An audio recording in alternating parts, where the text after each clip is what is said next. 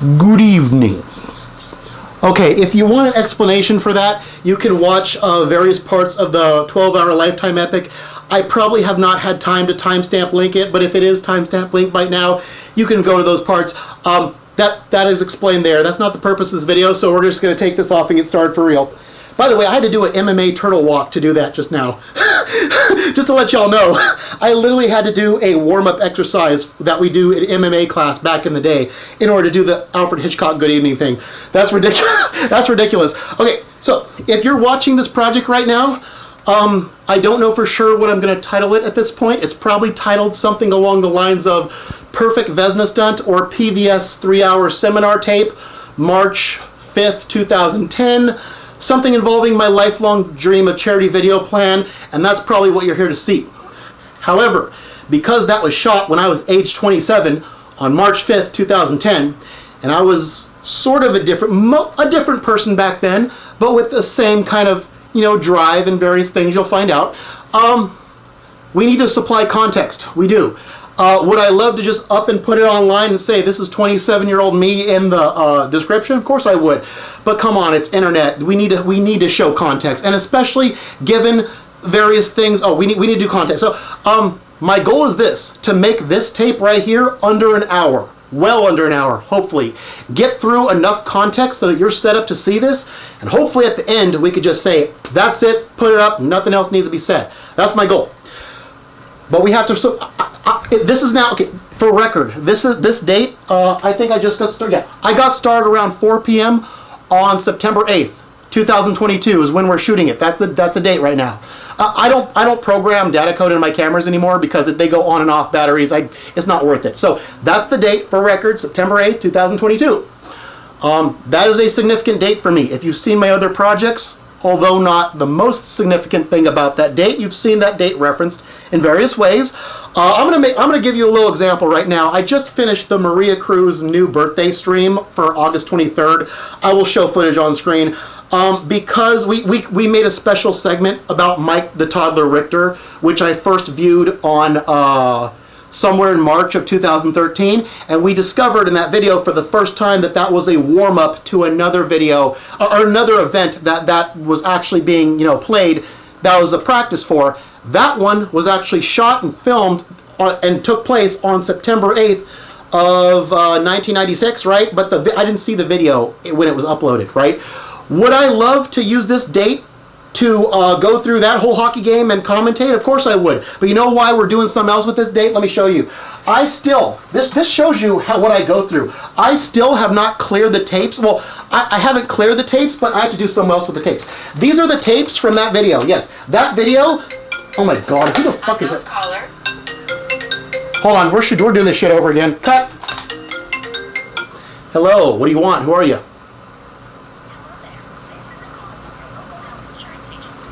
Spam. Okay, that's spam. What is the damn number on that one? Hold up. That's bullshit. Hold on. Recents. I don't know where that is. Okay, that's cute. That's cute. Maybe I won't cut this. Maybe I won't cut this. That is cute though, I have to admit. Okay, so, shit. That's another part of what I go through. Okay, so. These are the tapes from the Maria Cruz new birthday stream and Lifetime epic.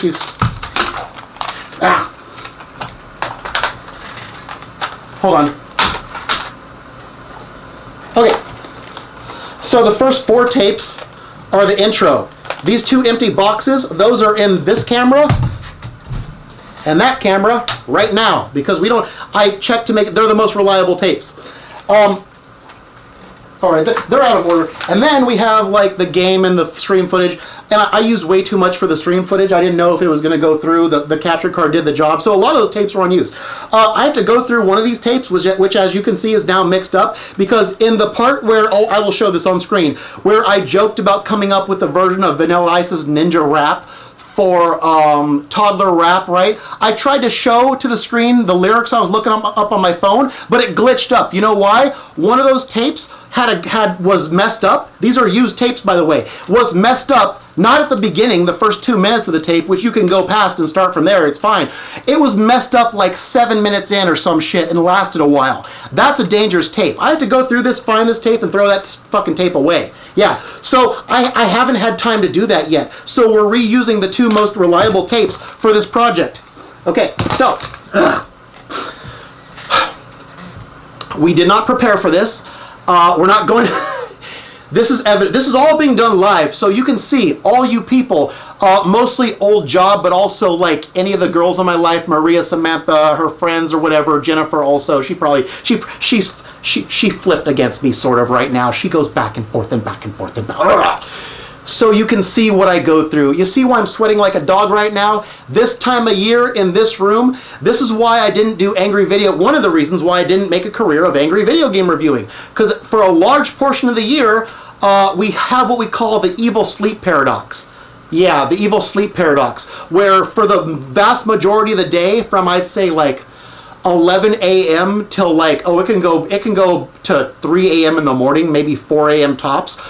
This room especially, but also especially now, oh, that whole house, it's so hot in here, it's like a freaking sauna. You can't sleep in this room. You can't edit in this room without pouring sweat from sitting there. You can't shoot in this room without, I had the air conditioning off right now. I don't want that picked up on camera. Fans on, but that's very low. You can't shoot reliably or do anything of any real significance in this room. So for the vast majority of every freaking day, it's like, it's hell.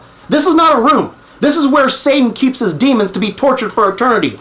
Now, when you're a good person with a lifelong dream, as you will see, to make elite projects for Twitch and what was going to be YouTube and do shit that raises money for charity, you don't want to be doing your lifelong dream in hell. That's not where someone with a charitable lifelong dream that's in the spirit of how Christ wants us to give and care about people should be doing their work. But that's what I was going through when I was doing the AVGN stuff, like in 2006, 7, 8-ish, right? That's one of the things that killed me. And to this day, I'm still dealing with it, even currently without a job, trying to do all these video making, this mandatory video making, right? Yeah, I am forced to deal with the evil sleep paradox. Thankfully, I got my lifetime epic done before it hit the hardest. But oh, now we have to deal with it. And also, for those of you out there who are familiar with my AVGN and video game review and stunt making work, and you're wondering, oh, what would have happened? Jennifer says they're out there. Ooh, why didn't you just keep on doing AVGN reviews? Okay, check this out. You see this stomach? Again, we covered this in Lifetime Epic. You see this stomach? This is what results when you throw your body away for a worthwhile cause that you believe in. You don't say the Mousecapade review. That took 1 month of letting my body go to hell, and it did end up saving E-Kit's life. I will show that on screen so you can see the letter again. The E-Kit got his life saved in 2007. Didn't tell me till 2011 that happened, but that was a result of 1 month of throwing my body away and letting it go to hell. That was 1 month. Since, March, when I was no longer working and I wanted to try to fundraise to put Maria through school, and then later when Samantha came back and she turned on me, fundraise to save Samantha from Mexico. If she's even there, we don't know. I'm 50-50 on that. Bottom line, when I had a human goal with 2 people I care about a lot, one like a kid and one's more inspirational than anybody ever, that's what will get David to say it's worthwhile. It's worthwhile to put myself aside and say, you know what, if this results, this results. Guess what? This right here that you're looking at is 5 months of David deciding he has a worthwhile cause to fight for, that's worth sacrificing himself for. So, you know what it took? It took 2 people. Maria Cruz, the little girl in trouble stereotype, who I still want to, she has to get her act together. I'll put her through school if she gets her act together, and it's a viable plan that will last 6 months. It has to be rock solid, no skin off my back. But yeah, Maria, trying to put her through school, right? She got out just in time when I couldn't do that no more. That was a cause. Then Samantha, we'll get into her later, why she's so significant. We'll repeat it. We got some jokes too. Samantha, also very significant. It's helping people, helping real people. So the question to the video game crowd is, hey, think about how y'all treated me back then. How you didn't care about what I was going through in my private life in any aspect, and you just were on me every day, like, get a review, get a review, get a review, make a review, make a review, make a review, get a gold knife stunt, get a gold knife stunt, get a gold knife stunt. Some of you call me names too, bad names, because I didn't. You think that's going to motivate me? No. fire stars do. Fire stars 2 and 3, Maria and Samantha, the most powerful of the 3 of my life. That's what does it. Not a bunch of online people just acting entitled, being like, review. David's playing Jesus, self-sacrifice, time after time playing Jesus, putting him first, true to his word, playing Jesus. He's got your back again. There should only be one man that would sacrifice the way he do. So if you would lend your hand and suffer consequences through and through, you wish they believed the words in red. Back away and let his good deeds flow. Paraded harass in the street instead. The consequence not many know. Who do you know that can take this pain, blow after blow, again and again? David's playing Jesus, self-sacrifice, time after time playing Jesus, putting him first, true to his word, playing Jesus. He's got your back again. The first will be last and the last will be first. These were the lessons they learned. David's playing Jesus, self-sacrifice, time after time playing Jesus, putting him first, true to his word, playing Jesus. He's got your back again.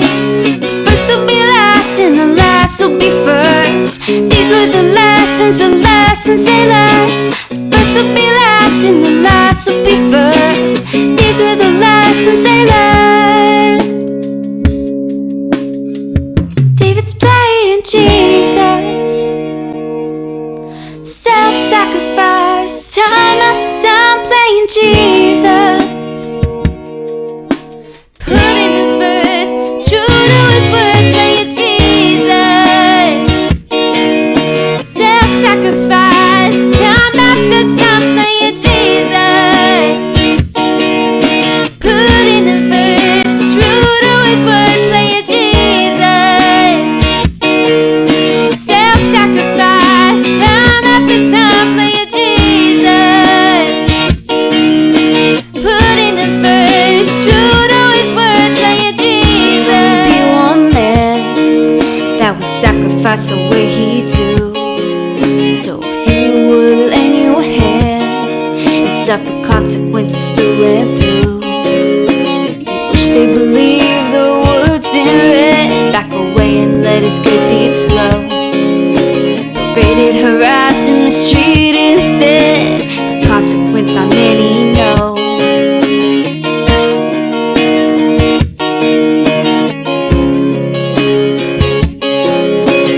Who do you know that can take this pain, blow after blow, again and again?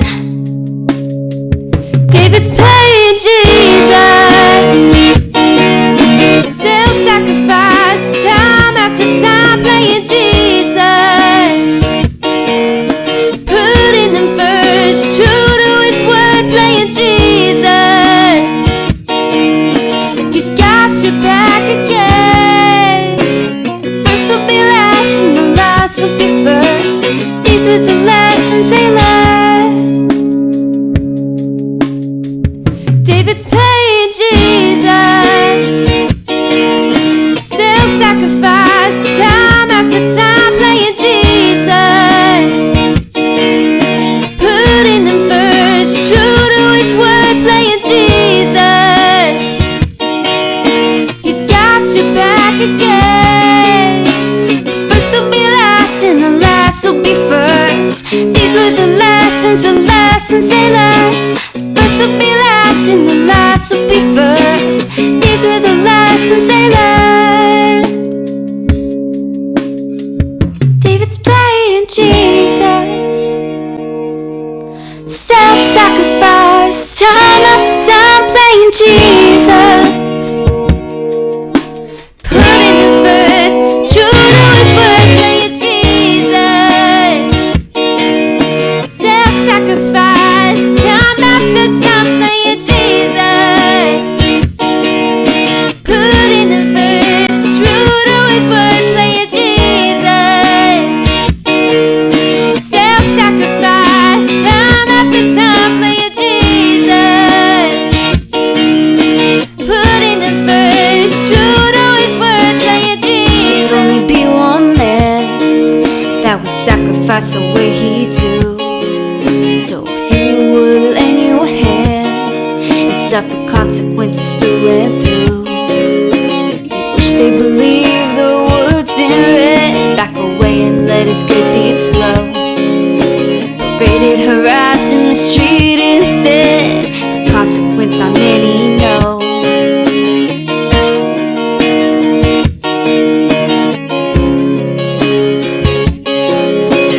Who do you know that can take this pain, blow after blow, again and again? David's playing Jesus. Self-sacrifice, time after time, playing Jesus. Putting him first, true to his word, playing Jesus. He's got your back again. First will be last and the last will be first. These were the lessons they learned. David's playing Jesus. Self-sacrifice, time after time, playing Jesus. Putting him first, true to his word, playing Jesus. He's got your back again. First will be last and the last will be first. These were the lessons they learned. First will be last and the last will be first. These were the lessons they learned. David's playing Jesus. Self-sacrifice, time after time, playing Jesus. Putting him first, true to his word, playing Jesus. Self-sacrifice, time after time, playing Jesus. Putting him first, true to his word, playing Jesus. Self-sacrifice, time after time, playing Jesus. Putting him first, true to his word, playing Jesus. There'd only be one man that would sacrifice the way he do. So if you would lend your hand and suffer consequences through and through, wish they believe the words in red, back away and let his good deeds flow. Paraded, harassed, and mistreated instead, a consequence on many know.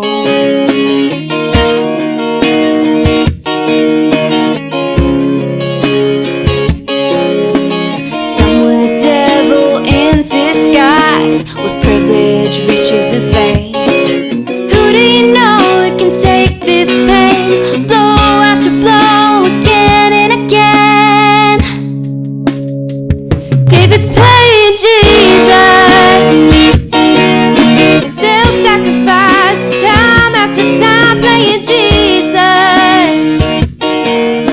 Putting him first, true to his word, playing Jesus.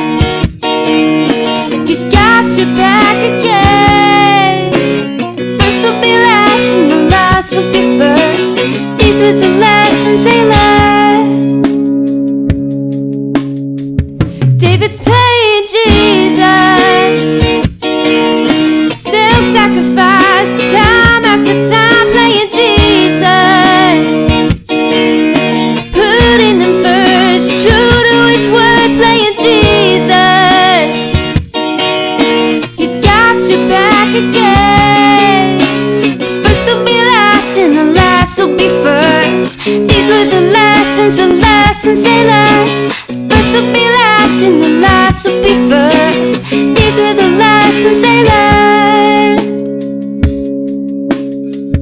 David's playing Jesus, self-sacrifice, time after time playing Jesus. Putting him first, true to his word, playing Jesus. Self-sacrifice, time after time playing Jesus. Putting him first, true to his word, playing Jesus. Self-sacrifice, time after time playing Jesus. Putting him first, true to his word, playing Jesus. Should only be one man that would sacrifice the way he do. So if you would lend your hand and suffer consequences through and through. Wish they believed the words in red. Back away and let his good deeds flow. Berated, harassed, and mistreated instead. The consequence not many know.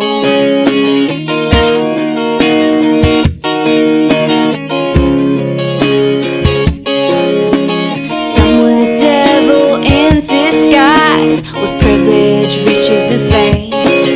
Who do you know that can take this pain? Blow after blow, again and again. David's playing Jesus, self-sacrifice, time after time playing Jesus. Putting him first, true to his word, playing Jesus. He's got your back again. First will be last and the last will be first. These were the lessons they learned. David's playing Jesus, self-sacrifice, time after time playing Jesus. Putting him first, true to his word, playing Jesus. He's got your back again. First will be last and the last will be first. These were the lessons they learned. First will be last and the last will be first. These were the lessons they learned. David's playing Jesus, self-sacrifice, time after time playing Jesus. Putting him first, true to his word, playing Jesus. Self-sacrifice, time after time playing Jesus. Putting him first, true to his word, playing Jesus. Self-sacrifice, time after time playing Jesus. Putting him first, true to his word, playing Jesus. Should only be one man that would sacrifice the way he do. So if you would lend your hand and suffer consequences through and through. Wish they believed the words in red. Back away and let his good deeds flow. Berated, harassed, and mistreated instead. The consequence not many know.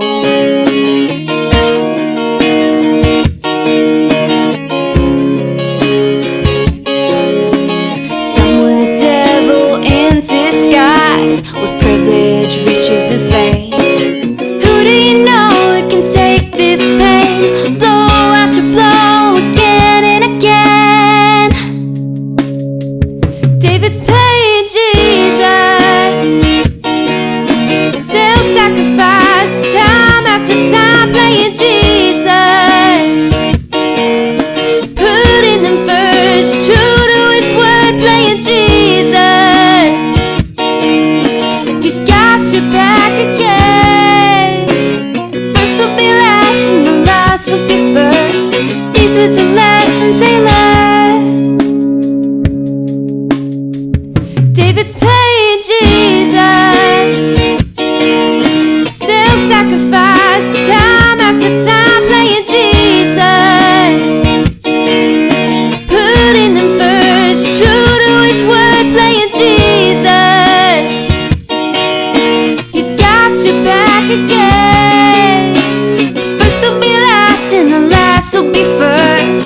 These were the lessons they learned.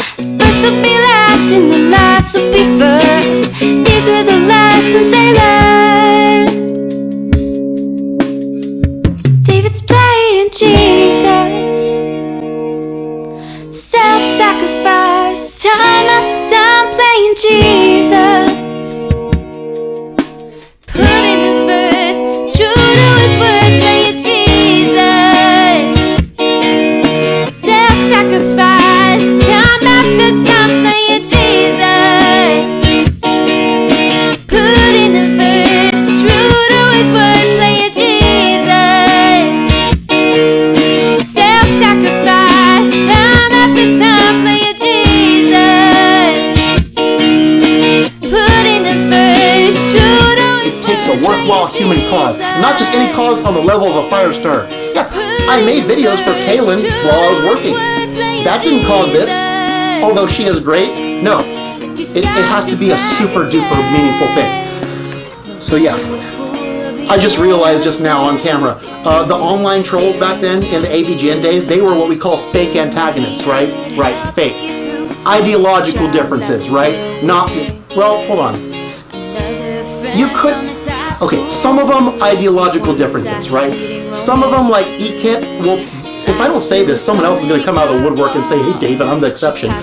Someone like E-Kit has the same like idea that you do, but they don't recognize what you're up against, so that's what a successful antagonist is. That's like Samantha. I cover this in when she hijacked Maria's birthday video. There's a secret to being a successful antagonist and an unsuccessful antagonist. No ideological differences. You have to believe in the same thing as I do, but challenge me in a fair way to prove that to you. That's Samantha's secret. That's why she's so powerful. Every other failed antagonist, including the online trolls of the past, they didn't get that. That's it. That's it. Alright, so this is gonna take forever. Okay, I gotta get through shit. So, also, I'm not sure if I'm gonna pull this off today. It's too bad, because I do have to do some editing over this intro at least. Once I put the 3 hours already logged and captured of the tape on there, that's going to run. The export process will take many hours. The upload process, many hours. And then I have to edit, before all that I have to edit. So we're probably not going to release this on the day of September 8th, 2022. It sucks, but that's how it goes, you know.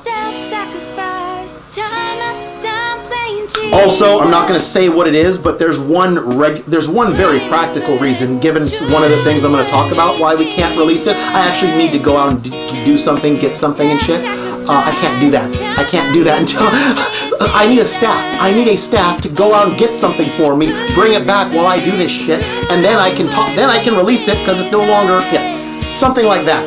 Very practical thing that David needs a staff for. That's another reason you're probably not going to see this on September 8th, the actual day. Even if I do get through the editing, export, and upload process all on the same day. You know. Alright, so y'all got to run down the evil sleep paradox. Let's get on to the more important stuff. Okay, so I want to give a shout out to two people right now. Number one, Kaylin Wayne slash Vega. Thank you for bonding with me earlier and delaying me enough to stay online, not get offline when I otherwise would have. You know why? We discovered, because I stayed online, particularly on Facebook, that the Queen of England apparently died today. The 12th anniversary of my big life-changing day, September 8th. I found that out. Here's what would have happened if, Kaylin, here's what would have happened if you didn't delay me. Well, you didn't delay me. Here's what would have happened if I would not have talked with you earlier. I would have logged offline, I would have got set up earlier, all this stuff, got on tape, and then when I'm talking to the camera, I don't know the Queen of England died. My mom and dad are probably watching it on TV, but that's not all they're doing. They're watching other stuff. They're not going to just up and say, oh, the Queen of England died. They have no reason to think I would care about that. Like, so I probably do this whole thing, miss it, and then I discover after it's done, oh, that happened on the same day. Okay, it's too late to deal with it then. So, but because Kaylin and me delayed and stuff like that, oh, I know about it now. So now we can make some jokes and talk about it. Sorry. I'll tell you one thing. Even if I had missed that news, it's not so bad. Here's why. This is the first joke, by the way.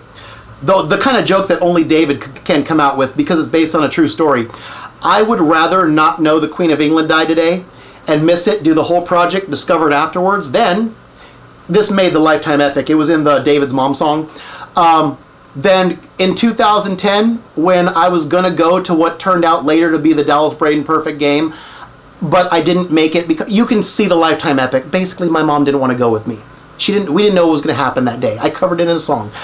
And then I went to sleep instead of buying a ticket. I woke up after the game ended and found out that it happened, right? I would rather take missing the Queen of England dying on the same day I shoot this than missing the Dallas Braden Perfect game. I wish I could have that back. I would take that over missing the... I'm sorry, England, dude. The Dallas Braden Perfect game with my mom on Mother's Day, that's more important than... Yeah, I'm sorry. It's true. You can't... Okay, so... Yeah. All right, that's a joke. Wait, we got some more jokes, and this is where Samantha comes into play, okay? So we're going to cover Samantha a little more. This is not about her, but, okay, okay, let's do it this way. Wait, hold on, where do I want to go with this? All right, first some jokes, because we just mentioned the Queen of England. Let's stick with that. Like, I didn't know who the Queen of England was. Someone on Facebook, Audrey Locke, there's your shout out, told me the Queen died, and I was like, what? What Queen? And people were acting like I'm stupid, like the Queen of England, dummy. They didn't say that, I'm just making that up. The Queen of England, dummy, I was like, oh, I'm sorry, I didn't know who she was. Now, here's why that's understandable, people. Here's two examples, okay? When I was doing the Shark's Ice autograph thing in 2009, there's an old lady there. I don't know if she's still there today. There was an old lady there that at the time had this huge Sharks banner, kind of like that, but not Perfect Vezina Stunt. Huge Sharks banner, got every single autograph of every single new player who's ever been in the Sharks organization since they went to San Jose. Thing was full, front and back of autographs. She had to have bought new ones by now. She's still doing that. She knows every single Sharks player that ever passed through the system. But she didn't know either Muhammad Ali, George Foreman, or both. I can't remember. It's been a long time. Bottom line, she didn't know one of them people. I asked, how do you not know them? She says, I don't follow boxing. And I was like, well, get this. She's a big hockey fan, right? Hockey is the one sport that openly allows fighting, even though it's not about fighting. And yet, she don't know two famous boxers. I think David's fine not knowing the Queen of England. I think so, yeah. Also, and this is automatic, Maria, put it up there. Yes, the shocking bomb list of the, at the time, 6 things that Maria did not know until she met me. There you go. Oh, one of them inconvenient. We don't know about that one. We found out later she said that twice before. We caught her in that one. But the rest of them, okay. Michael Jordan, come on now. Michael Jackson, not hearing the music, come on now. So, Bud and Mrs., come on now. Poker, come on now. Like, seriously, Maria puts that shit away. You can't get on David about not knowing anything in news or current events or even who the Queen of England is when, oh, Maria's a trump card on that shit. Maria's a trump card. She'll just put that shit away. Get on David about not knowing shit. So yeah, that's good. We have to make that joke. Also, let's deal with my other most powerful lifetime fire star, Samantha. So I have a question. I had to do some research for this, by the way. This annoys the shit out of me. David had to go on Google and look up history for this. David in history. David in math. David in driving. David in technology. David in dealing with shit that he doesn't know if he has a legal right to talk about. Dude, history hit that list. History hit the list. So, apparently it's been 225 years since the Revolutionary War. I had to look that up to make this joke. Okay, here we go. I have a question, people. This is directed towards the English people in Britain specifically, or anyone who might know about this. Has anybody living in Britain, in all those 70 years of the Queen having her rule, has anyone ever said something along the lines of, or something in the spirit of the following? Oh yeah, that Revolutionary War back in 1776 was great and all, but you gotta hear what happened on the 220-something, who cares, anniversary of the Revolutionary War.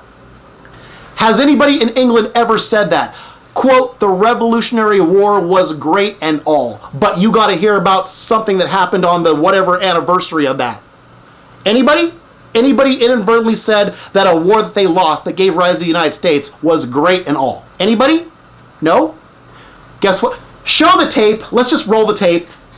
Jennifer asked me about my September 11th experience. I said, you want to know about that stupid shit? Oh, that pales in comparison to the 20th anniversary of September 11th, which was the first time working with Samantha since what she said. Oh, I will tell my kids someday about that. I will say, yeah, September 11th was great and all that. Well, no, it wasn't great. It was whatever it is. You know, it was annoying, actually. But no, you got to hear about the 20th anniversary of September 11th when I worked with Samantha for the first time. That was surreal, dude. That was like out-of-body experience. So Samantha did that with 9/11, okay? The 20th anniversary of working with Samantha for the first time since the day we met, which is the 13th of my personal 9/11s and the last one, the one which she has now come clean on and is allegedly innocent. We're taking that as fact. That was the first time working with her. It was so surreal. I don't give a shit about like what happened on the actual date. I have a hat on that, by the way. So yeah, Samantha is so powerful, she made the actual date of a national tragedy to the United States of America not matter to David, because she's that powerful and influential and relevant as a human being a normal non-celebrity as she is. Wow, that's a powerful person. When working, dude, when you're affected by another human life, for better or for worse, so much that a national tragedy, the original date, is not as important as the anniversary, where you have something to do with that person in person. Holy shit, that's power. I don't think anybody in England can say that some other English person who they know in real life like made the actual Revolutionary War irrelevant compared to the anniversary, which has some. No, you can't. Samantha's freaking powerful, dude. And here's the thing, it's not a matter of importance, it's about relevance. She's an actual human being with a good human story, a big fat redeemer story that relates to anybody out there in the world who has something against somebody and wishes they were helpable and came back to him and said, how can we deal with our problems? How can we become good with each other? Samantha did that. She's the first on a list of 13 responsible parties that did that. Why do you think... If I not go wrong on the first time we met, soon the tables would turn. He worked tirelessly when she was near him. Blood, sweat, tears as he earned. That's why. First will be last and the last. That's why she's Firestar 2. And she came back and talked about how. Show it on screen. Show her words. And she came back and talked about having feelings of me. We don't care feelings for me, and she hearted all the stuff I said, even agreed to be fired if it meant improving as a person, agreed to coming here in person, be teachingable, all this stuff, agreeing to contractual teaching, by the way, contractual mentorship, yeah.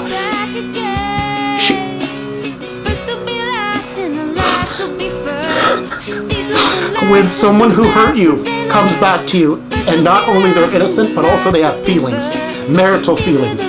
Of course they're going to be powerful. Of course they're going to put actual celebrities and queens that have reigned for 70 years to shame. Well, not to shame, but not as relevant, right? Not as relevant, we'll say. Of course they're going to. Of course they're going to get David to put up with this. Of course.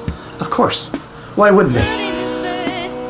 That's Firestar 2 for you. Maria's 3. She's just like a kid. I want to take care of her and make sure she's well off. And even now that she turned on me because of Samantha, I want her to be prepared for life. She still needs to learn some stuff. Oh boy.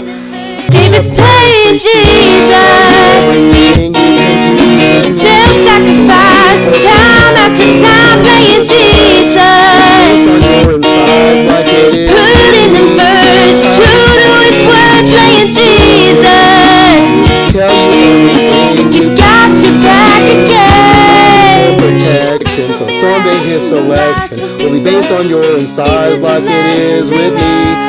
Let me teach you, that's all you need, goddess. David's playing Jesus. That's let me teach you. Holy fuck. Self-sacrifice, time after time playing Jesus. It expresses the concept I'm trying to express, but goddamn, it's fucking funny. It's funny as fuck. Funny to suck. Dude, my abs actually hurt laughing.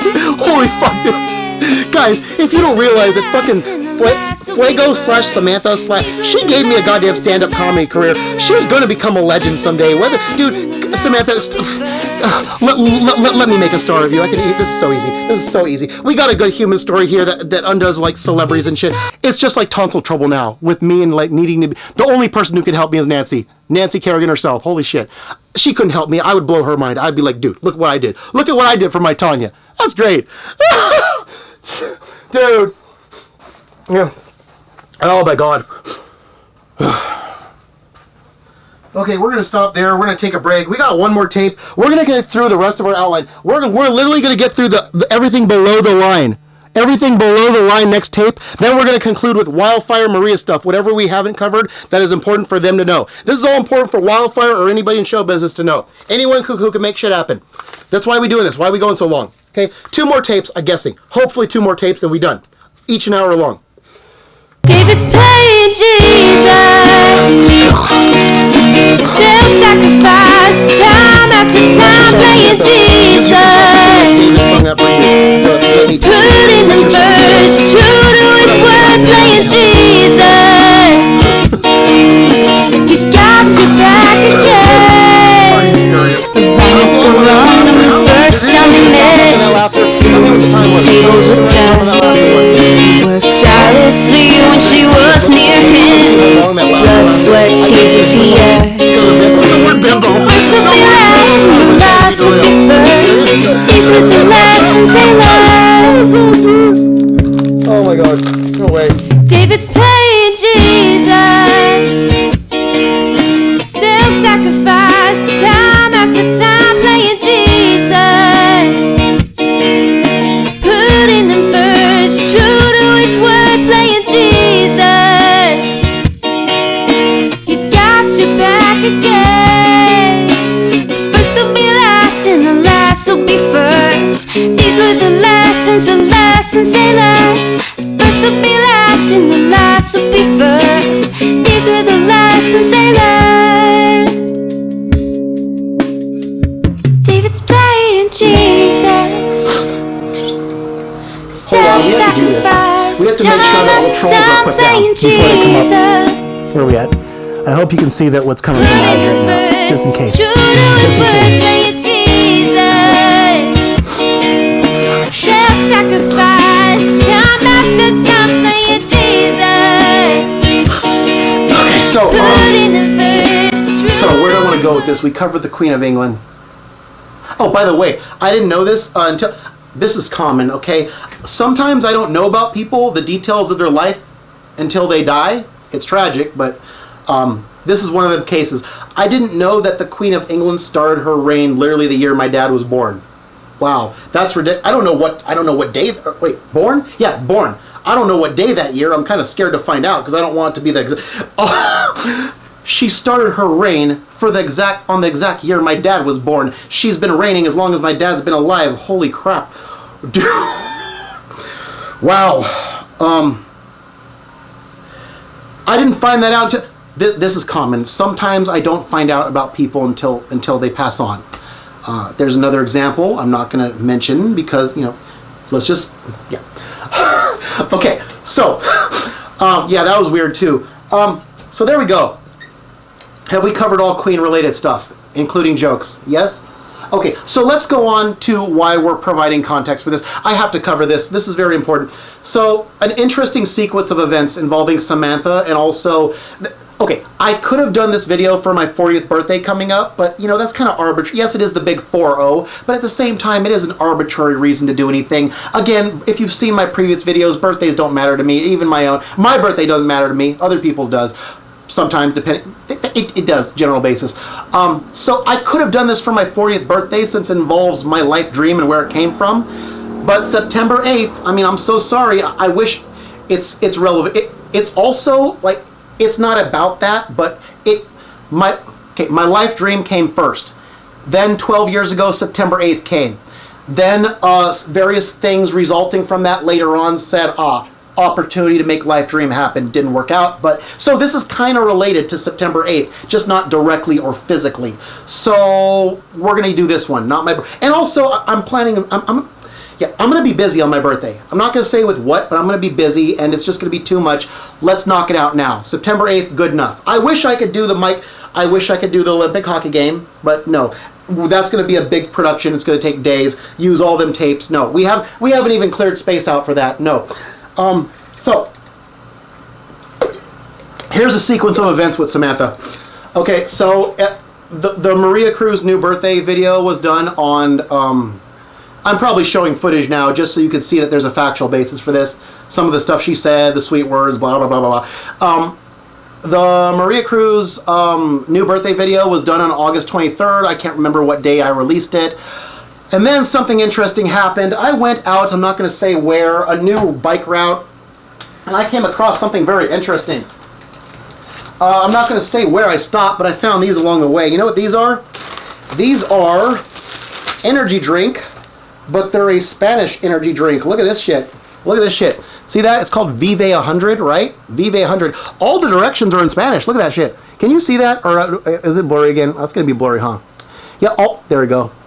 All the I actually had to ask Maria what it said. She told me, too. She told me exactly what they said.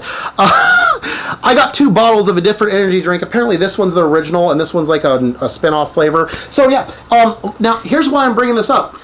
Look at these bottles. Can you see the shape of these bottles? See how they're very missile-like? Yeah, very missile-like. I don't know who's going to remember this, but you know what that reminds me of? I'll have to get a stock picture because I don't have one anymore. The Neurosonic bottles, yeah, that I got hooked on. I don't know when I discovered them, maybe sometime early or mid-2010, right? It was after the charity video project because I was still on Zions Energy back then. Sometime in 2010, I discovered Neurosonic, and I discovered it when it still had that bottom that was very easily to knock over. Like it had like this little knobs and shit. It was always missile shaped. Then at some point they changed it to where the bottom is flat, but it was still shaped like a missile. That was my drink for all them years from 2010 till I want to say 2019. At some point they stopped being available in stores around here because no one besides me was buying them. We were buying them straight from the store in cases. Then we bought them online. Then they got too expensive. I told my dad, if they're anything over $2 a bottle, don't buy them. Forget them. They've been over $2 a bottle ever since. I haven't had them for a long time. Okay, I've been doing various other energy stuff, but yeah, that's my drink. And that drink saw me through all the years that we're going to say allowed me to be as good. Okay, let's do it this way. I don't want to be obvious about this. This is so annoying. Okay, let's refer back to the Maria Cruz new birthday video. You see how Samantha said, she hijacked it. You see how she said that her biggest problem is that sometimes she feels worthless?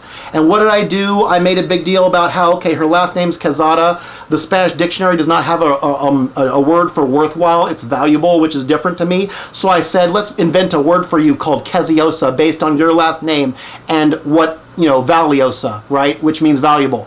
Let's invent a word in her native language based on her last name and the Spanish language to call it worthwhile and put that in the Spanish dictionary someday.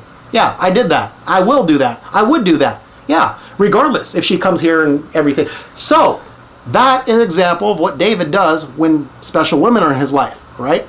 Now, as I said in that video, that didn't come from nowhere. So, that didn't come from nowhere. Very little, I said this in the video too, very little of this came from nowhere, okay? The ability to do such things, right? With now provable women, right? Yeah. Who I work with, no less. Yeah, right. And who are 20 years old. Yes. Who back in the day when this whole thing started were probably like 10 or some shit, which you wouldn't want to meet them back then, right? Because problems, right? Who are also Latina, which is my same race, right? This is I'm sorry, I can't help myself. I'm still so happy.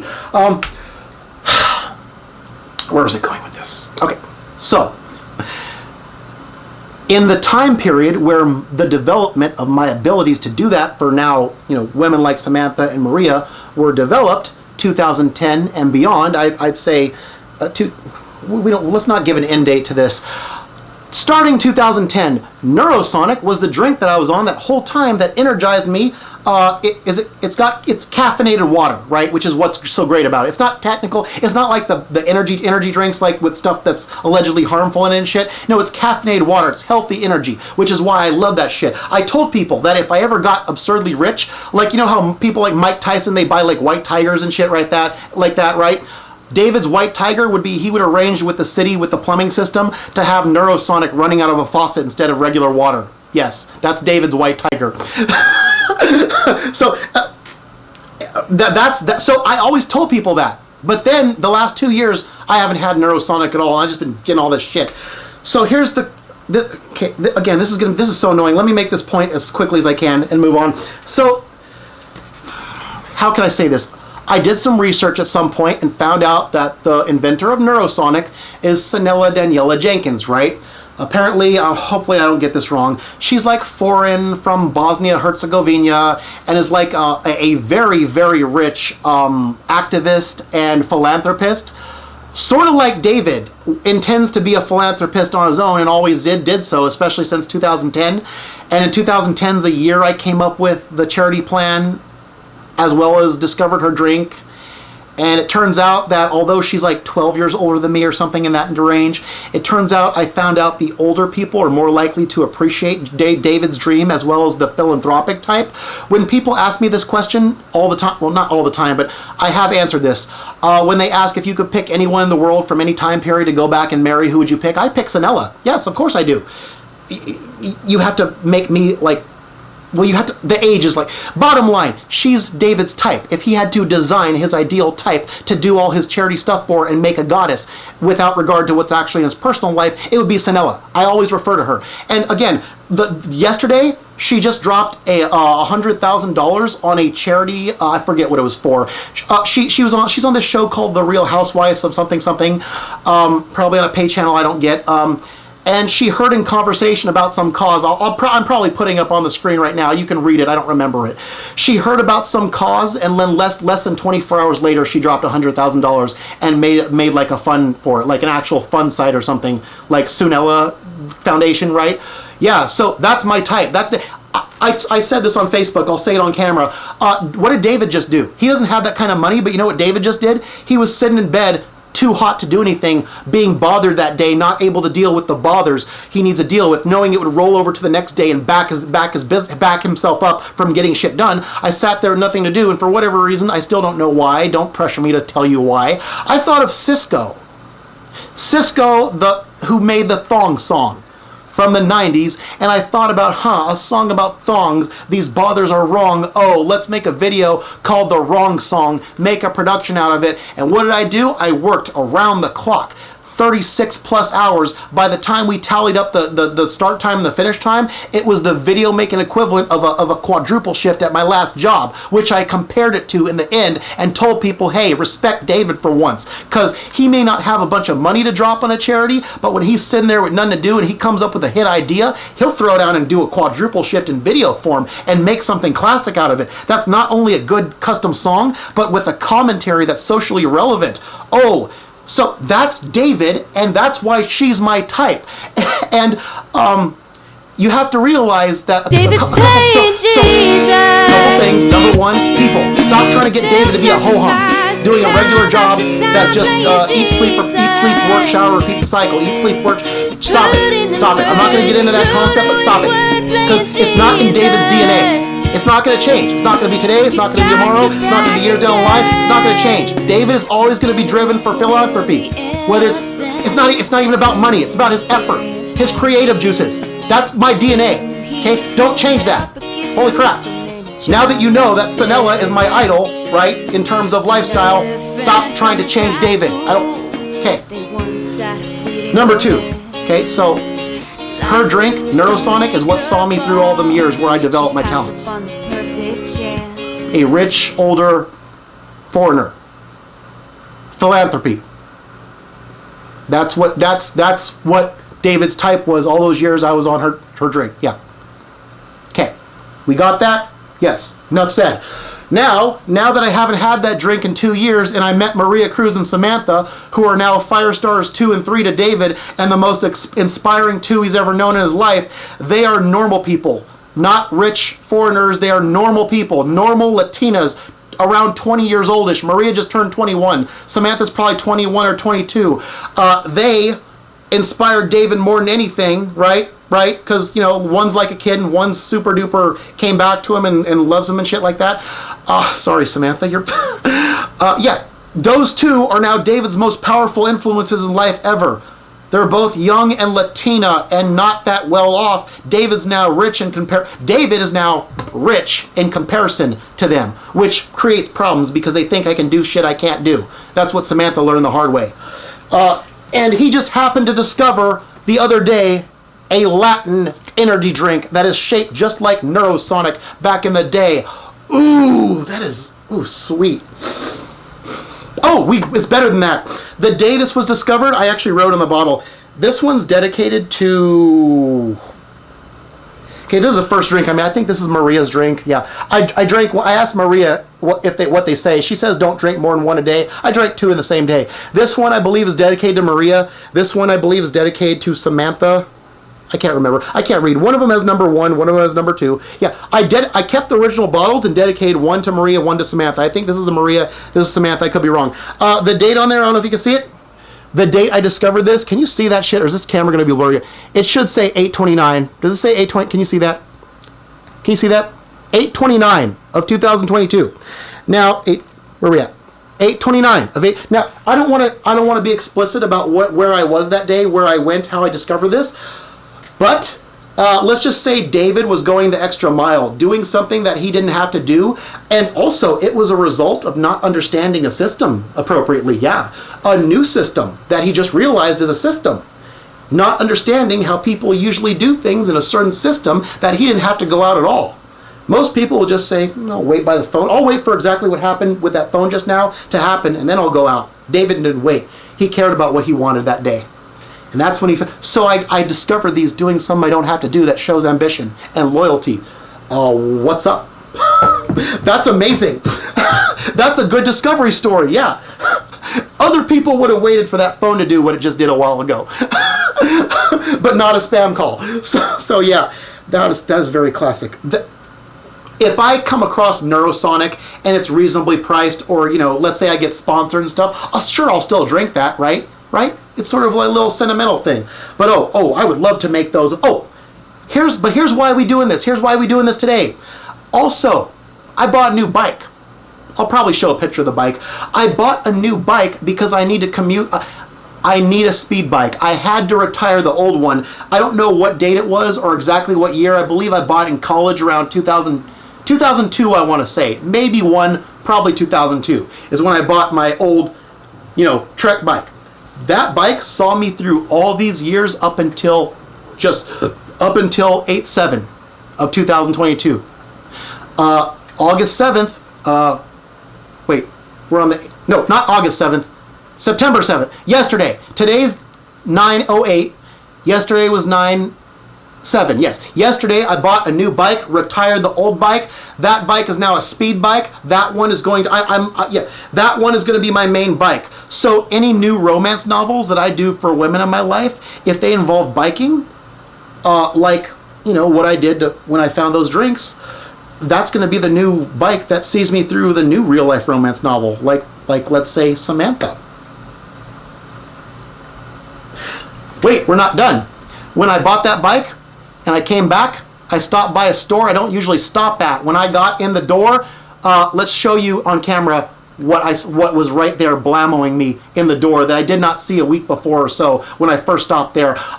Keep in mind, Samantha's name in the hockey game and on my team is Estaci Del Fuego. You see Fuego on the ice everywhere she goes. Show what I saw. You see that? That was right after buying my new bike, that if I use it for romantic purposes will see me. Yeah. That is classic shit. So again, this is setting up and let's show some more Samantha's sweet words just so people get this. Yeah. I'm probably showing marriage related stuff. Yeah. I'm probably showing, yeah. So we get that, right? Now, get this. Here's what got me to pull the trigger on this video today as opposed to on my birthday or any other day. I got my hats, my new work. Oh, by the way, this is one of my new work shirts, right? It's because I was a teacher to Maria on the old job, so I got the military teacher instructor thing. But guess what? We got my new hats for the new job. Check this out. Here's my everyday hat by default. Puerto Rico, right? And yeah, it's a Puerto Rico hat, but you see what it says, and I customize it. Hopefully you can see this. Do good shit, no strings attached, or as I like to call it, DGS NSA. That's my own little movement that I find is the best. So this is basically going to be my approach to life from here on out. Starting with the charity video making plan that was back in the day. Do good shit, no strings attached is going to be my general approach to life, so that we can stop judging David by other people's standards, assuming that all guys out there, just because they do shit to get shit, whether professionally with women or anything.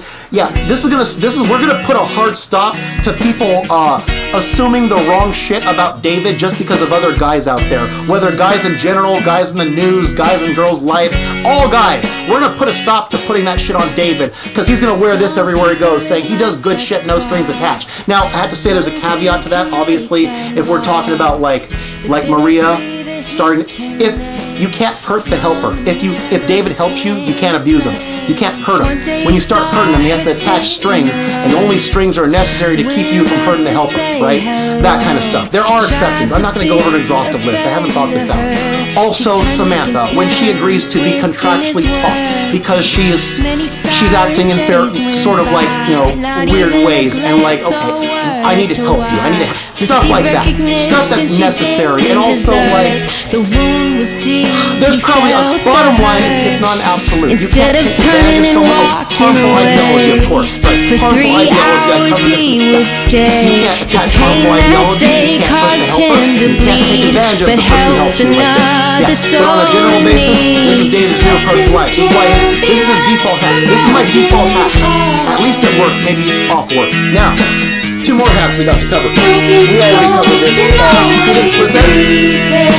Never forget 9/11/2021. That's the 20th anniversary of 9/11. That's when I worked with Samantha for the first time. You already heard the story, both from the lifetime epic and now. Working with her was so surreal.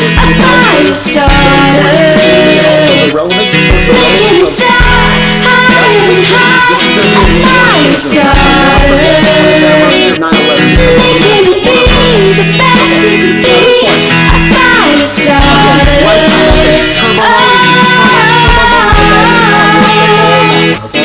If I ever expect to be in turbo mode for any reason, like it would be great if Samantha was working with me, even Maria, or anybody who's even a temporary fire starter, as hard as that is. Anytime I expect for any reason to be in turbo mode, and it does happen without a girl involved. We found out the secret on the job. I still don't want to cover it here because it's a big thing. It's a big thing. We're going to be here for much longer if I do. There is a secret on how to trigger David's turbo mode without a woman or fire starter involved. It's hard to do. It's very rare. You can do it. So if someone does it, this hat will be on me at all times. This is to tribute Samantha coming back to me when we didn't know if she would ever come back to me. May 22nd at 9:12 a.m. is when she no more beating down this poor soul. That's how close two people can feel. Maybe after all, Disney magic is real. Lessons can be learned from broken hearts.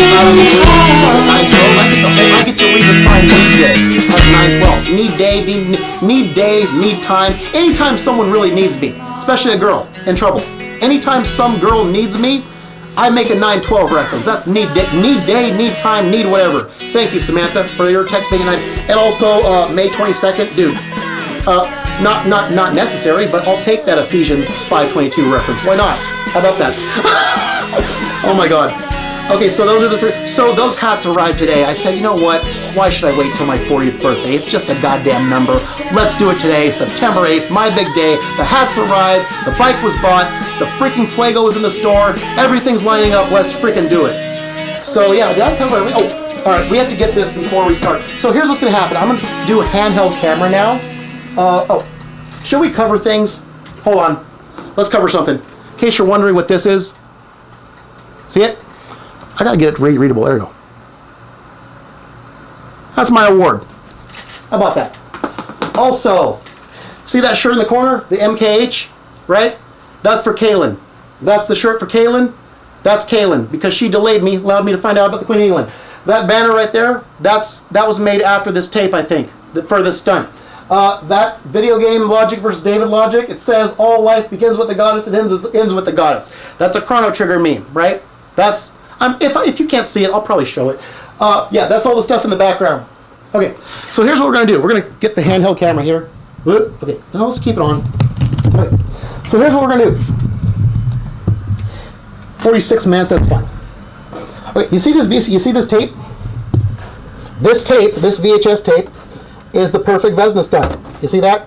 That's a screenshot from Miracle. That's my own Photoshopped, or not Photoshopped. Wait, did I use? Yeah, I used a primitive version of Photoshop back in the day. It took forever to put 3 trophies there, 1 for each game on the Blades of Steel goalie. This was the 3-hour long. What did I say right here? Seminar. I don't know if you can read that tiny font.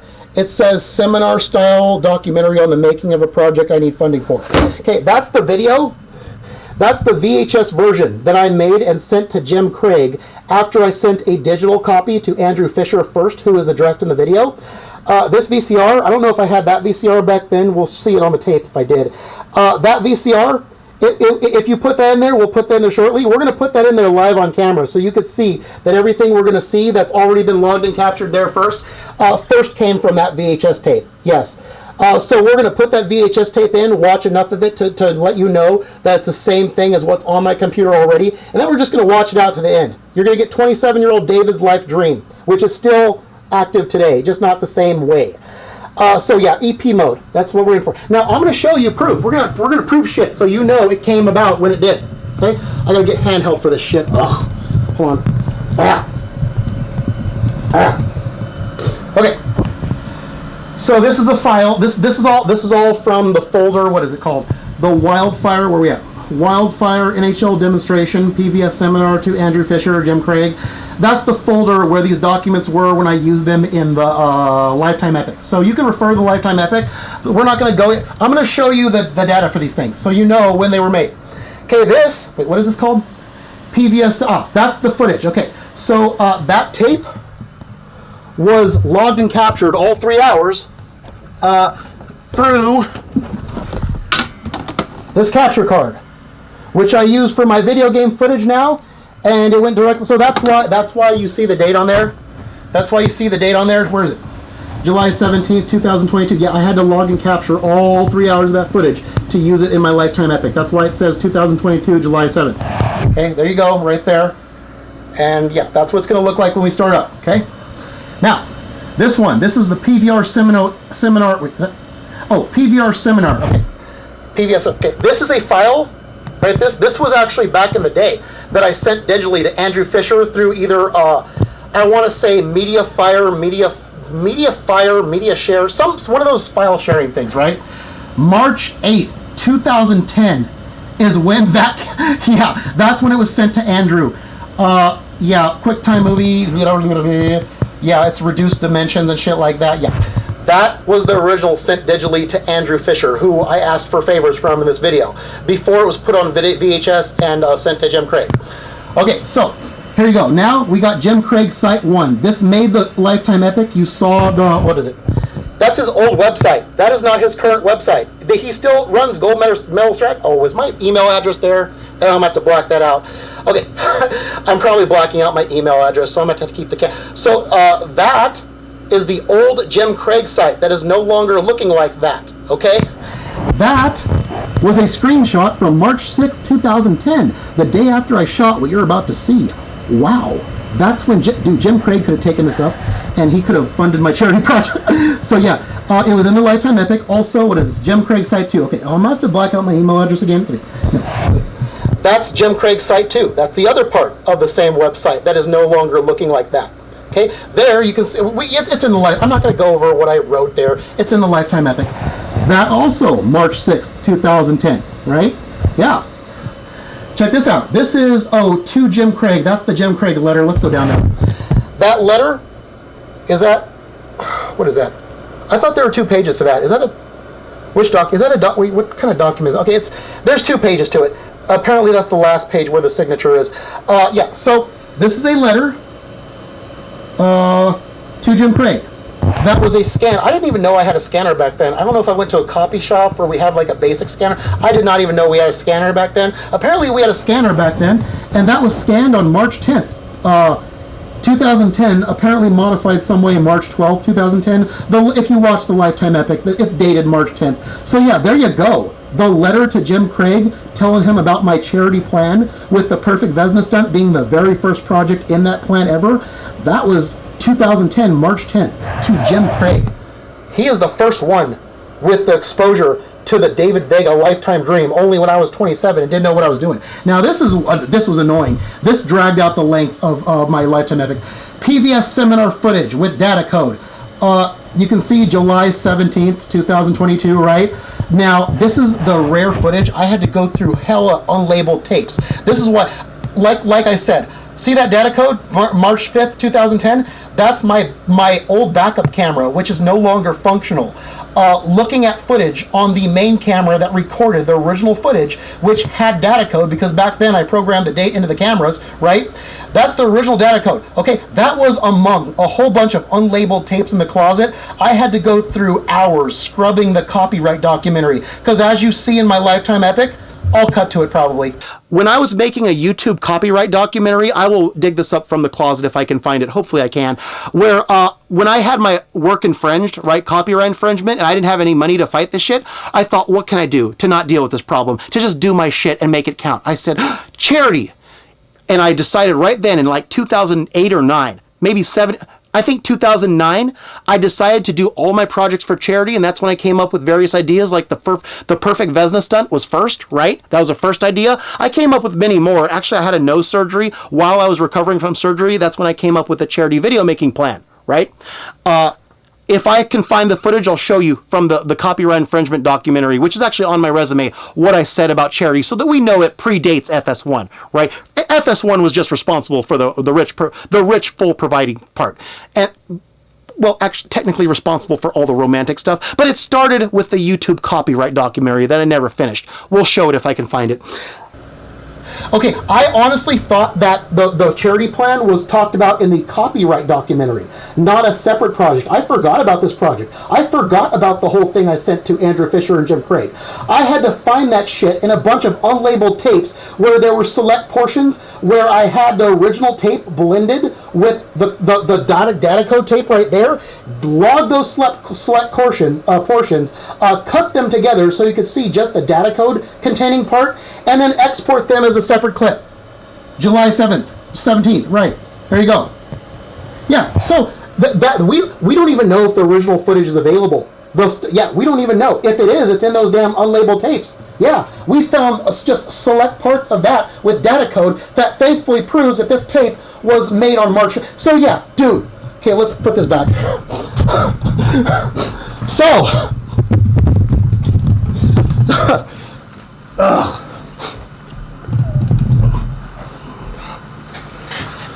So we're very fortunate to be able to prove that this tape was, what you're about to see, was made when it was made. Holy shit. By the way, just to let you know, if I had a staff to work for me, this would have been made, the lifetime epic would have been made much quicker, because they would have been looking through a bunch of unlabeled tapes and finding, it's not in the copyright documentary, it's this Jim Craig, it's this Andrew Fisher Jim Craig thing. Yeah, I had to go through a whole bunch of copyright documentary tapes, originally shot stuff. The Barry Bonds also, when I did his home run chase for 714 and 715, and then I came back when he went for 755 and 756. The Barry Bonds home run shit was unlabeled too. A bunch of past projects that I didn't finish were unlabeled. I had to go through all that shit just to find my charity plan and prove that it was shot when it was. Holy shit. So now that we showed the proof that this project came with, you're gonna see the whole thing in its entirety. Did we cover everything? Are we ready to go? All right, yeah, let's do this. Okay, let's get the camera over here. Let's get the tripod over here. Holy shit! All right, let's put it in, and we are going to hold on. That we're going to see enough of it on that TV such that you know that it is the tape that I have already logged and captured. That's what we're going to use that for. So once I'm sure that you've seen enough on the television, wait, let's get that damn light off. Once I'm sure, no, I like the light on better because there's too much damn reflection. All right. Once you see enough on the TV to know that the tape that's in the VHS is the same as what's already been logged because it had to be used in full for the lifetime epic. Once we know that it's the same tape, then I'm going to go to the tape that's already logged, and that's going to be the remainder of the project. So that's what we're doing that for. Okay. So let's get this damn chair out of the way. Okay. So, let's get to the main event of this, shall we? That's the tape.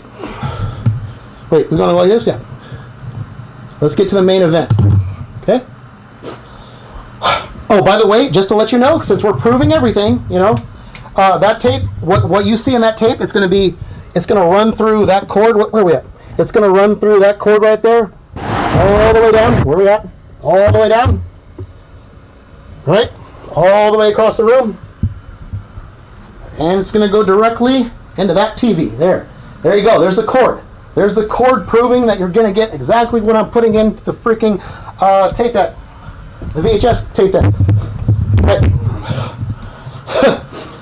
Wow. God.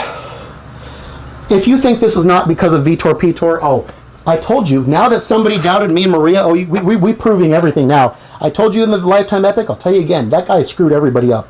Now that once you doubt someone who's absolutely provable like Maria, oh, it's Armageddon now. All right, is this on? Okay, there you go. It's on now. That's VHS. Can you see it? All right. How we doing? Yep. Okay. Now here's what I'm going to do. I'm going to press play, and then I'm going to go. Okay, let's go to the TV real quick. Let's show you that the TV. Right. There's TV. Okay. So we're going to do this. There's a VCR. I did not rehearse any of this. Where are we at? VCR. Where's the tape? Oh yeah, tape's in there already. Okay, there we go. Where's the remote control? There we go. Okay, there we go. Play. Wait, hold on. You can see EP mode, and then we're going to go to the TV. Actually, let's rewind that, and then let's start up from the beginning so you can see. Come on. Go. Rewind. Rewind. Go all the way back. All right, there you go. There's a blue screen. Now see, go on again. There you go. Okay. Now you're gonna have a chance to read this all over again, so I'm gonna talk. Basically, what this says is that when you're doing something that is designed for television viewing, most old TVs, they cut off some of the edges of the screen. So the only way to be safe for every TV that exists ever is to put the whole project on and shrink it down to 91%. That's what I'm trying to explain. Yeah, you just go like scale and then go 91. It will fit on every TV. So that's what I'm disclaiming right now. Also, there's other stuff in there like I was still under the code. I was still trying to keep my identity in public, like under wraps and shit like that, even though I hadn't been established in any way yet. There's a bunch of disclaimers and shit like that. This is all for private seminar, right? Yeah, back then. Right. Okay, here we go. Hey Andrew, it's me, David. And I wanted to make this video for you to explain to you my complete vision for the Perfect Vezina Stunt, which I know I've talked to you about already, and you already know a great deal about it from that phone conversation we've had. But as we found out, it's kind of hard to explain to somebody something of this nature over the phone and without being able to show them anything visually. And I was planning on showing you a whole bunch of audio-video material anyways. So what I decided to do was to basically just start all over so that I could make a video project explaining to you everything, showing things when I need to, and also I want to show you the live setup that I have here, the process that I go through on a daily basis of trying to shoot this stunt. So I'm going to give you the complete breakdown, and if there's anybody else in the future who I decide to also bring into this idea, I can show them this video as well for them too. So yeah, this will be really great. That's number one reason I wanted to make this for you. It's going to be a very makeshift video, very in-camera editing. I'm not going to do any kind of special take after take after take and then take the best one, and none of that stuff. It's all going to be in-camera editing on the spur of the moment and with a concept in mind before I get ready to shoot. So yeah, this is going to be me at my absolute worst production quality, which I hope I can still make good for you. So yeah. And also the second reason... Okay, you've seen enough to know that the tape in there is the same as what was already logged and captured and shown on the Lifetime Epic. Now we're going to go to that in full. There you go. And we're going to go out with that. 27-year-old David coming up. This is Friday, the 5th day. This is the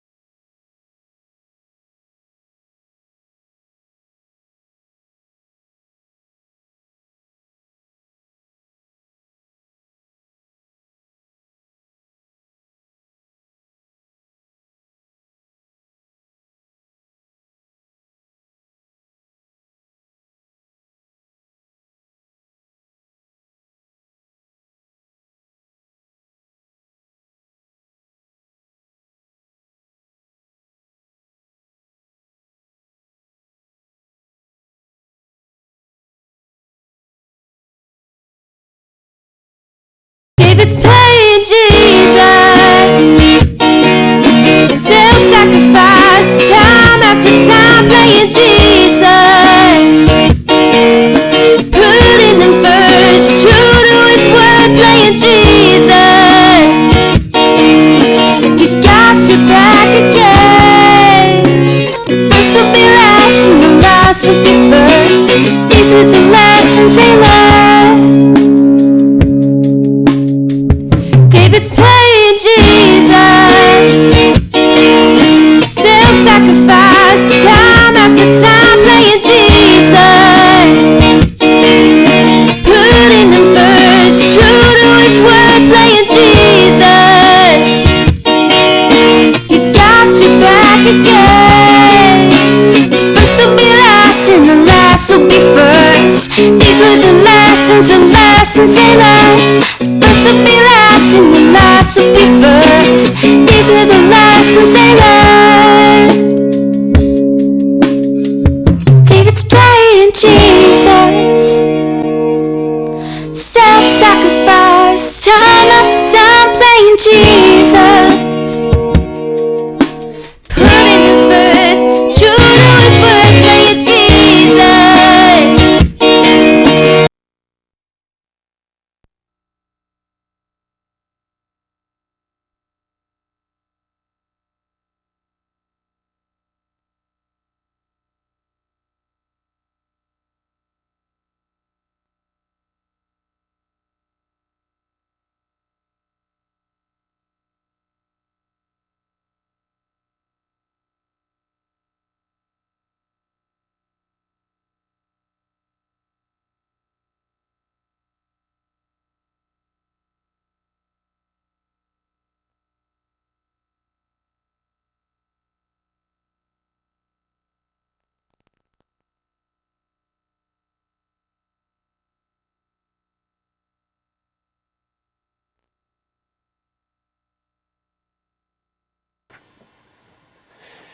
Hey Andrew, it's me, David, and I wanted to make this video for you to explain to you my complete vision for the Perfect Vezina Stunt, which I know I've talked to you about already, and you already know a great deal about it from that phone conversation we've had, but as we've found out, it's kind of hard to explain to somebody something of this nature over the phone and without being able to show them anything visually.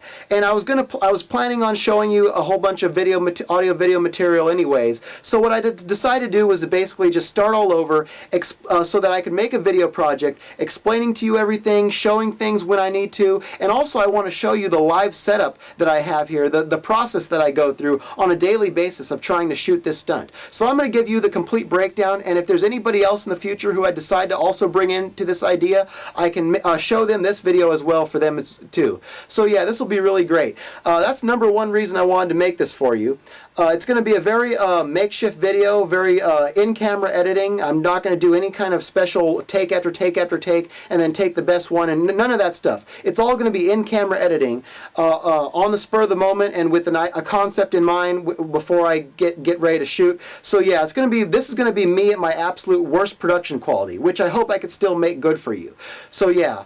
And also the second reason why I wanted to make this video for you, because I actually wanted to ask you a favor. I wanted to ask you this from the start, but now it's become an even bigger favor. And let me explain it to you like this. This is Friday, the 5th day. This is the first week that I was going to use all 5 days of the week to shoot my stunt. So basically this is a full-time job, and I wanted to really get myself on a full-time job pace with this week. But I was stopped yesterday midway through the day because I had some breakdown with my technical equipment. My camera broke down, my main camera actually. This is the camera that I use for not voiceover recording. You're actually seeing, first off, let me show you the camera I use for voiceover recording. This is my backup camera. It backs up an earlier camera I had that completely broke down years ago. This is my camera I use for voiceover. That's in the booth pointed at me while I'm shooting the stunt.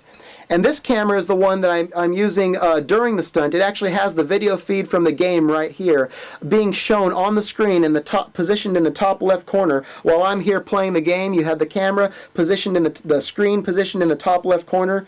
or I guess this corner, yeah, like this, it's actually in the shot, so it shows the video. This is though my main camera, because the recording quality of this camera is actually a little better than the recording quality of the camera that you're seeing right now for my voiceover camera. The only reason I use that as my voiceover camera is because I can get this big old screen on the shot, so it's a sacrifice in quality for having an additional feature in the stunt. So yeah, basically what happened is that camera broke down yesterday. I can't record by playback or live anything, and no recording is on that camera. Also, my parents recently got me a new tape deck, which replaces my old tape deck, which wouldn't allow me to play back video without random glitches all over it. So I couldn't log and capture anything through it. I couldn't pre-edit anything. I had to use this camera if I need any log and capturing. And sometimes after a while, this camera has glitches too. So it's a mess. My parents recently got me that tape deck to replace that tape deck for that function. But that one also, it didn't break down, but I had to send it back into the company for repairs. It has a warranty on it. So basically, two of my main devices, they broke down yesterday, preventing me from using the rest of this week to shoot. So because of that, I'm here to ask you for a favor. Now, what the favor is this.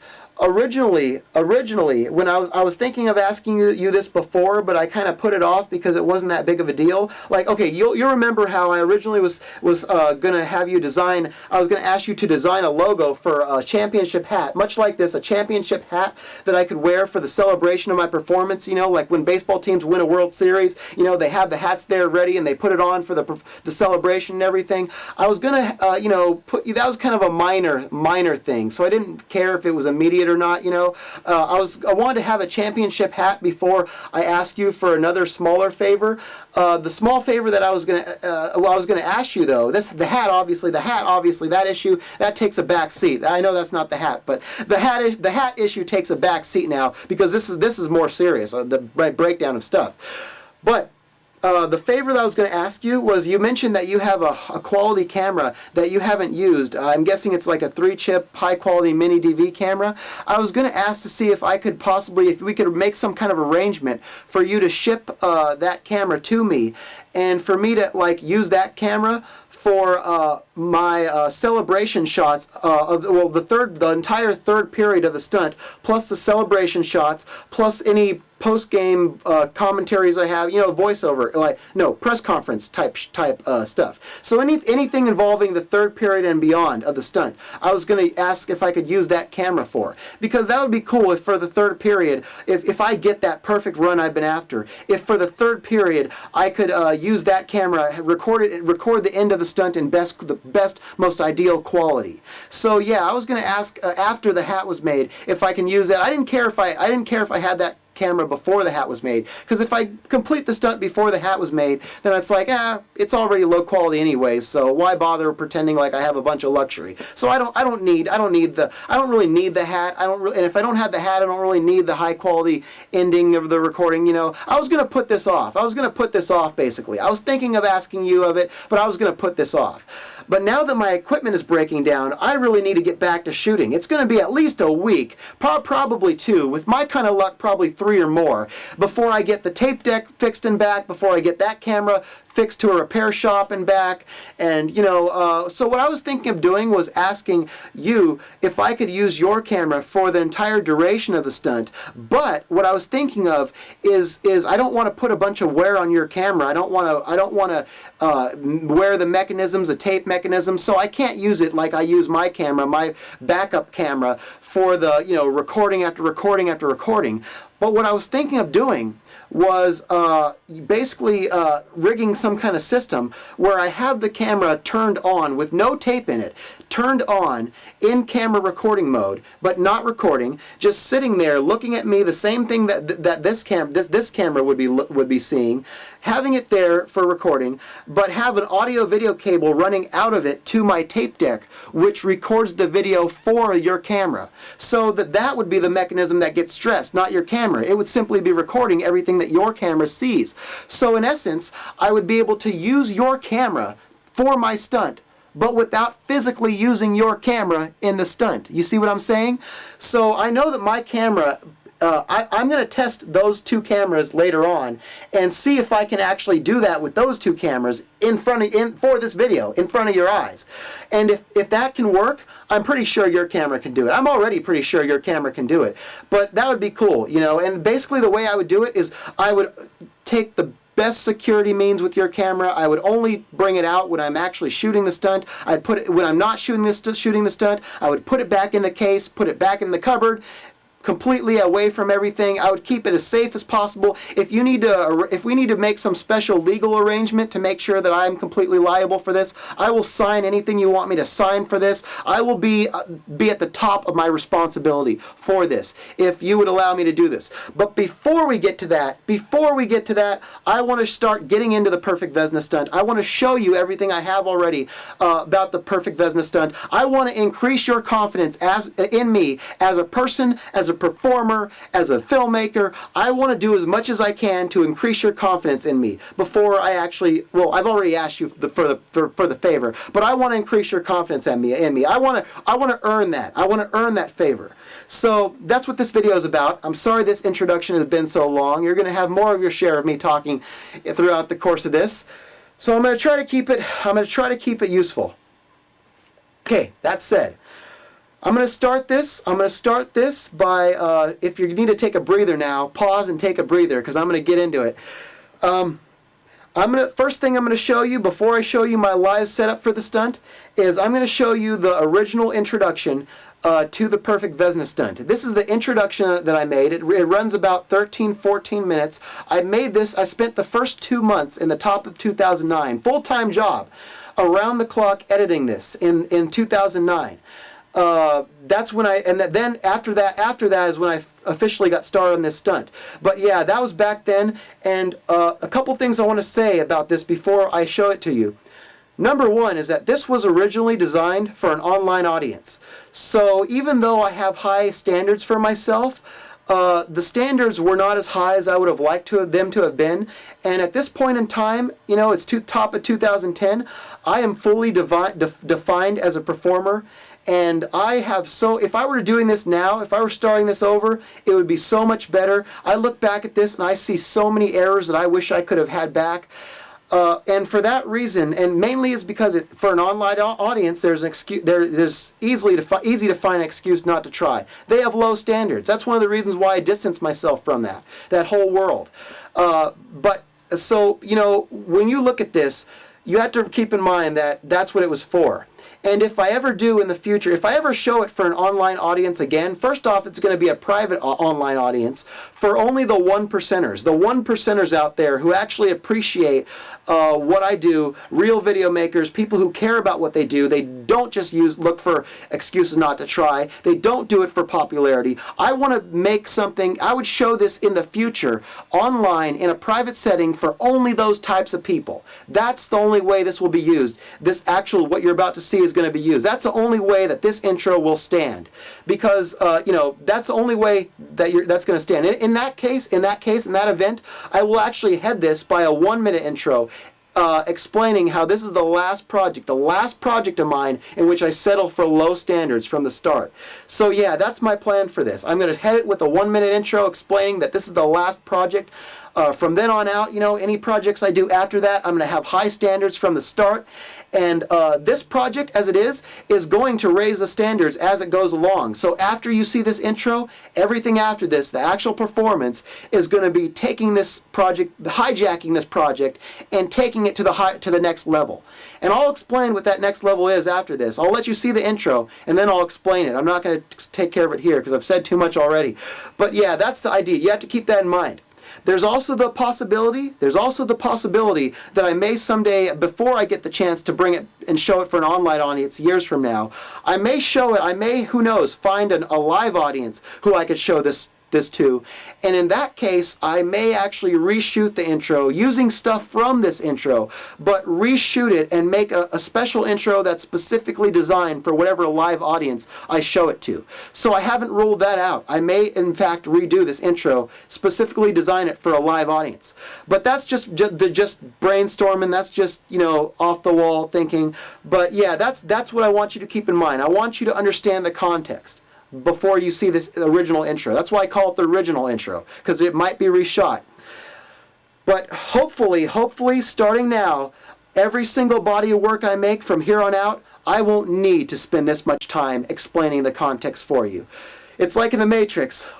At some point, you won't even need to dodge those bullets. So yeah, that's what it's been like for me as a performer, this last 2009, defining myself as a performer. So yeah, that's pretty much all I wanted to say. I know I've said a lot as it is. I know you're going to hear more of your fair share of my voice throughout this, starting with the intro. So if you need to pause me now and take a break, I really urge you to do that. I know I'm going to take a pause before I watch this, but other than that, oh, one last thing, because I'm not going to edit it.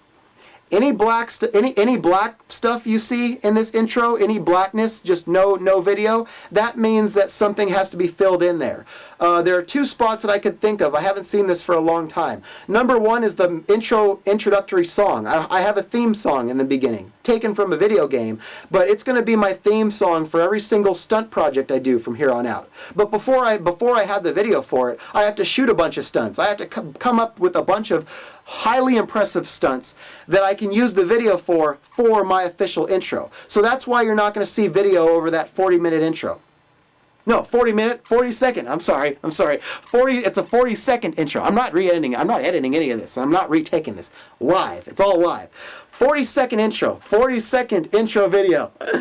And you're not going to see any video. There's also another part in this where I have to show parts of like the process. Actually, what I'm going to show you, the process of shooting this, which I also have to fill in later. But yeah, any black spots that you see means something has to be filled in. That's all I need to say. All right. That's a big-ass intro I just gave you. Hopefully I will make more efficient use of my tape time throughout the rest of this project, but otherwise, you've got an intro. After this, I'm going to spend the rest of the day making this video for you. You know, I want to shoot 5 days a week. I'm going to shoot 5 days a week anyways. I don't care if my equipment's been broken down. If I can't shoot the stunt, I'm going to shoot for you this video. So that's how it's going to go the rest of the day. And with that in mind, check out the original intro to the Perfect Vezina Stunt. Enjoy.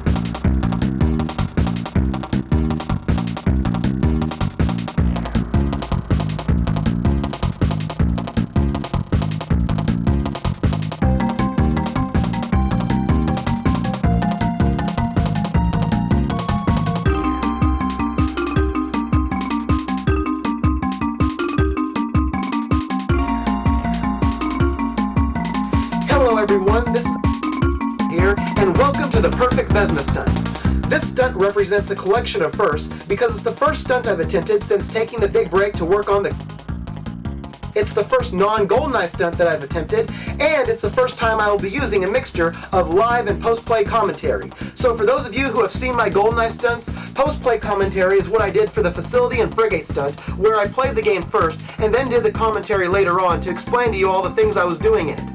This is your standard way of doing commentary for videos because mainly it's the easiest way to record commentary, and it gives you the benefit of being able to know in advance what's going to happen and explain it in an instructional way. And of course, live commentary, on the other hand, is recording the commentary live as it's being performed, like what I did for the Bunker 2 and Archive stunt. This is obviously the hardest way to do commentary because you have to get it on the performance where the stunt is successful, which means that you have to have the cameras running on every trial. It's really taxing on the tapes, really tedious to set up and start all over all the time, and the harder the stunt is, the more annoying it is to keep all that up.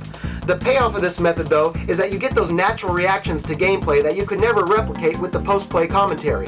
I mean, you can act like you're doing it live in a post-play recording, and that's what you see a lot of people do in their video game reviews, including me, although I don't like to do it, but it's never going to be as natural as the real thing. There's a certain authenticity in a live recording that can often be priceless. But the trade-off to doing it live, of course, is the intelligence factor. It's hard to break things down when you're trying to accomplish the stunt at the same time. If you're not careful, it can easily get you killed. It's like a double stunt being performed. It is just as difficult to commentate intelligently live as it is to act like a post-play commentary is live and pull it off well. Even at your very best, you're not going to be able to cover everything as well during the stunt as you would if you were distanced from it and watching it being performed. So what I've done here is combine the two methods and use them only for the best parts of what they're for. So the live recording is going to be used exclusively for that natural reaction kind of stuff that you can only get when you're actually in the moment of gameplay itself.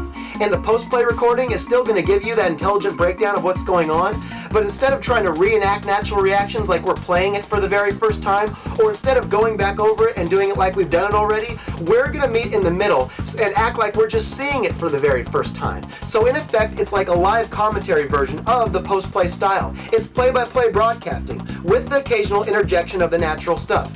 That's what splitting up the player and commentator into two different people allows us to do. It brings together the best of both worlds and maximizes the authenticity so that the only acting that's involved is in our suspension of disbelief that the stunt is happening in front of the commentator's eyes, not both of them.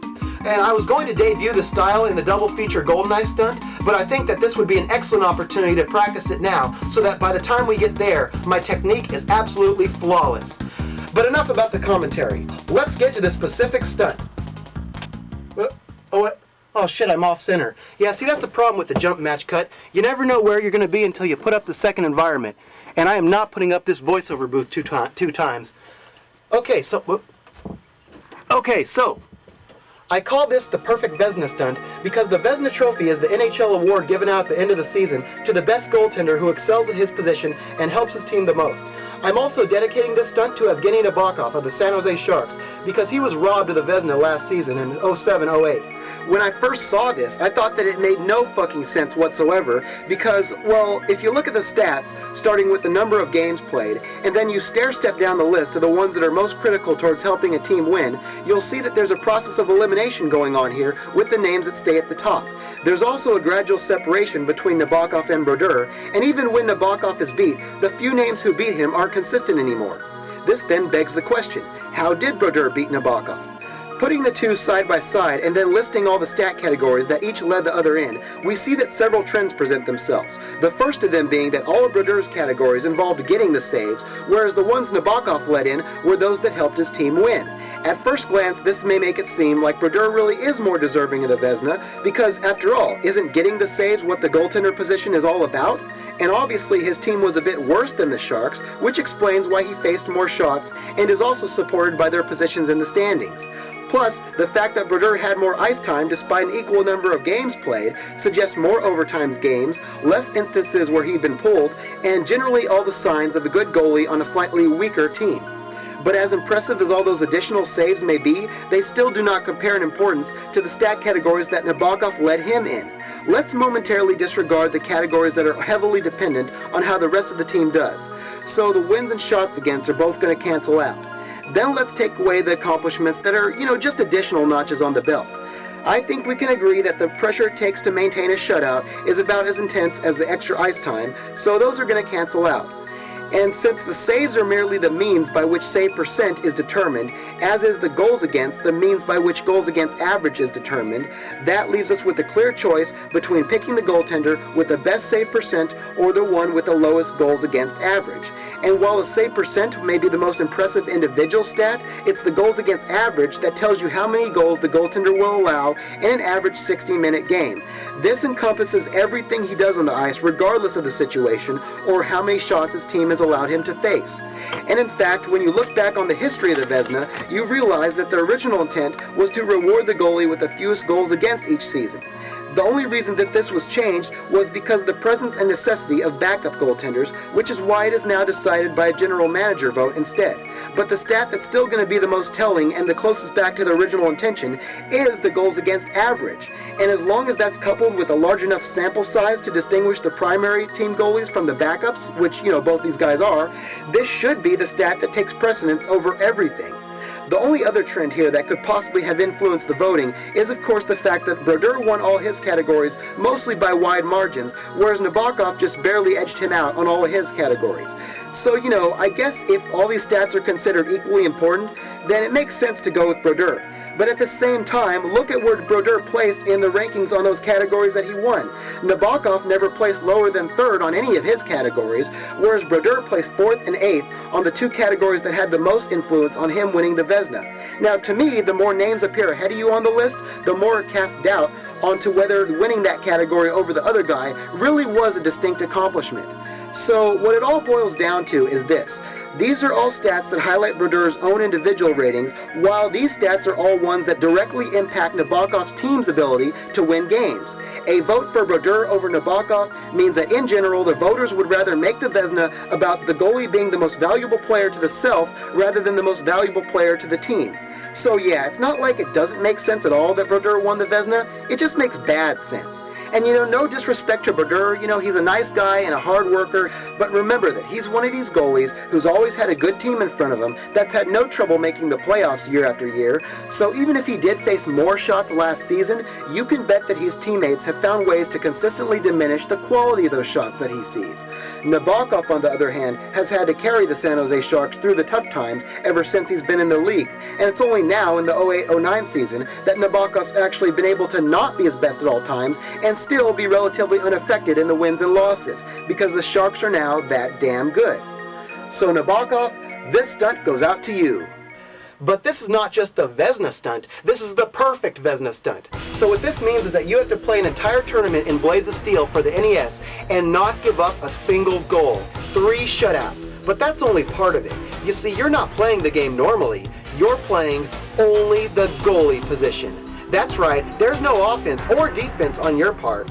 The sole objective is to sit there and make save after save after save after save after save until the clock runs out, the period's over, and the game ends in a 0-0 tie.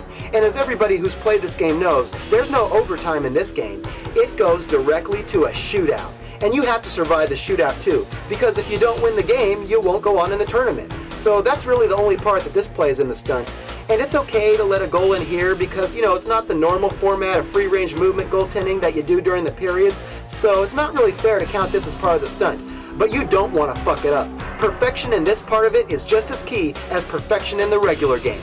Losing here after a perfect regular game would be just plain devastating. Now obviously there has to be some type of special rules for this kind of gameplay because the computer doesn't know what you're doing and you're going to get the puck eventually, so here's how it goes. In order to keep it only about the goaltending, you have to eliminate offense and defense. So you let the computer come into your zone and save as many shots as they take until either your goalie gets possession of the puck or your players intercept it by accident. It's okay for your defenders and everybody to move around as long as there are no intentional moves made towards the guy with the puck or any attempt to get between him and someone nearby who he might pass it to. Basically, the only movement that should take place is the movement that you make by getting your goalie in position off screen before the puck comes in, or the movement that it takes to get your players out of the way while they come into the zone. Once the goalie gets it or your players get possession of it, the objective is to get the puck out of your zone, past the red line, and just leave it there for the computer to take away and bring right back in. This is going to be done in one of 3 ways. You can skate it across the red line yourself, but then as soon as you're completely across, you have to basically let the controller go. This is not typically the best strategy to use because it usually leads to a quick turnover back into your zone, or you'll just get hit back across and have to go out again. The other 2 ways involve hitting the puck over the line. You can either shoot it in or pass it in as long as you press the button before you're completely over the red line.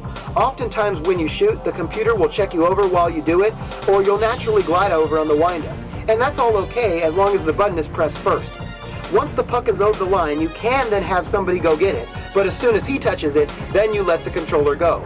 The reason for this is that sometimes when you pass it in or even shoot it at an odd angle, the puck will go all the way down for icing and bring it back for a face-off in your zone. This puts the goalie at an unusual disadvantage since all the players on the ice are brought back into one area in front of the net, and it makes it really easy to get a bizarre deflection. And since the computer gets to win every face-off automatically, it's simply not fair. It's the same reason you're allowed to pass it around to your players to get out of the zone in the first place, instead of just letting the computer have it right back, because it's to prevent unfair turnovers right in front of the net.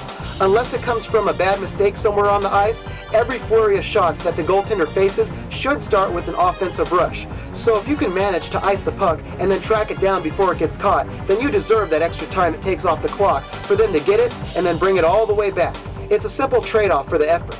And usually it's not that much longer than the time it takes for the opposing goaltender to get it, pause, pass it to somebody, and then take it back the other way. Sometimes the computer can fuck around a little bit in their own zone, or even take it in and then loop all the way back out and around to come in again. I don't know why they do it, but sometimes they do it. There may also be some times where some freaky stuff happens, like this inexplicable glitch, where the computer gets stuck, and, although it's not technically against the rules to wait on them, it's one of those things you just break up when you realize it isn't going to break up on its own. I mean, you can wait, but as soon as you realize that it's an automated thing that's going to take you to the end of the period, you must break it up. Same thing with all the other tricks in this game. You can't stay behind your own net to kill time, you can't keep going around the net, passing it back and forth to your goaltender, and you can't play keep away all day in your defensive zone. Now, you could do some of these things a little bit, but only to the extent that it makes progress towards getting it out and nothing more. So that's about as involved as defense gets in this stunt. It's just about finding little ways to kill time on the way out of the zone before it comes back in again. But other than that, it's entirely about the goaltender putting a stop to every last shot that is faced. Well, I'm about to start the stunt now, so I now throw it over to the play-by-play commentator. Take it away.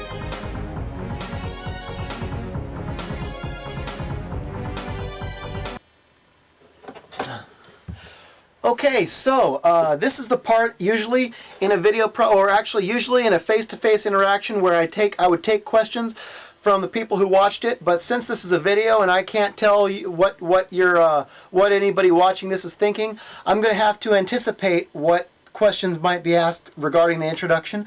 So what I'm going to do is something I never like to do in my video projects, which is jump cut between each question that I could think of that you might be wondering. So let's get the first one underway.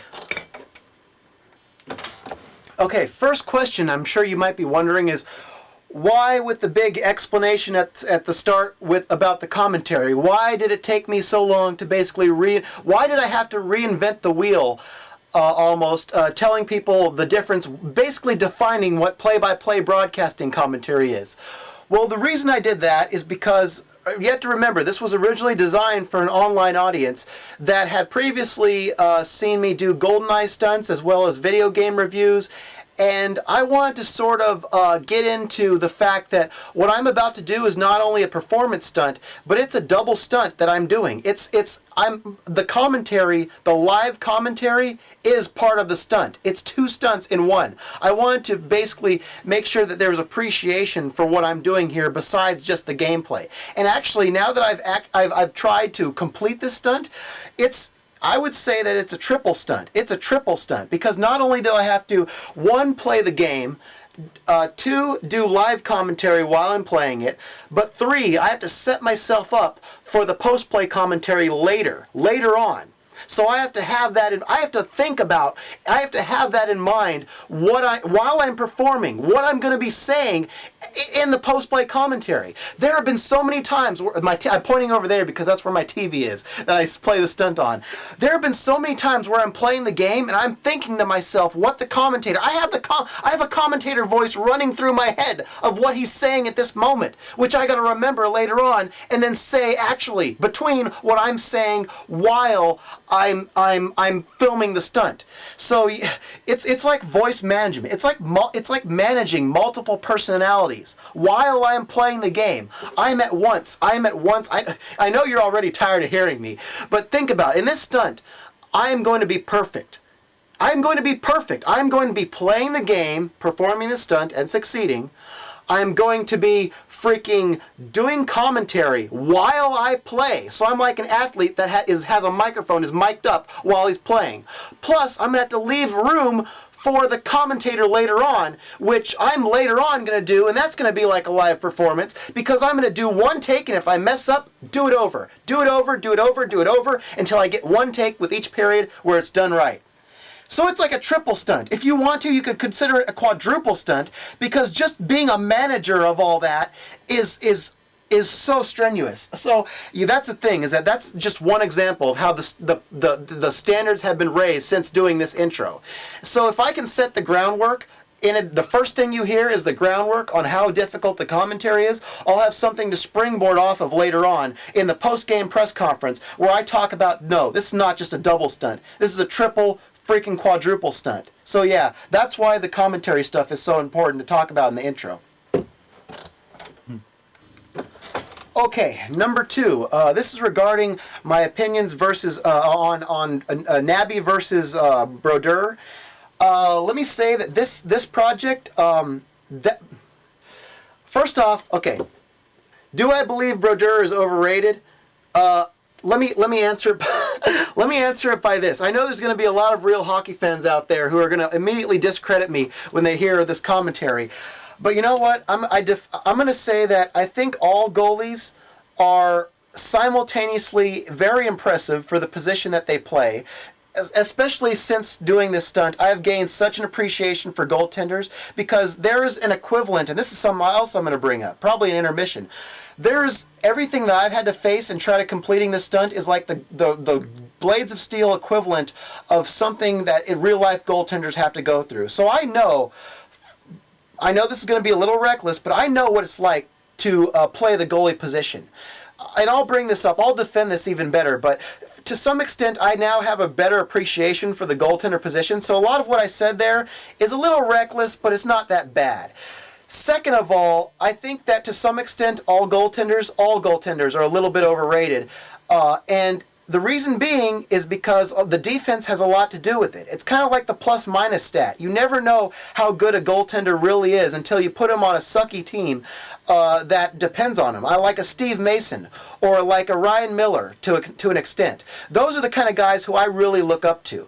The kind of goalies who basically carry sucky teams. People like Brodeur, even Patrick Waugh, they never have periods in their career where they go a long time playing for a sucky team.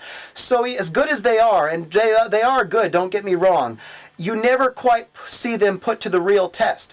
And there have been times where I've seen Brodeur put to the test where he plays for Team Canada and he'll in the Olympics and he'll let in a bunch of goals. Or where Patrick Waugh, he lets in a lot of goals that you wouldn't expect him to let in the play. I've seen these guys let teams down. So look, I'm not going to say that they're bad goalies. I'm not going to say they're completely overrated. I'm not going to say that I was completely wrong in my opinion. It's a little bit of a mixture of all the above. It's kind of like, it's hard to look. I defend my opinions, and what you have to realize is that this is based on the 2006 season, I think, where I do believe that Nabby outplayed Brodeur, and so as much as I may have seemed to put Brodeur down in this intro, I'm not. I'm just putting down if anything, let's go to the extreme. If anything, I'm just putting him down for that season alone. But I'm not even doing that. I'm simply critiquing him versus Nabby, and I think Nabby was better. That's it.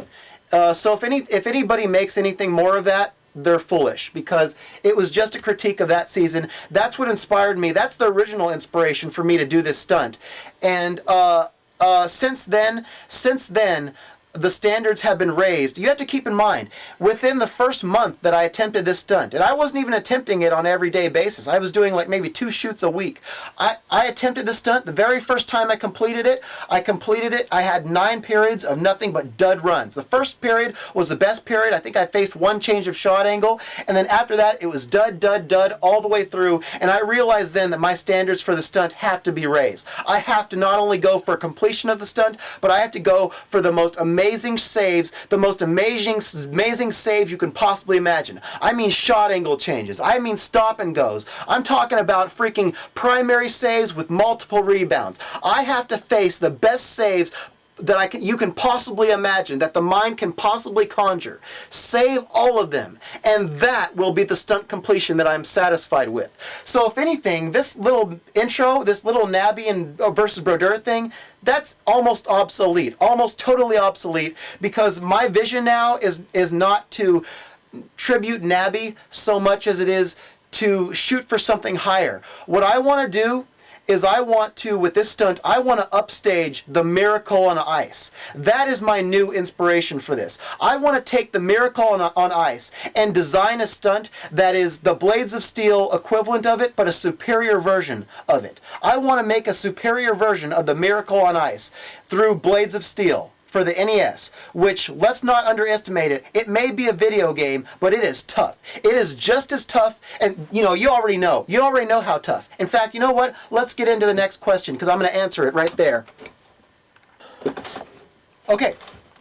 This next answer, question and answer, assumed question and given answer, this regards my standards for the stunt, which you saw you saw first off a video explanation of what the stunt is, which I think speaks for itself, and then you see my self-imposed rules for the stunt.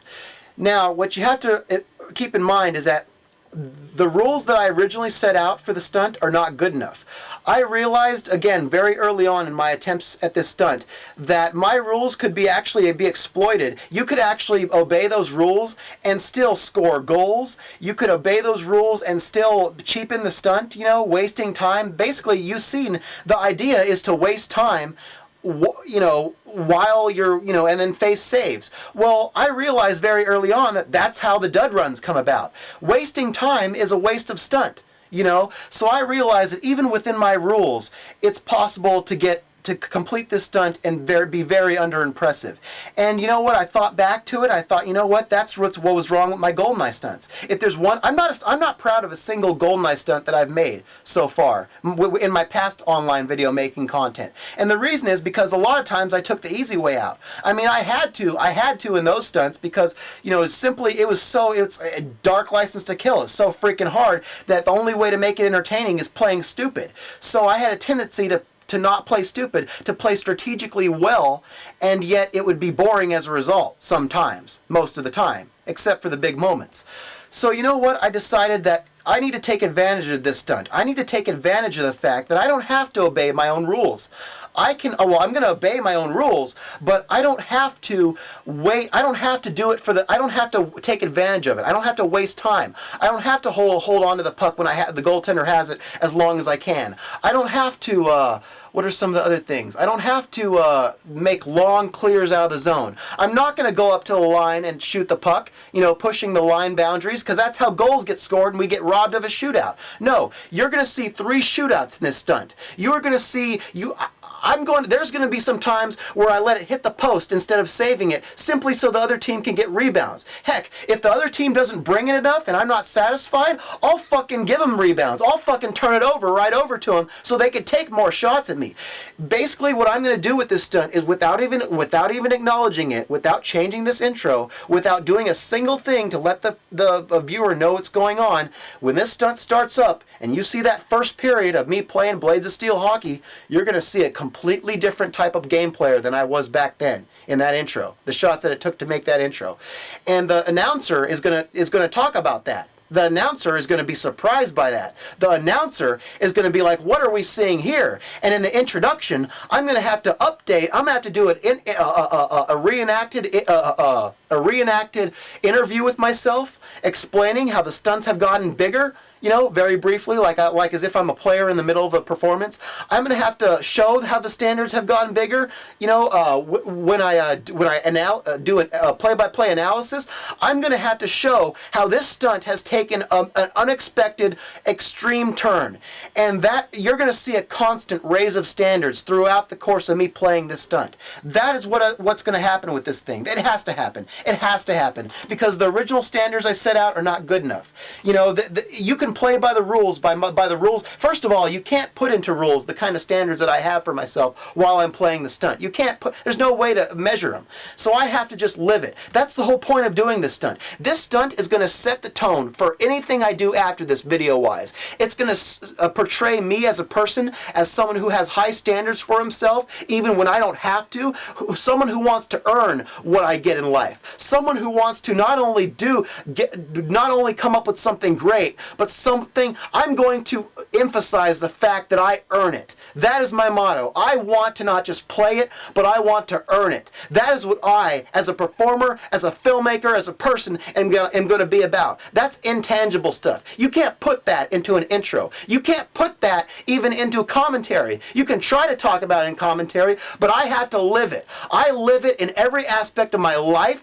I work out. I get done with working out, I work on shoot this stunt. In between stunt shoots, I go back to the weights and I work out again.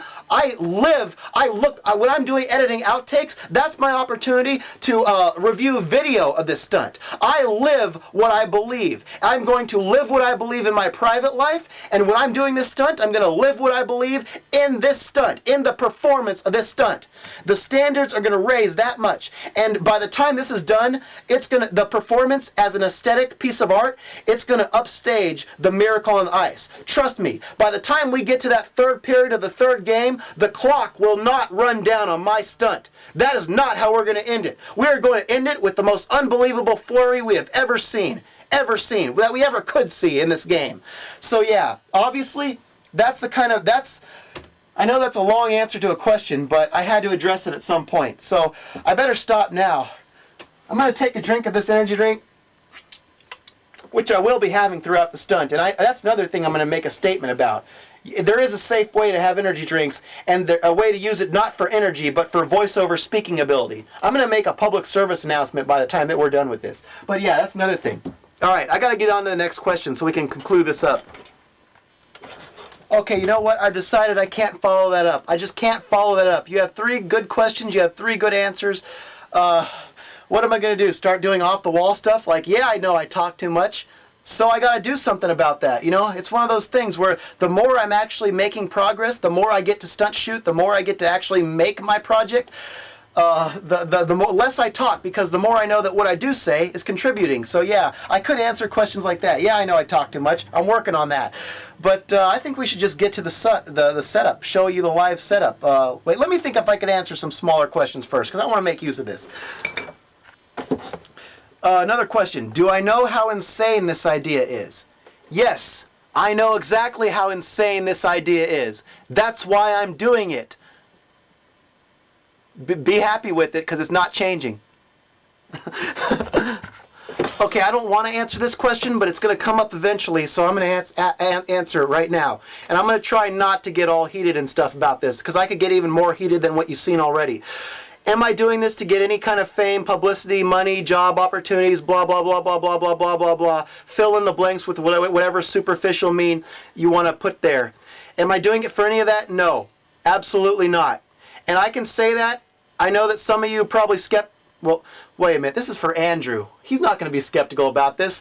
But no, in case anybody watching this is going to be skeptical about this, I'm not that kind of person, and I take exceptional offense to anyone who suggests that. That's the reason why I don't have an actual job, because anytime I go to anybody and anytime I go to anybody and suggest the fact that I'm trying to get into anything film related so that I can use that film degree that's on the wall that you can't see, but it's above the voiceover booth, so I can use my film degree from UC Davis, anytime I try to make anything of that film degree to get a life started, I get these superficial assumptions of what I'm trying to get about, of what I'm about as a person, and it makes me sick. It makes me, and it's the same thing. You ask any real filmmaker, they've all have had experiences, you know, people asking, well, what are you doing this project for? What are you trying to get out of it? Are you trying to get famous? You know, it's always the what are you doing this for question.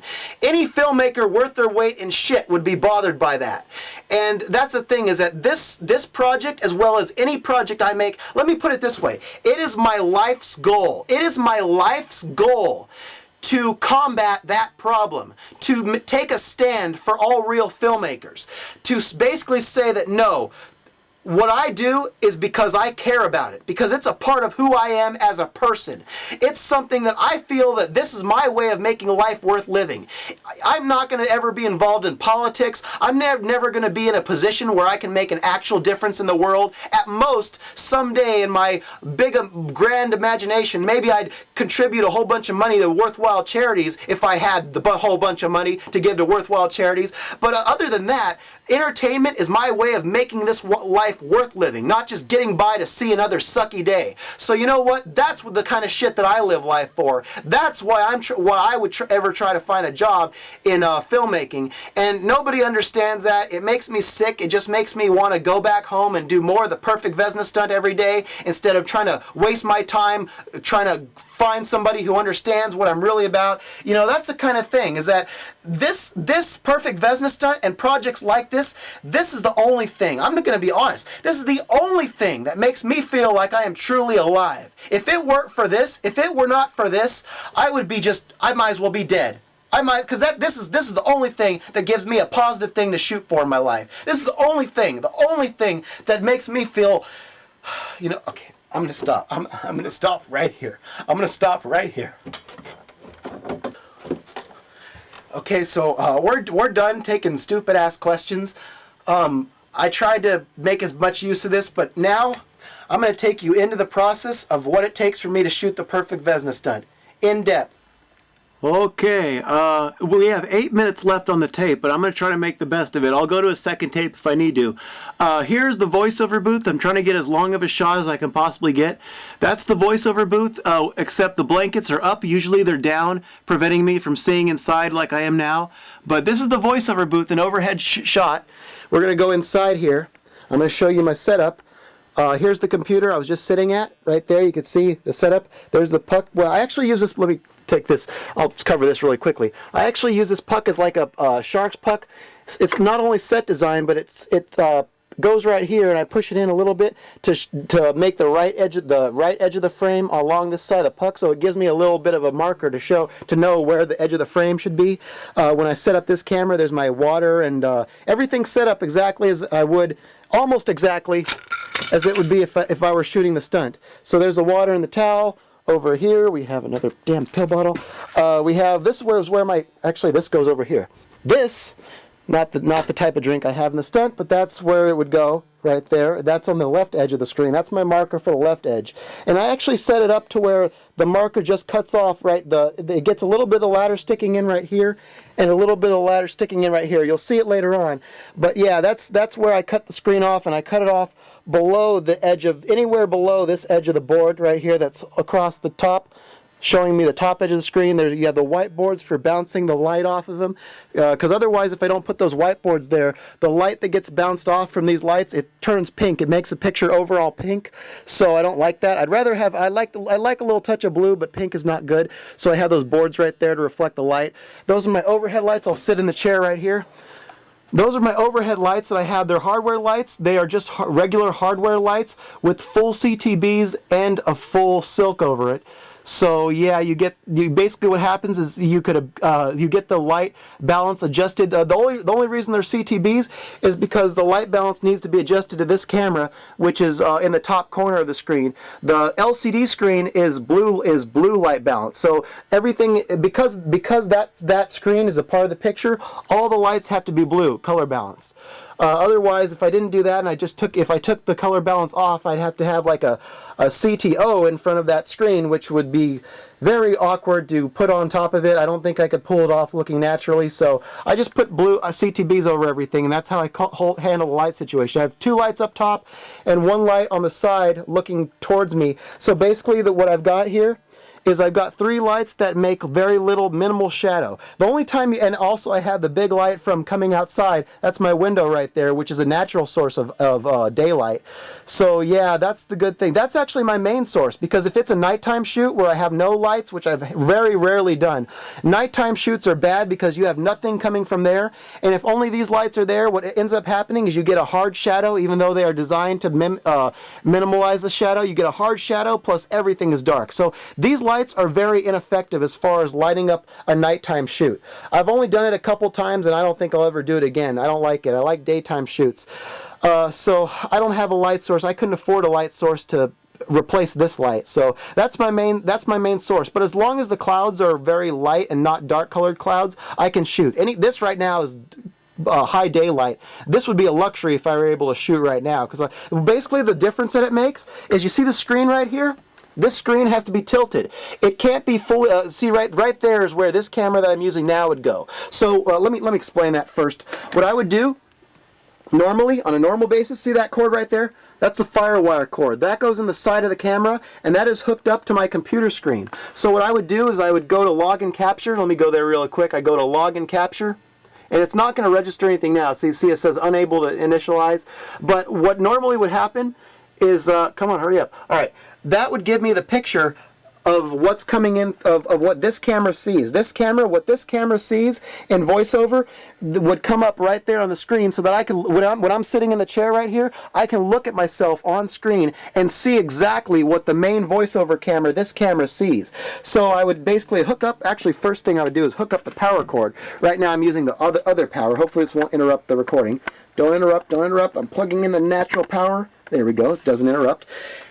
Turning it around like this, plugging in the firewire, which should now very shortly allow me to see everything. I put the camera right here and I adjust it. Put the camera right here and I adjust it. I adjust it just right. And right now it isn't adjusted. Actually, it's not even showing me anything because it couldn't initialize. This is generally how I go. And I'm actually not wearing this. I'm wearing the Sharks sweatpants and Sharks shirt that you saw in the introduction. I wear, and the Sharks hat. That's what I really wear. But I'm showing you generally how it goes. And this camera's not turned on. It has to be repaired and go in the shop. But I'll turn on right now so you can see. Let me reinitialize the login capture. I got to reinitialize login capture so that you can see a general picture. Okay, so this is how I set it up. Oh, that's way off. That's way off. Let me get this set up exactly how it would be in the stunt. Yeah, something like that, although a little bit more like this. No, wait. No, that's right, actually. This is off. This is the marker. This is the screen. Now, on a high day like today, I could put the screen more out like this, which is how it should be, and whoop, get the screen back in, and I align it like this. So I'd straighten this up, and I align it like that, so you see that much of the picture. Let me turn on the stunt right now. Actually, I'm going to turn on the tape deck, so you can see the picture coming in. Is it saying line 1? Oh, I gotta put this, okay, I gotta plug the S-video in right here. I don't have it all set up.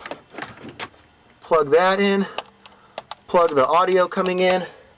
Now you can see it, and if I turn the game on, the game comes on, it's right there. I just press start, and I'll show you, see how that comes on? Blades of Steel right there, you can see it in the top corner. And that's good. I can actually see, because of the daylight. See how the screen's dark? If I flip it up like this, it gets lighter. The more I flip it up, the lighter it gets. And on a high daylight, when there's lots of daylight going on during the day, that's how the screen. That's perfect. That's a perfect screen right there. I love that screen. I love the look of that screen. So you see that in the top corner as I'm playing the stunt. Here I am playing the stunt. And when I need to get up close, I can use all this space and I can really dig in.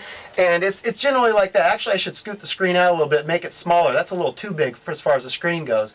But yeah, and when there's less daylight coming in, I actually have to tilt the screen down because it compensates. You'll see the quality, because basically when there's less daylight, this becomes overexposed. So I have to turn it down and like this. And on a less daylight day, you'll be able to see the screen, but it'll be milk wash, kind of like that. There'll be like the whole ice surface will be like an almost milky greenish look, which I don't like, but if I need to shoot like that, I could shoot like that, and there's a certain level of acceptability I have. If it's unacceptable enough, I won't shoot that day. I'll say there's not enough light, but most of the time I will shoot and it'll be all good. But yeah, here you see an ideal screen though, So that's how it goes. That's generally how it goes. Let me show you other stuff. Okay, we have 2 minutes left on this tape before I have to switch, so let me just show you. See, there's a camera right there, there's a camera right there, and you have the S-video cable, which I had to plug in to get video right there. You have the audio-video cable running out. Those go to the back, and they run along there, and they go along all the way to the tape deck over here. This is the tape deck that doesn't work. It plays back shitty. It has random artifacts on the screen when I play back, but for recording it works. It records perfectly. And I turn line 1. I have the things right here. See all that right there. So yeah, here's the things. These 3 are going. Actually, let me see. These. Oh, here we go. This S-video is going to that camera. And these are the audio videos. They change back there, but they go to the camera. This line goes to the camera. This actually goes out to, what does it go out to? Oh, that goes out to the headset. That goes out to the headset. Yeah, that's right. I forgot. I wear a headset. That comes around here, and it comes around here, and you have one on the right that goes out. That gives me the natural. This one gives me the natural sounds of the game, and the other one actually comes in from a stereo system. We have this other one. One of them goes out to the. Wait, where is it? Yeah, this right here runs up to a stereo system right there, and what I use this for is this comes in the other earpiece. In the third period, if I make it to the third game, I have a special song that I play that's going to play that I can hear in my ear while I'm playing.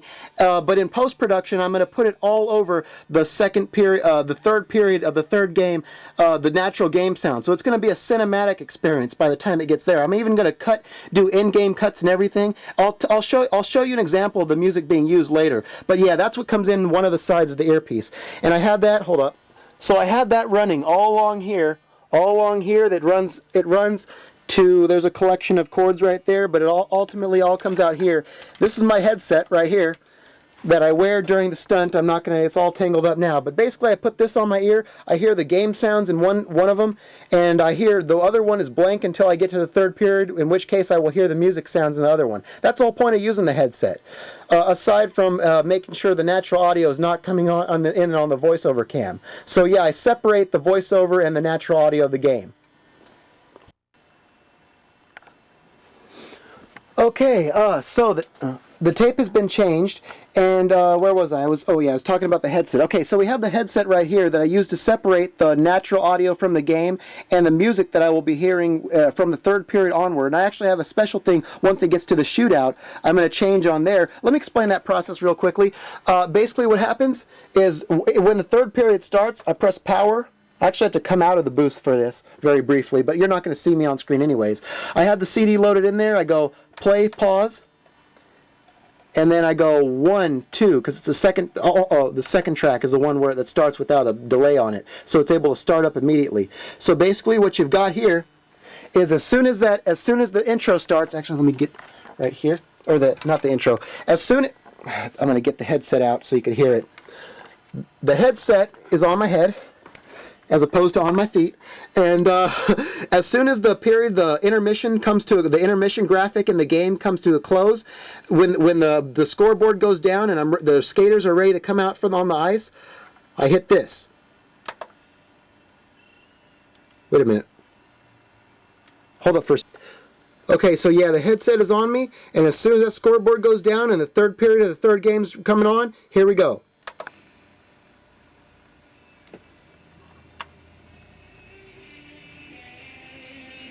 Okay, I had the volume set on level 3 because that's the quality that I can hear it in my own head without it being picked up by the voiceover camera, because a voiceover camera, if you have the music too loud, will pick it up through the headset. So I actually had it at a lower volume. Okay, now I have it at maximum volume, so I know you're going to hear it on camera. Here we go.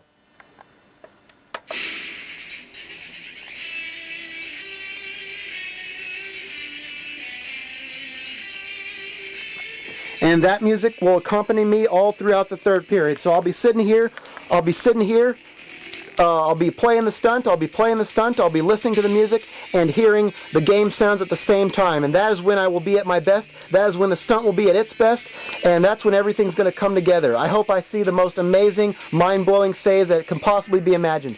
And if you're wondering what this music is, it's one of my favorite, if not the favorite, video game tune of mine in all of video games. It's the end credits to Perfect Dark for the N64. I fell in love with this song when I heard it. The first time, I still love it. It's amazing. Probably very close second would be the Chrono Trigger opening credits to the game, or not the opening credits, the opening song to the game. But this is it for me. And of course, and then there's an even more special song that's not a video game tune that I'm going to be playing once the shootout to the third period comes along, and that's going to be what carries me throughout the rest of the stunt, the celebration, the post game. I don't know if you'll recognize this, but here's that song. I simply press fast forward and it gets on.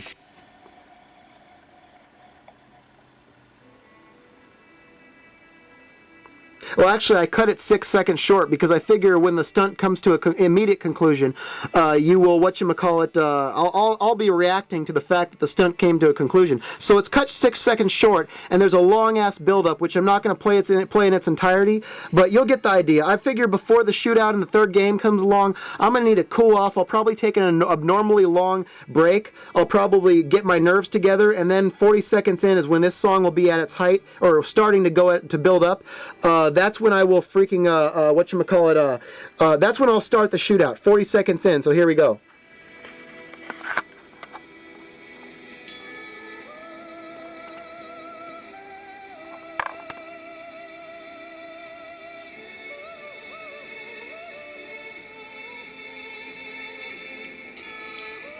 And you know what? I'm not gonna show you. I'm not gonna let you run through the whole song. I'm just going to. I'll reenact this later for you. I'm gonna reenact this celebration shots later. I'm gonna do a run of the Perfect Vezina, and you'll see it in its entirety. That's I can't even. I don't know how to pronounce. I know I'm gonna get the pronunciation wrong. Estaci Dell Oro from The Good, the Bad, and the Ugly. That's another song I fell in love with. I actually got the idea for that from the Barry Bonds home run chase during 2007, which I actually did a documentary on. Has nothing to do with the athlete himself. I just wanted to be there to get the shot on a Bolex camera, no less. Again, I was still, even in 2006, I was challenging myself, or 2007, whenever it was, 2007. Even back then, I was challenging myself, just out of film school, trying to get his home run with the Bolex camera. So that's another story for another time, but that's where I fell in love with it. I wanted to use this song because I wanted to associate that song with an honorable quest. Something that is personally connected to me, and I don't, I know in advance that it's going to be a copyright issue, but you know what? I don't care about the way I use stuff because I have my own issues with that, which I will explain later on in a very special project of mine. But for the time being, you already know that this is going to be for a private audience someday. So it's all private anyways. I'm not going to even need to worry about those kind of issues. And that's one of the reasons why I want to do it for a private audience, so I don't have to worry. So I can use stuff responsibly like this and not worry about selfish, music people hoarding money and crap and stuff like that, which, I'm underprivileged. They're not. So that's enough that I'm going to say about that for this time. But let me get back to the stunt. I just want to interrupt this very briefly to let you know that I just got off the phone with the technician of the tape deck that my parents recently got to solve my tape deck problems, and I was just funny because I was just going to tell you about the tape deck. I wish I would have recorded that conversation, but I guess that would have been crossing some kind of line. But no, that's cool though. I just want to let you know it's kind of funny that just happened right now. In fact, I'm going to go over the deck. Let me just go over the deck real quick. Okay, speak of the devil. Here's the deck that my parents just recently bought to solve the tape deck, the playback issues. But I've also, in the last couple of days, been using this tape deck to record high-quality recordings of the Perfect Vezina Stunt. This has actually replaced my other deck, which I was originally recording the video game alone, and it was relaying through the camera. This replaced. So basically, what I had for a couple of days is I had it back. I was able to use this to get a better quality recording and a better quality output through the camera that you just saw in the voiceover booth, and I was able to use my second deck as a backup to that in a lower quality, but still a backup. So instead of using 3 tapes for the whole stunt, I was now shooting with 4 tapes. And let me put this deck back in the room so you can see. Okay, here's the setup that I've had for the last couple days, where I have this tape deck on top. This is my old tape deck that I've been using for the longest time to record. It records fine. And right now you only see the cables connected to the one tape deck, but originally what I did was I had them connected to this tape deck, and I had an extra cable system that you could see down there. Those are the cables that came with the deck itself. I had those running from the out of this one to the input of this one, and then running to the camera. So I had it set up so that I could record the stunt on 2 tapes at once. Now, what's going to happen is with this deck, my parents, they went out of their way to finally spend some like $700 high six, I think it was $700 to solve my year-long tape deck problem. So that was a lot to ask of him, and I'm really thankful for it. But you know, this is going to be sent back to the technician. It's going to take probably a couple weeks before I get it back. But when I get it back, it should be just as good as it was when I first started using it. So yeah, this problem will be solved. So I will get this one back. So I will be able to use this again for the Perfect Vezina Stunt. It will run its high quality. It has a higher quality video than the other tape deck you've seen. That signal is going to go to that camera. So I'm going to be able to get that really good picture. My voiceover camera that I'm using now is going to be right there getting that good quality picture. But I'm still more comfortable performance-wise with the image that comes from there. But you know what? I can do without it. You know, I can get used to this one. So basically what I'm going to eventually do is when this one gets fixed, I'm going to have this still extra sitting over. It's a crappy quality deck for playback, but it does record. Now, Andrew, here's back to your favor I wanted to talk to you about. What I wanted to do was to basically see if I can get your camera to be right there in place of this camera that I'm using now, your camera to be right there. And what I was going to do is have that camera turned on. I'm going to explain again. Turn that camera on, but with no tape in it. Have an audio-video cable running out around the back to... battery's out. Okay, batteries, other plugs to use. Okay, so I'm going to have your camera, the cables going out the back and running to this deck. I'm going to use the spare deck. When this one comes back fixed, it will record the game, and I'll be able to send that out to both that camera as well as the TV. So I can get that picture on that camera and the TV, and I can put basically my tape in this deck and have the signal going out from your camera to this deck so that I can use this tape to record what your camera sees. So your camera would have no stress of a tape in it. This deck would be taking all the stress. And this deck has been able to record the Perfect Vezina Stunt for over a year now. So this ain't anywhere near breaking down. It's got its problems with playback, but as far as recording goes, this isn't anywhere near breaking down. This is completely reliable. Or what I was thinking is possible, I could also, if I want to, take the audio-video cables of your camera and run them to this one and see what kind of quality I get on the live shots from this one, and have this one record the ones the shots that your camera gets, and keep using this one for the stunt itself, the video game footage, because I actually like, and that would allow me to play the stunt with this footage, with this quality, this lower quality, because I've done that the whole time, and I actually feel more comfortable with that. So, you know, that's another option as well. But basically what having your camera here would give me is better options as far as having the original recording, you know. And so yeah, and I could use it, you know, like I've been using it, like that. And let me think of what I gotta say next. Alright, so yeah, that would be a better way to make use of these two decks that I'm going to have, rather than the way I've been doing them so far, which is I've been, you know, just recording an extra tape in the other one of the exact same gameplay. So I don't need a gameplay tape. What I could use is a better live recording. So what I'm going to do now is I'm going to test this one. I'm going to test this camera first of all and see if I can run the FireWire, into it and out to that deck at the same time and record and see if any signal comes in. So I'm going to pause this. Okay, we're back in the voiceover booth, and now I'm dressed in Perfect Vezina attire, and what I've done is I've taken the deck, I've plugged it in closer to the voiceover booth so you can see it in the shot. Here it is right here. It shouldn't be plugged into that many plugs, but it's on. You can see I have to turn it upside down so you can see. You can see the plugs. I don't know if you can. Crap. Well, basically I've taken out the ends, coming in from the system. Hear that plane? Hear that plane out there? That's another thing I have to deal with on a daily basis. If I'm in the middle of the shoot, I have to be quiet so that doesn't get in the commentary. And that's another thing I have to deal with, particularly on Fridays, though. Thursdays and Fridays, or any sunny days that are all sunny all days, you have to deal with that. But that's another factor. I have to make sure I complete the stunt on a day where I don't have to deal with that stuff, where I can edit around it. So that's another bit of adversity I'm facing here. But back on topic. See these plugs in here? I don't know if you can see them. I can't pull it any farther or some's going to come loose. But yeah, I've taken out the ends. And what I'm going to do is I'm going to take this cable that I'm holding right here. Crap. Come out. All right. I'm going to take this cable, and I'm going to plug it into the video out on this camera.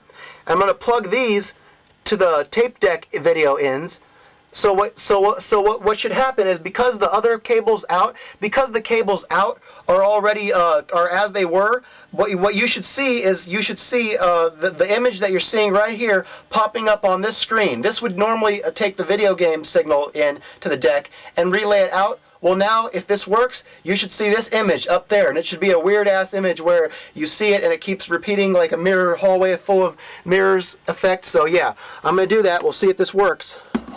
Here we go. Hopefully this is the right one. Yeah, yellow, yellow. Like this.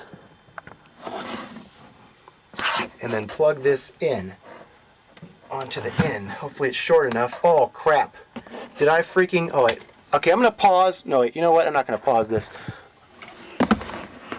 I'm going to get it back so you see what I have to go through. We're already on log and capture. Yeah, that's no big deal. Okay.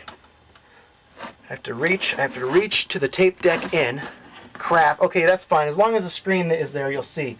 Okay, I need to turn it on. Okay, it's on line 1. Are you seeing line 1? Yeah, you are.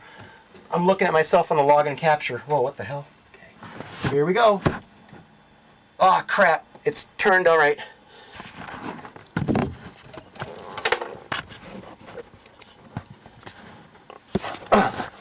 As long as you see the screen, it's fine. So you can see if the image pops up, then it worked. And here goes the video.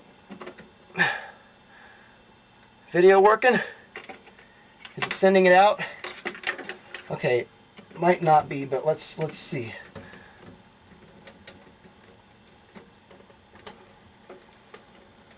Okay, let's make sure everything else is plugged in. Is it sending it out to line 1? No. Okay, let me pause it so I'll figure out what's going on.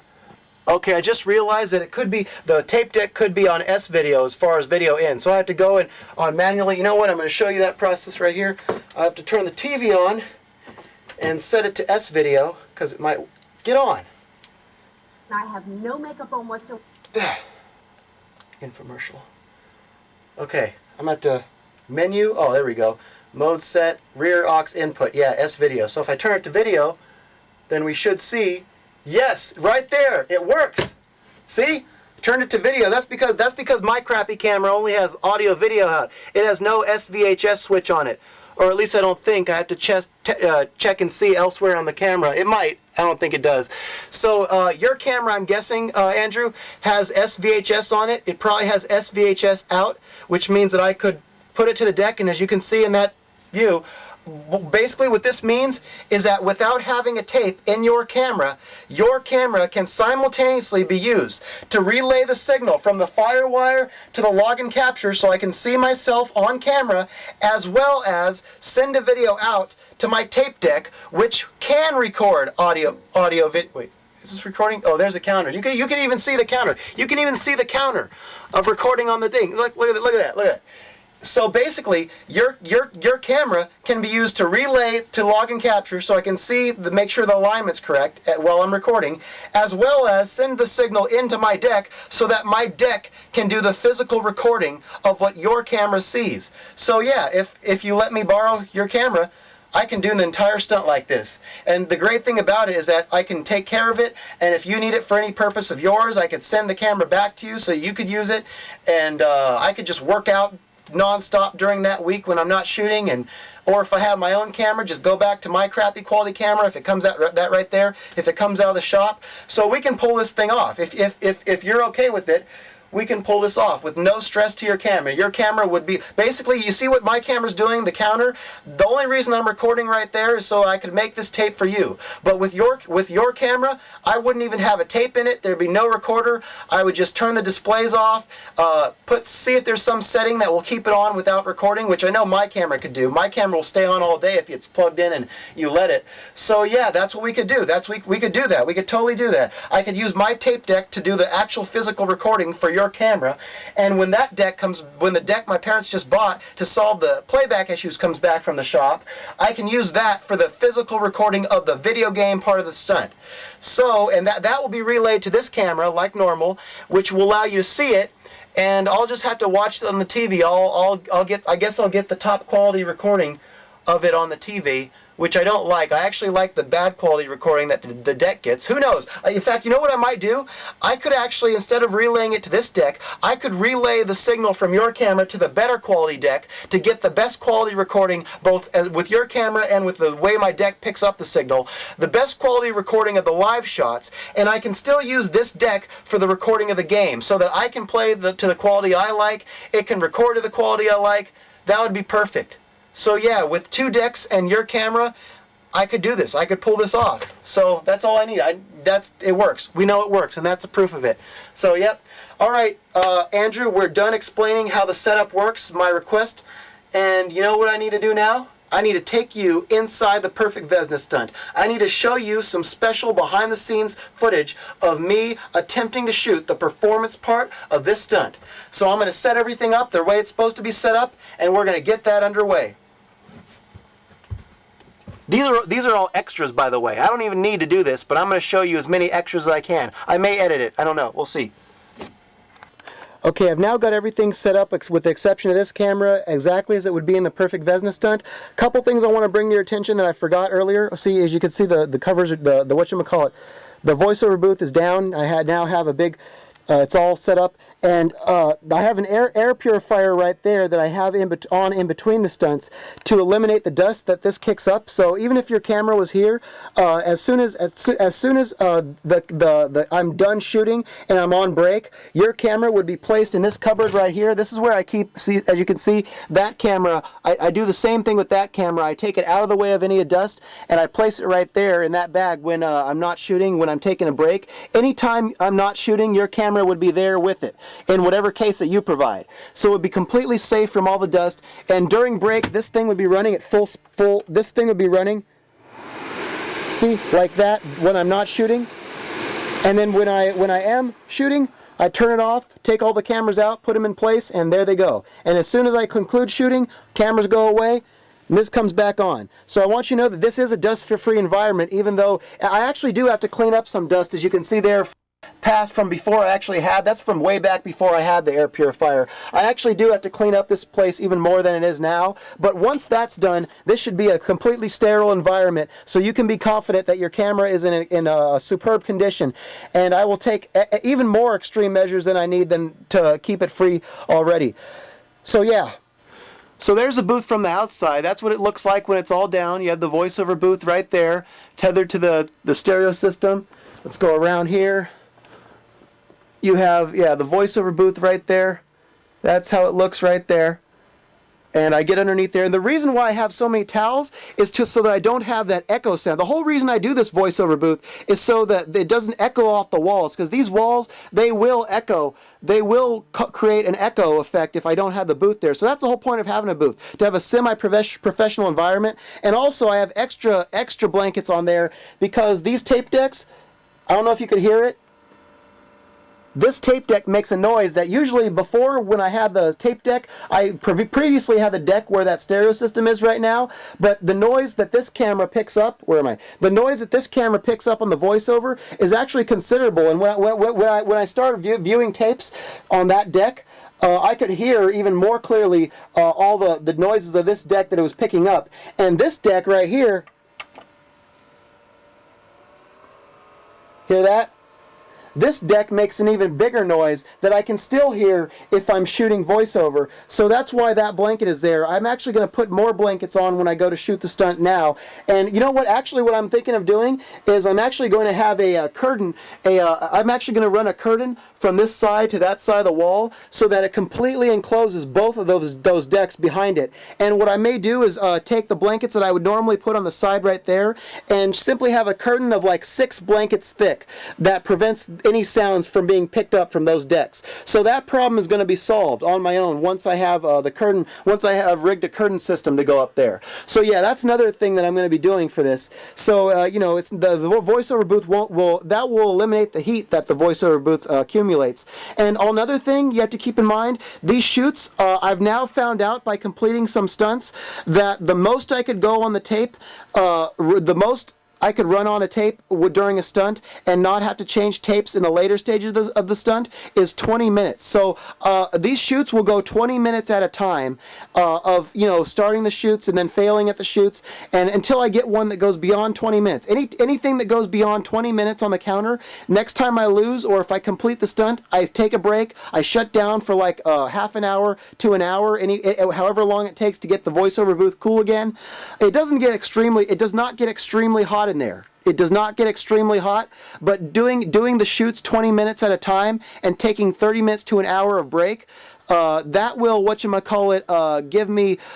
that will make it even more safer. So it will be able to cool down completely inside this voiceover booth, and it should be a good environment. Because, you know, my camera, the reason why I mention that is because this camera, the shitty camera that has to be sent into the shop, it is able to record a copy of the game footage, but if it goes too long, it does have glitches. It will insert not random glitches, but yeah, random blackness glitches. Like, it'll blend with the previous recording. So I cannot go too long with this camera anyways. So I was already limiting my recording time. So this, you know, I would treat your camera with as much or more respect as my own camera, which I have to be very paranoid about because it's old and has those glitches I just mentioned. So yeah, that's another thing I wanted to bring up before I get started here. Okay, the random assortment of shots from the Perfect Vezina. I'm going to do a trial run. This is all practice, just for you. The random assortment of Perfect Vezina shots is about to begin. I'm going to play the stunt like I would normally play it. I'm going to hope for the best. If I need to, I'll edit around the boring parts, and so you can only see the most exciting parts, and I'll give you some alternative shots that you won't even see in the stunt. So I'm going to start out with the main camera that you will see in the stunt. I'm never going to cut to the video game footage because I'm actually not going to record the footage alone, but I'm going to just show a whole bunch of assorted live shots, starting with the one from the actual type of shot that I'll be using in the stunt. So here we go, starting now, when I turn record on next. Again, you have to imagine this coming right after the intro when I say I'm going to start the stunt now. So, yeah. I'm going to let it play so you get the feeling of it. Then I'll start up. It makes progress towards getting it out and nothing more. So that's about as involved as defense gets in this stunt. It's just about finding little ways to kill time on the way out of the zone before it comes back in again. But other than that, it's entirely about the goaltender putting a stop to every last shot that is faced. Well, I'm about to start. That's where I start. That's where I come in.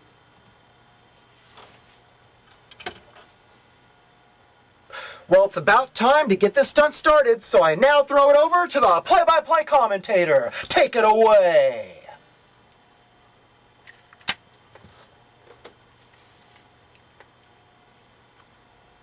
Oh, we have a small problem. The picture isn't coming up. I'll fix that. Hold up.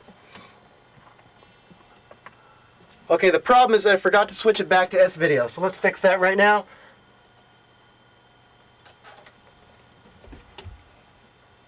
Menu. Why isn't the menu coming on? Hold up.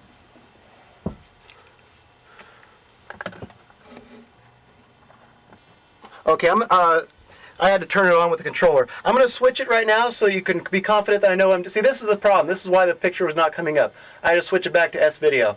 I'm doing this all in front of you so you can be confident that I know what I'm doing here. Okay, now we should have no problems because it was simple glitch, simple delay. That's nothing. Let's fix the screen back into place.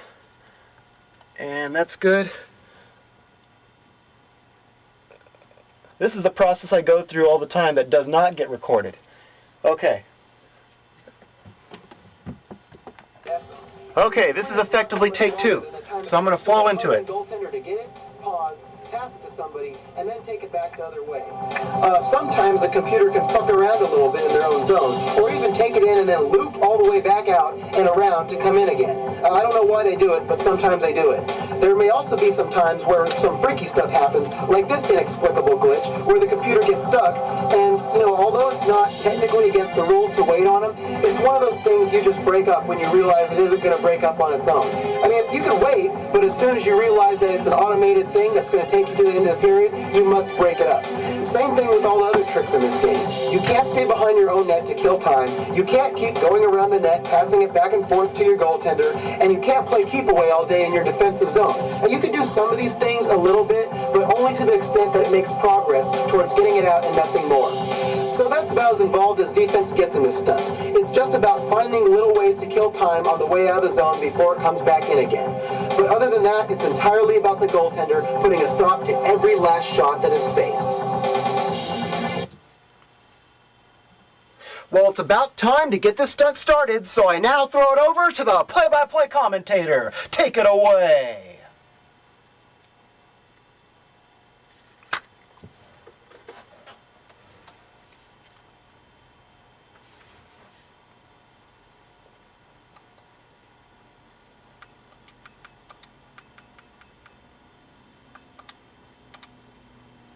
The commentator will usually be talking over all this, so I'm not...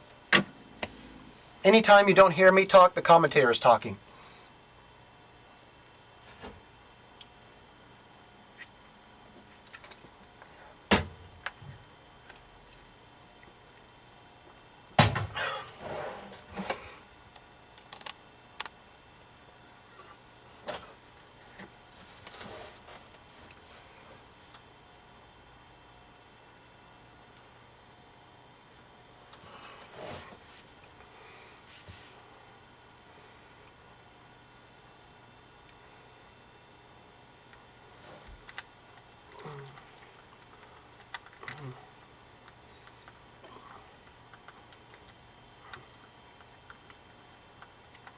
Go ahead, change shot angle. I dare you.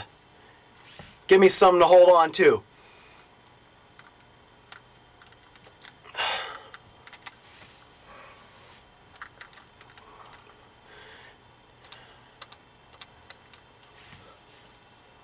Oh! Yeah, you didn't earn that icing. You did not earn that icing.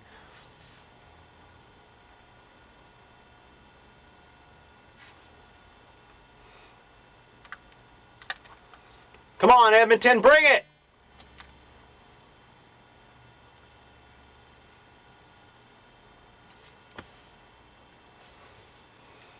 Come on, Edmonton! Bring it! You show me a real shot and I'll show you a real save. Come on!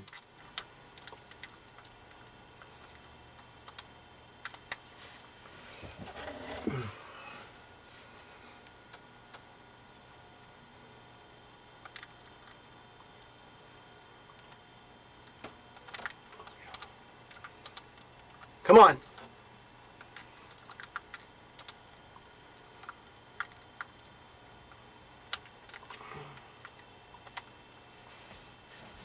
They'll pull it out. They're going to pull out something big. Even when they're not bringing it, they're bringing it.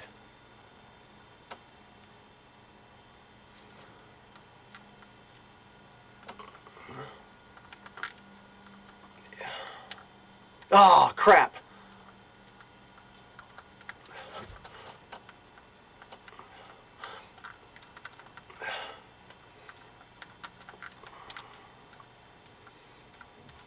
Not catching me on those ones. Not today. Not this time. Not this time, damn it. Not this time.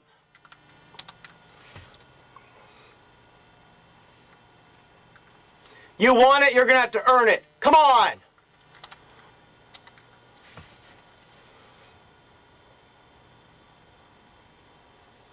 We ain't letting down this run. Hell no. This is a very special run.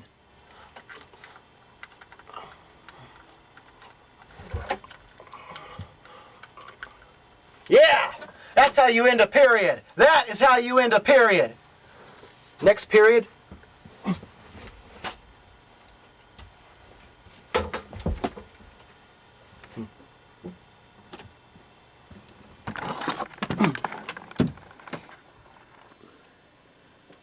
Are we recording? Yeah, I'm gonna make a little exception here for the second period. I'm gonna have the game sounds turned on that camera so you could kind of hear the normal sound since I'm not recording the games. This is not characteristic of how I shoot the stunt, but I'm doing it for you. So you could kind of hear the game sounds as it's being played. So let's go. Come on, Edmonton, bring it.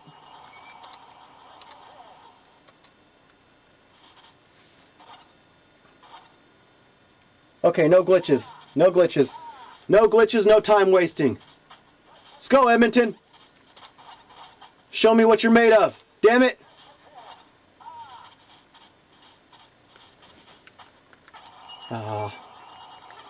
Light, be light, be light, be mobile.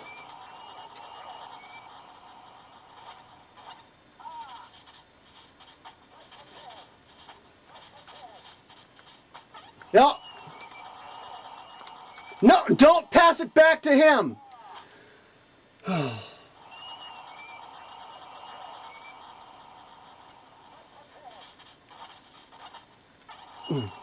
Yeah. That's it. No, I'm not going to trap those. Trapping's the easy way out.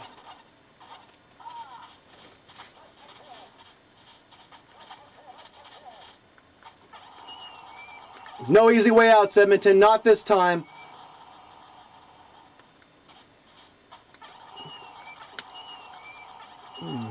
Oh, crap. I didn't know I came up with that.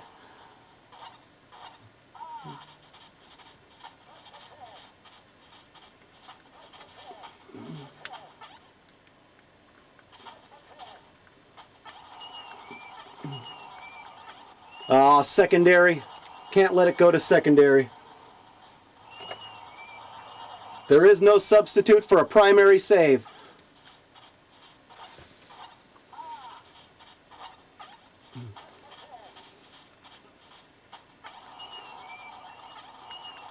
Oh, come on. Where's the nabby poke check when I need it? Oh, don't get it. Don't touch it. Don't touch it. Crap. Come on. Come on. Bring it.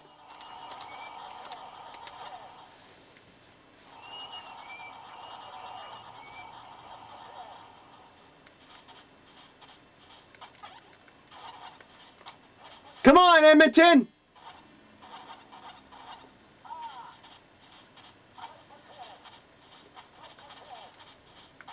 Don't touch it. Post.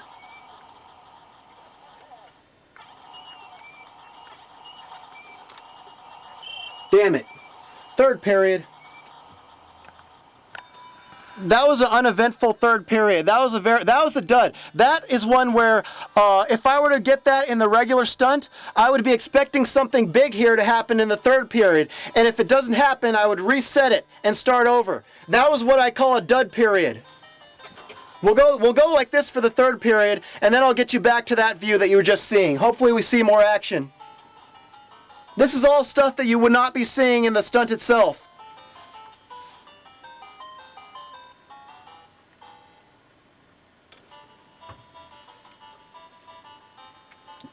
So don't worry about the side of my face looking all grungy.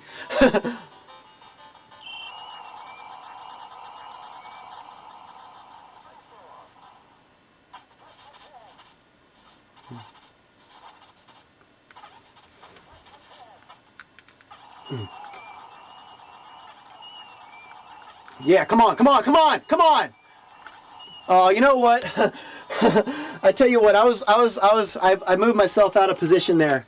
I was thinking about the camera. I was thinking about the primary saves. That's why you have to be mentally in it the whole time. That's fine though. I beat myself there. We'll get another run. We'll get another run so you can have some variety. Okay, I'm going to start another run. The reason why I lost the last time is because I got in my mind for a split second that they're just seeing me. They're not seeing the action that I'm seeing. So that's why I let that primary save in. I let in a primary save that I would have any other time. So yeah, that's the only reason I lost that run. But that's okay though, because now we get to start another run. And I'm going to show you with the volume on that camera up so you can hear the gameplay sounds. This time, unlike the last time, which is more accurate to the way I was shooting, I'm going to start to bring you into the experience. And if we get into a third game, a really good third, I'm going to start editing a little bit, editing around a little bit more. If we get into a third game, I might just pull out like I'm doing the ending with the music and everything. So that would be cool too. I don't know if you'd hear that, but I could add it in post-production. So hopefully I don't have very much post-production since I'm trying to do a low budget thing here, a low production quality. But let's get this thing started. All right. Well, it's about time to get this stunt started, so I now throw it over to the play-by-play commentator. Take it away.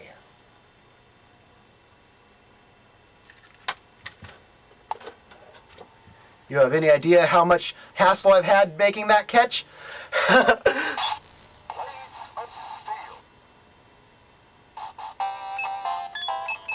I swear to God, everything that happens below here should have its own show. There is so much stuff that has gone wrong down there with the cords and everything. That's what I might use my camera for if I get your camera. I might make my camera the floor cam and just get cord mishaps. No, that's cool though. I want the stunt. I don't want outtakes. I want the stunt. All right, Vancouver.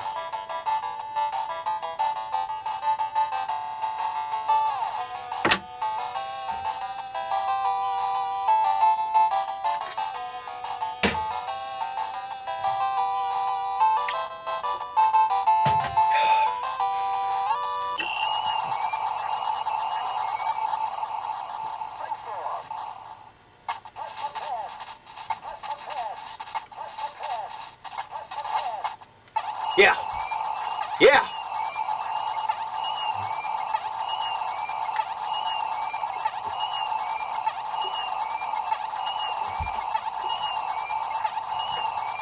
Come on. Throw me a change of shot angle in there. Everyone's got a plan until they get hit with the change of shot angle.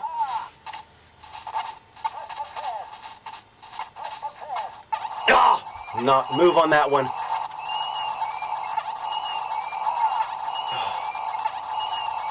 Oh yes, there we go. Fuck. All right, that's what's called a change of shot angle. I got that one, but I didn't get the follow-up. We're gonna start over.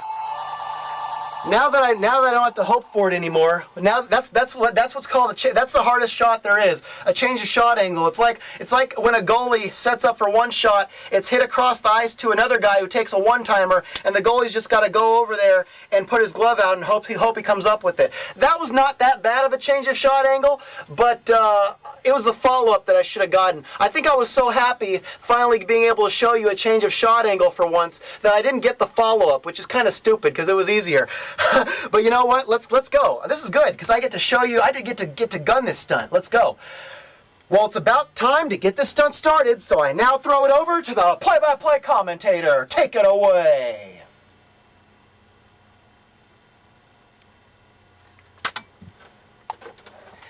And just so you know, the first shot is going to be a picture-on-picture, where the shot of me here gets reduced and moves to the corner of the screen, and the play-by-play commentator is up top, or is on the rest of the screen. So I'm actually pointing to him, who's doing the commentator. And then this camera disappears, and you see only the game. You know, it's stuff like that.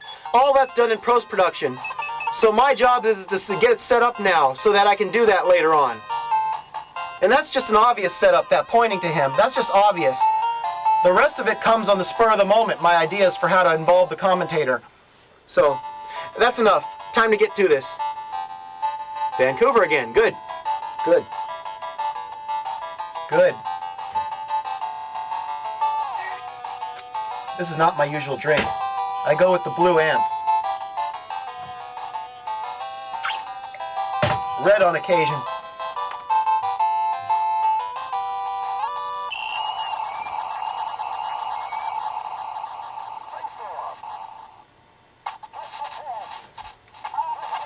Come on.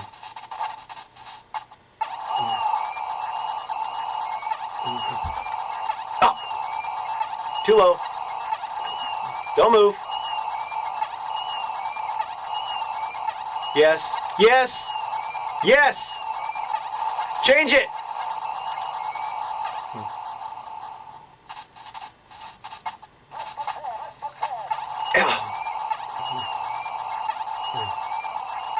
Oh, I shouldn't have let that one go. If that was in the middle of the net, it would have been in.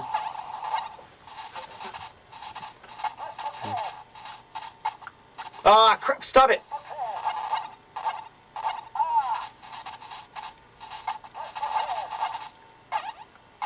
Oh, you think you got me fooled with that stop and go?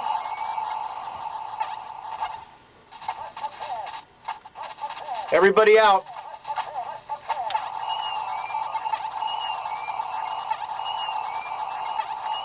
Get away. Do not touch the puck. Do not touch the puck. Oh!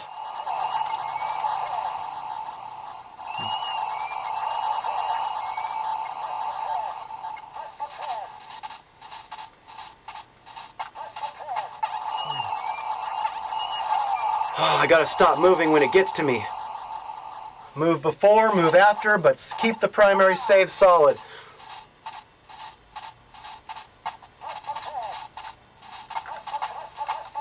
Come on!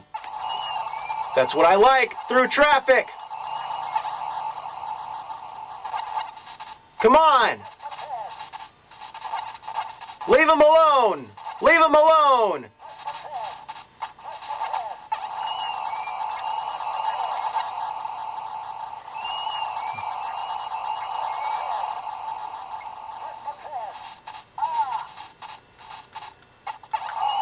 Come on! Quit one and doneing me here! Sustain pressure! Sustain pressure in front of the net! Damn it! Come on, Vancouver, bring it! Come on, show me what I do this stunt for! Don't make me make up for this in voiceover.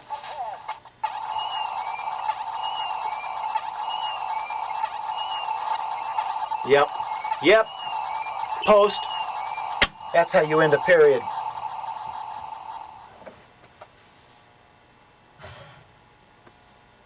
When I get something more impressive than that, I'll switch camera angle. They need to blow me away here.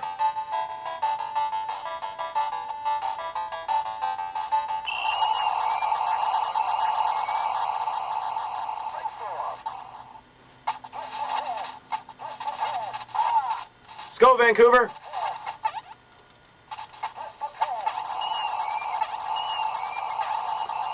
Post. Don't touch it. Yes. Oh, crap, dude. Passing positions.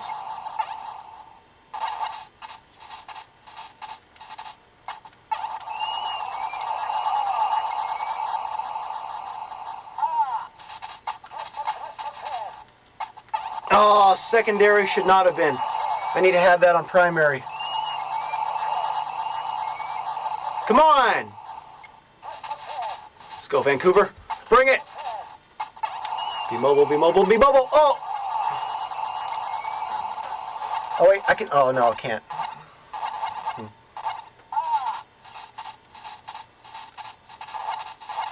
Don't follow the defense. It's not about the... Damn it. They always do that. Distractionary techniques. Yeah, come on. Come on. Post. Don't touch it. Don't touch it. Damn it. Oh, okay, come on. You want it? Come get it. Come on. You want it off a turnover? Come get it. Come get it. Bring it. I don't want no post and I don't want no rebound bar. I have a you, but only one request, and that is that you bring it! Bring it! Come on! Show me what I do the stunt for! Show me what I live for!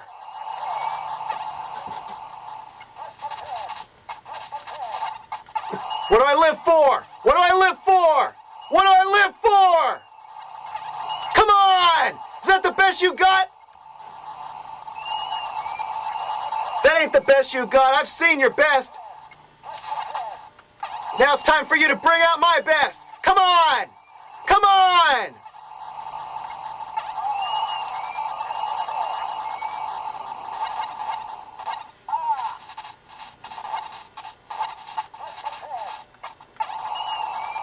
Yes, yes, skating, love it.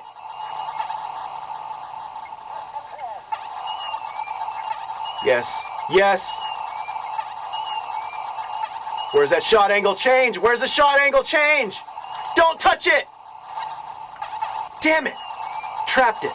Go ahead, take it, take it, take it, take it, take it! Oh, shit. I should... Oh, too late. Oh, wait, no, it's not too late. I'm gonna play the...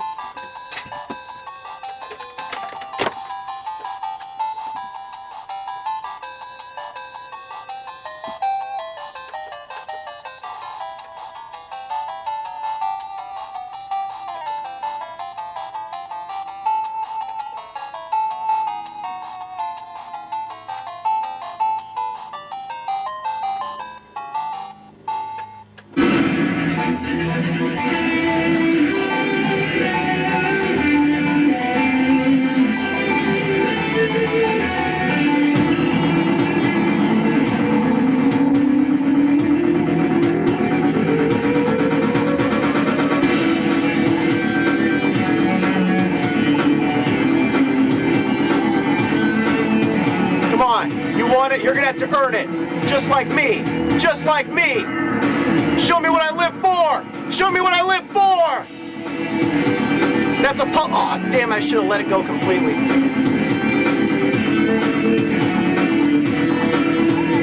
One more. It's the third period of the third game. Bring it like it. Don't chase after my defenders. Come on, Vancouver. Come on.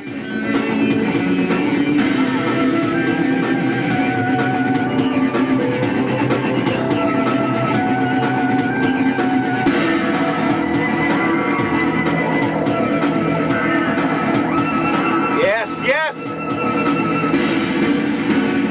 Damn it. End this with the flurry. End it with the flurry. Come on.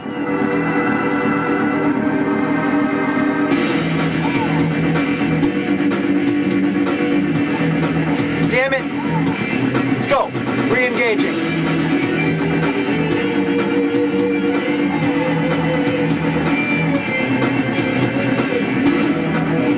Yes, one time. Post.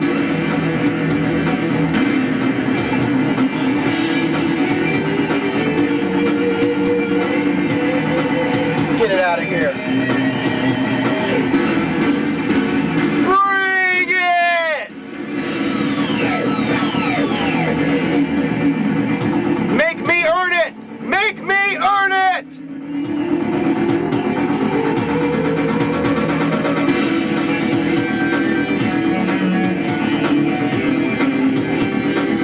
Come on.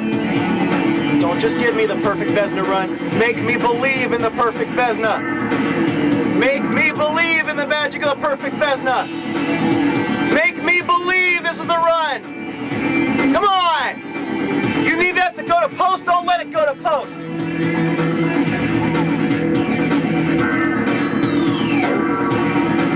Not post-production, the actual post. Damn it. I ain't fooled for 1 second. You think I know that's all you're capable of?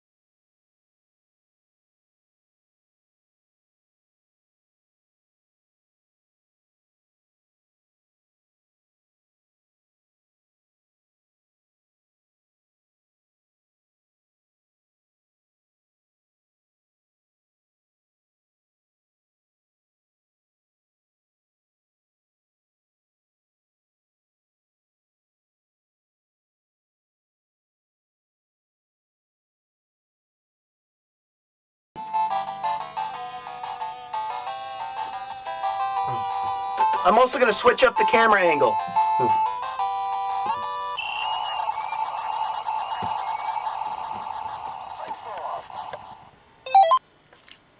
This is another view you wouldn't normally see.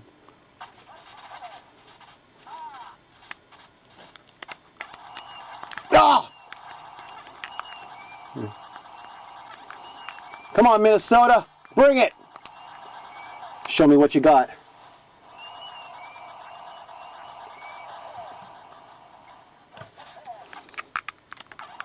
Damn it, that should not have taken a bounce.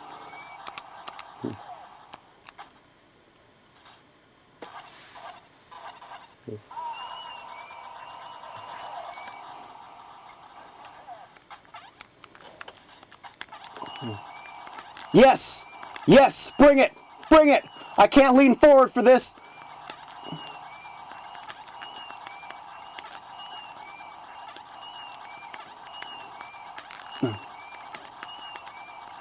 Yeah. Yeah.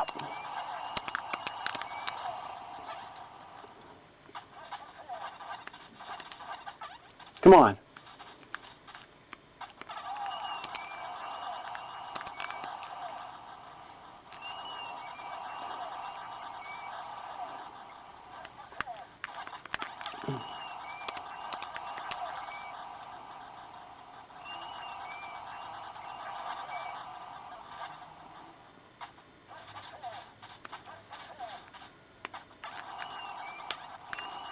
Come on.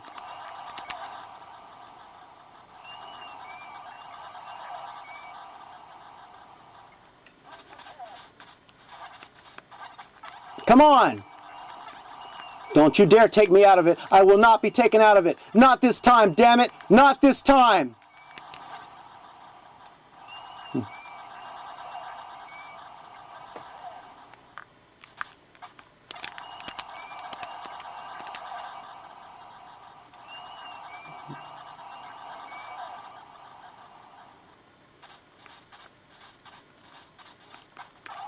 Crap. Too many secondary saves. That means I'm off my game.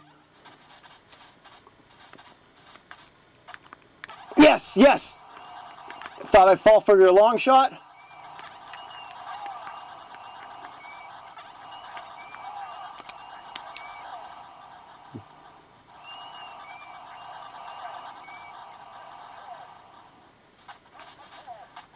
Yep. Yep. Yep. Shot angle change. Where is it? Damn it.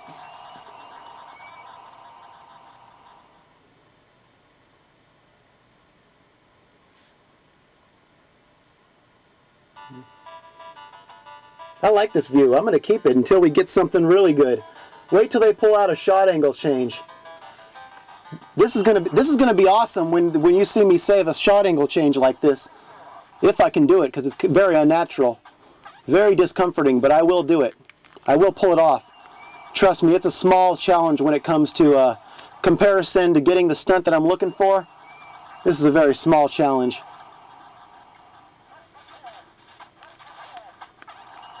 Because see, the first thing you have to realize about the stunt is you have to get the opportunities. They don't always give you the opportunities. And if they don't give me the opportunities, then the stunt won't be complete. No, see, I'm talking too much. That's what happens when I get out of it like that. When they don't bring it, most of the time, the vast majority, 90% of the time when I lose, it's because I'm focused on them not bringing it. You know, when they don't give me good shot opportunities.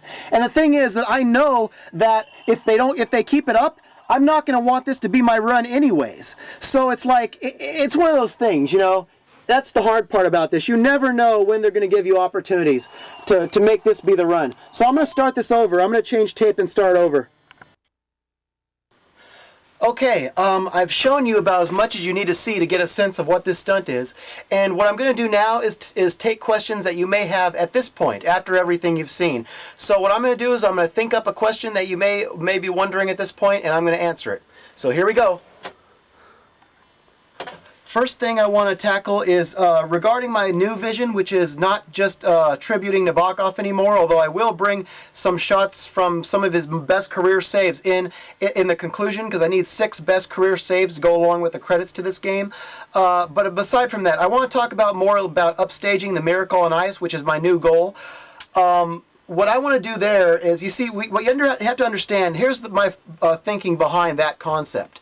The Miracle on Ice, first off, I'm not going to put it down like I kind of put down Brodeur earlier on. I am very impressed. I'm a fan of The Miracle on Ice. I've seen the movie, plus I've seen a lot of documentary footage, especially around the Olympics. And I was not born until 2 years later, but I get a sense of it. And what I want to see, the thing is The Miracle on Ice was a miracle, but it was a miracle in one sense. It was one-dimensional, and that is, it had the what.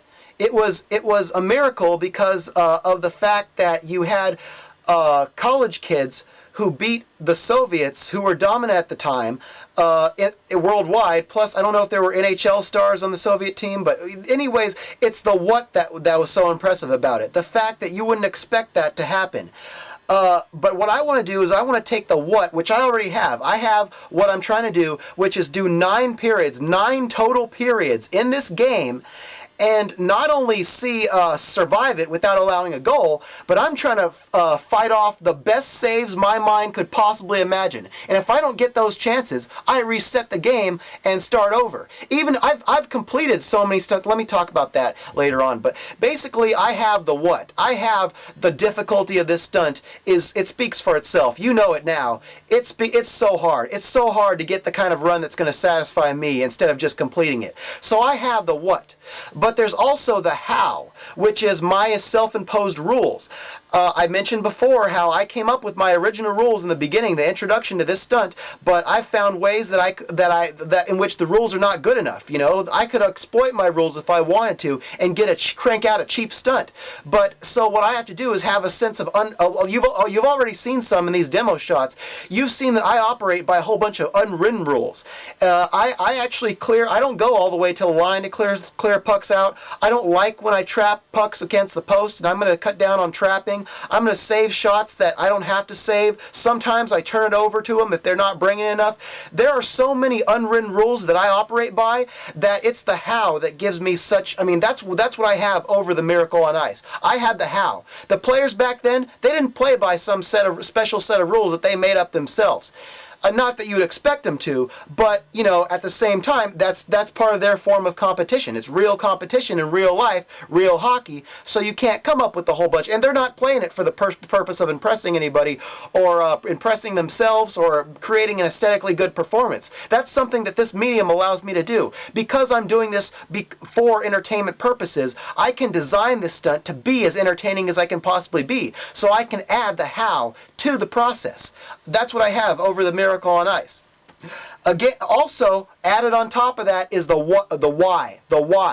The reason why I'm doing this. I've already told you about me as a person, about me as a performer, about how I want to use this stunt as a symbol of my high standards for everything I do in life, beyond my film projects, just everything I do in life. You see those autographs on the wall? Those had cropped and matted photos of every single player I've taken pictures with and taken pictures of on top of the things that I have autographed from the Sharks. I don't need to do that. I exceed expectations and do things that I don't have to do for the purpose of making it truly worthwhile on an everyday basis. And that's what this stunt is about. That's what any other video game related projects are going to be about. My stunts, my reviews, any project I make in life, period.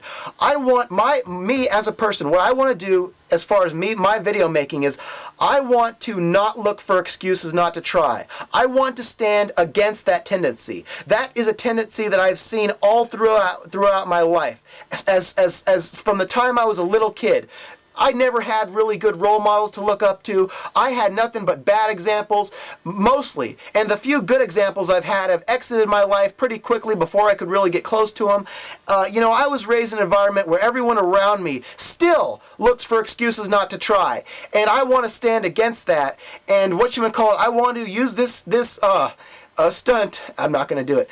I'm not going to break down. I want to use this stunt as a symbol of my high standards. I want to be an example of the kind of person who tries to go for the most completely fulfilling experience that you can possibly imagine. In a world where there are so many people looking for excuses not to try, in an environment, the online environment that I used to make videos for, where you have constant examples of people who use that as an excuse to turn it into a popularity contest, who just try to basically follow this philosophy of always leave them wanting more, which to me is code word for I'm holding something back just so I can bring it out later when I know I can do it right now. I'm the kind of person who, I approach these video projects. I don't approach these video projects as a filmmaker. In fact, from the time in 2000 when I began doing these projects, just for people who happen to be around in my personal life, friends and family, I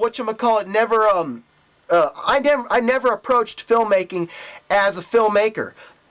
I've always approached it as an athlete, as a serious athlete. When I worked with others, I approached it as a coach. Now that I'm working by myself, I approach my projects like a serious athlete. A video game athlete is what I am. I have to also be my own coach, my own commentator, everything. But I approach these as a serious athletic event. And so I do not follow the same philosophies that a lot of people in the film business follow of intentionally holding back to leave people wanting more. What other stuff you come up with? I'm not trying to beg to be liked. That's not why I'm doing it. I'm not even doing this to earn respect. I'm doing this to earn it, to prove to myself that I'm earning what I'm getting with this performance, that I'm earning that fulfilling experience that I'm after, which is all that I'm getting, all that I'm doing it for. I'm doing it because I care about it, because I want to create the most ultimately fulfilling experience you can possibly imagine with this game.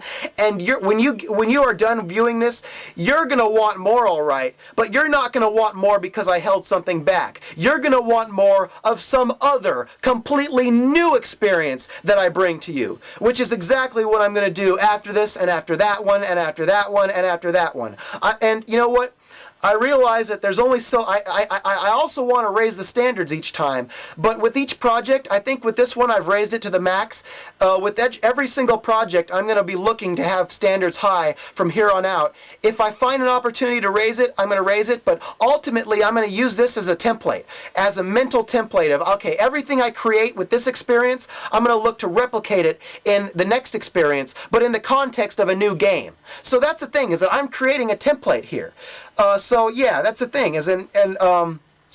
I've went way beyond my answer to that question. So I'm gonna answer another question now. Okay, so to recap that answer, what do I have over the Miracle on Ice? We both have the what, but I have the how and the why. All right, good. Next question. You're probably wondering you didn't see every single type of save in there. And I'm actually going to, at the conclusion of this video, the conclusion is going to be a trailer of all the outtakes I've edited so far, because I'm actually I have a whole bunch of outtakes. I'll show you later. I have a whole bunch of tapes lined up that I have to edit outtakes so I can clear those tapes and use them for new shoots. I'm editing a trailer of outtakes where I'm showing some of the best saves I've seen against other teams and in other runs. I don't have them all there, and there's some I'm not going to be able to show, but because they're all over the place, and I can't bring them all in. But I'm going to do a trailer to show you some more types of saves. But there are lots of types of saves that you didn't see that I want to see in the stunt. And the question I'm sure you might be wondering is, what is it going to take for me to feel like I've gotten a perfectly satisfactory run? Because I have completed this stunt before, many times, much like other stunts I've done that I'm working on. Well, I'm focused on this stunt for right now, but what is it going to take for me? Well, I need to see a run where there's 9 periods of them consistently bringing it. And it needs to be capped off with a 9th period that is beyond imagination. That is just amazing. Probably the most amazing I've seen. At least one super amazing save late in the period. And it has to end with a flurry. Because like I said, I don't want the clock to run down on my stunt like the clock ran down in the Miracle on Ice. I'm actually going to, add another song when it gets really frantic in the 3rd period. I'm actually going to add another Perfect Dark song. It's the Carrington Institute X song, which I'm not going to add to this. You could look it up or whatever. They're available online. Carrington Institute X, when it gets really frantic and hectic, and I'm going to use that song for when it gets frantic. Hopefully I can ride that song to the end of the third period and put that over the natural audio that would have the song that I'm actually listening to, which is the one I start up with. So yeah, and then I'd go to the El Estacio one. So yeah, that's what I'm thinking of doing. And if I don't get that run, if it's not been marginally acceptable to that point, forget it. I'm starting over. I'm going to have high standards. So yeah, I'm going to go through lots of stunt completions. Oh, that reminds me. I've already explained this to you, Andrew, but for anybody else watching, there's three types of runs that I've had while trying to attempt this stunt.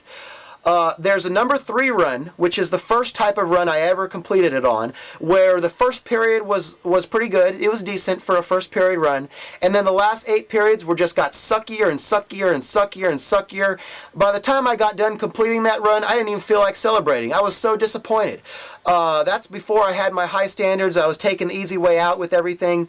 And so that's a number 3 run. It's a dud throughout. You know it's a piece of shit. I'm probably never going to even see those runs anymore because I'll probably reset them before I even get that far. So that's a number 3 run. A number 2 run, which is kind of misleading because of the number 3 should be labeled number 2 because of... Forget about that. The number 2 run is a type of run where they bring it most of the time. There may be 1 or 2 dud periods in the stunt. By the time we get to the end of the stunt, it's going to be a run where I might feel like celebrating. So far, I haven't felt like celebrating so far. Or I kind of have a toned down celebration I've seen. But basically where I get to the end of the run, and I think back at the stunt and I think, you know what? In order for that to be the perfect Vezina, I would have to look over some tapes. I would have to look over that stunt again, and I would have to seriously evaluate what I see and think to myself, do I want this to be my perfect Vezina run? And I'd have to seriously think about it and evaluate it. But there's a kind of a little thing with that. I don't know what the term is, but if you have to think about that, it's not the run. So that's the thing, is that those number 2 runs are just about as good as number 3 runs at this point. And at this point, I don't want number 2 runs. I'll complete a number 2 run if I get that far. But again, I don't even think I'm going to get that far anymore, because I'll probably reset it before I get that far. If I get that far, it'll just be to practice getting far. So, which usually leads to a goal, because if I take myself out of it mentally for any reason, any kind of doubt comes in here, forget it. I let in a goal. Always happens. But, now, the number 1 run, that is what I'm after. I'm after the kind of run that is going to, basically, I don't have to think later on whether this is a perfect Vezina run or not, because the run itself is going to tell me this is the perfect Vezina run. And that feeling, that is the feeling that I need. I need that feeling to tell me, to make me feel like celebrating, like I want to celebrate when it's done, to make me want to put on that championship hat and say, yep, this is it. Where I can look at that hat with the 3 perfect Vezina trophies on it, the one that represents stunt 1, game 1, the one representing game 2, the one representing game 3. I can look at the trophies, the 3 Vezina trophies that represent, that those games that I played represent. I could think, yep, I'm proud of each and every one of those games. Each and every one of those games, especially the 3rd. So yeah, that's the thing. I want that kind of run. I want the kind of run where the first game, they come out bringing it before the 10-minute mark. I need them to make me wonder, how the fuck am I ever going to get through 3 games like this? How the hell did I survive that first game? And how am I going to do 6 more periods like this? I need to feel like I'm hanging on edge. I need to feel like I'm on the edge of losing it. Like I'm hanging on by the smallest thread. I need to feel like it's a momentous uphill battle. Like I can't take the saves lightly. Every single save, it's going to be so much of a struggle that the struggle in here is going to be so much more than the struggle over there. And I've already felt this way already, but the workouts that I put myself through when I start my day, those workouts physically are going to be nothing compared to the mental workout that this stunt puts me through. I push my body whenever I work out. I go for long periods of time, and I think the thing that gets me through that, the thing that gets me through every workout I do is that, you know what, this is nothing. This is going to be nothing. Physically, this is going to be nothing compared to the mental stress that I go through with the Perfect Vezina run. So that motivates me. And I've actually had experiences where the best runs I've seen, the best stunts I've had, where I've come close to the Perfect Vezina, those happen on days where I get a full, good workout in to start the day. They don't happen on days where I wake up my alarm clock and sit in front of the TV and get started. Those don't happen. Those are days that I don't complete the stunt. So you know what? It's a process. It's something I have to live, not just do. So yeah. That's the kind of run I want. And ideally, I want something where I see a little bit of everything. I want to maximize the variety. I don't necessarily care. You know, I know that there's going to be some times in the stunt where they don't bring it, where they give me, you know, lots of turnovers and stuff that I can give them as many rebounds, as many gifts as I can, but they've got to bring it. They're going to go through times where they don't bring it, but I've got to get through those and you know, hopefully I'll see something. Hopefully they'll pick it up and show me some variety. And if I get enough variety and enough, if I get a good balance of variety and enough difficulty, it's like two separate things. There's variety and then there's difficulty. Having a lot. If I've had stunts where I see nothing but primary saves point blank the whole time, but like no shot angle changes, no rebounds, no one-timers. You saw a one-timer in the demos. Well, that was cool. That's little stuff I'm looking for. You know, there's wraparounds. Some of it will raise the variety up, but some of the difficulty will go down. There's times where the difficulty's up, but the variety's way down. I'm looking for a good balance somewhere in here. I mean, I'd love to have the run that's both here, you know, difficulty and variety through. But, you know, something that's in here. That's what I'm looking for. That's what I'm looking for. Something in that area. A good balance. But you know, what it ultimately comes down to is feel. You know, I'm gonna feel it. I'm gonna believe it. That's why you hear me say, make me believe, because I want the game to make me believe that this is the Perfect Vezina run, because that's when I'll believe in myself, and I don't have to manufacture it inside. I can feed off that energy and really bring it out in myself. So yeah, that's the answer. That's a long answer, a good answer though, to what I'm looking for. What kind of run is going to satisfy me? Another thing you may be wondering is, okay, you heard me do live commentary. But how am I going to balance the commentary? How is that commentary going to factor into what eventually gets done in the stunt? So I want to be clear on this, because I want you to understand, I know I talk a lot and give off the impression that I try to do too much, and you know what? I'm not going to lie about too much talking. That's the consequence it has. Sweat builds up, and I have to clear it out. You have to understand is that me as a person, let me back it up. From a psychological standpoint, there's lots of reasons why I do a lot of talking in my stunts, and as well as you know, to person, on camera. There's a reason why I'm so long-winded and wordy. I've always had that problem. Even in college, I always used to take the page limit of every assignment and figure, okay, I'm going to go 2 pages over the page limit, because that's always how it ended up happening, no matter what I shot for. I was that type of student. Always 2 pages over the page limit. You ask for an 8-page paper, I'm giving you 10. You ask for a 10-page paper, I'm giving you 12. You ask for a 20-page paper, I don't want to tell how much I've given on that one in master's school. You could find my teacher and ask her how many pages I gave on that one. But all right, look, I'm long-winded, and there's a reason why I do that. Number one, you have to realize that I've gone 10 years. This is 2010. I turned into an adult in 2000. Since then, I've been doing everything I do for. I'm going to put yourself in my shoes here. I've done everything. Oh God, I'm not going to break down. I've done everything I've done. I've defined myself by doing what I do because I cared about it. I didn't know that until 2009, that, you know what, that's something I always took for granted. I'm a kind of person who I compulsively overestimate the rest of the world around me, and I compulsively underestimate myself. And when I went to college, I treated every assignment like the entire world was on my shoulders, like I was fucking James Bond, and if I didn't do well on my test, the world was going to end. My most inspired years was 2000 to 2003, when I was in UC Davis. And 2004, I lost it. I fell out. I had the biggest fallout ever. I only made one project that year. I'm not going to talk about that too much because basically I got disheartened by the way they treated the system. I got dropped from some classes and taken out of it mentally. You know, not my fault. And there's some issues, but the 2 years I spent at Academy of Art and Film School. That was even the worst. That was like, oh, man, I went into that school thinking it was going to be like the Top Gun of film schools. I was ready to treat even bigger, like, yeah, the Top Gun of film schools, you know. I was ready to put my best foot forward. And I did for the longest time until I realized that it was a piece of shit school that didn't know what it was doing. I don't even know if they have a film program now. I was pushed into it. My parents pushed me into it. I didn't know what I was doing after 2004.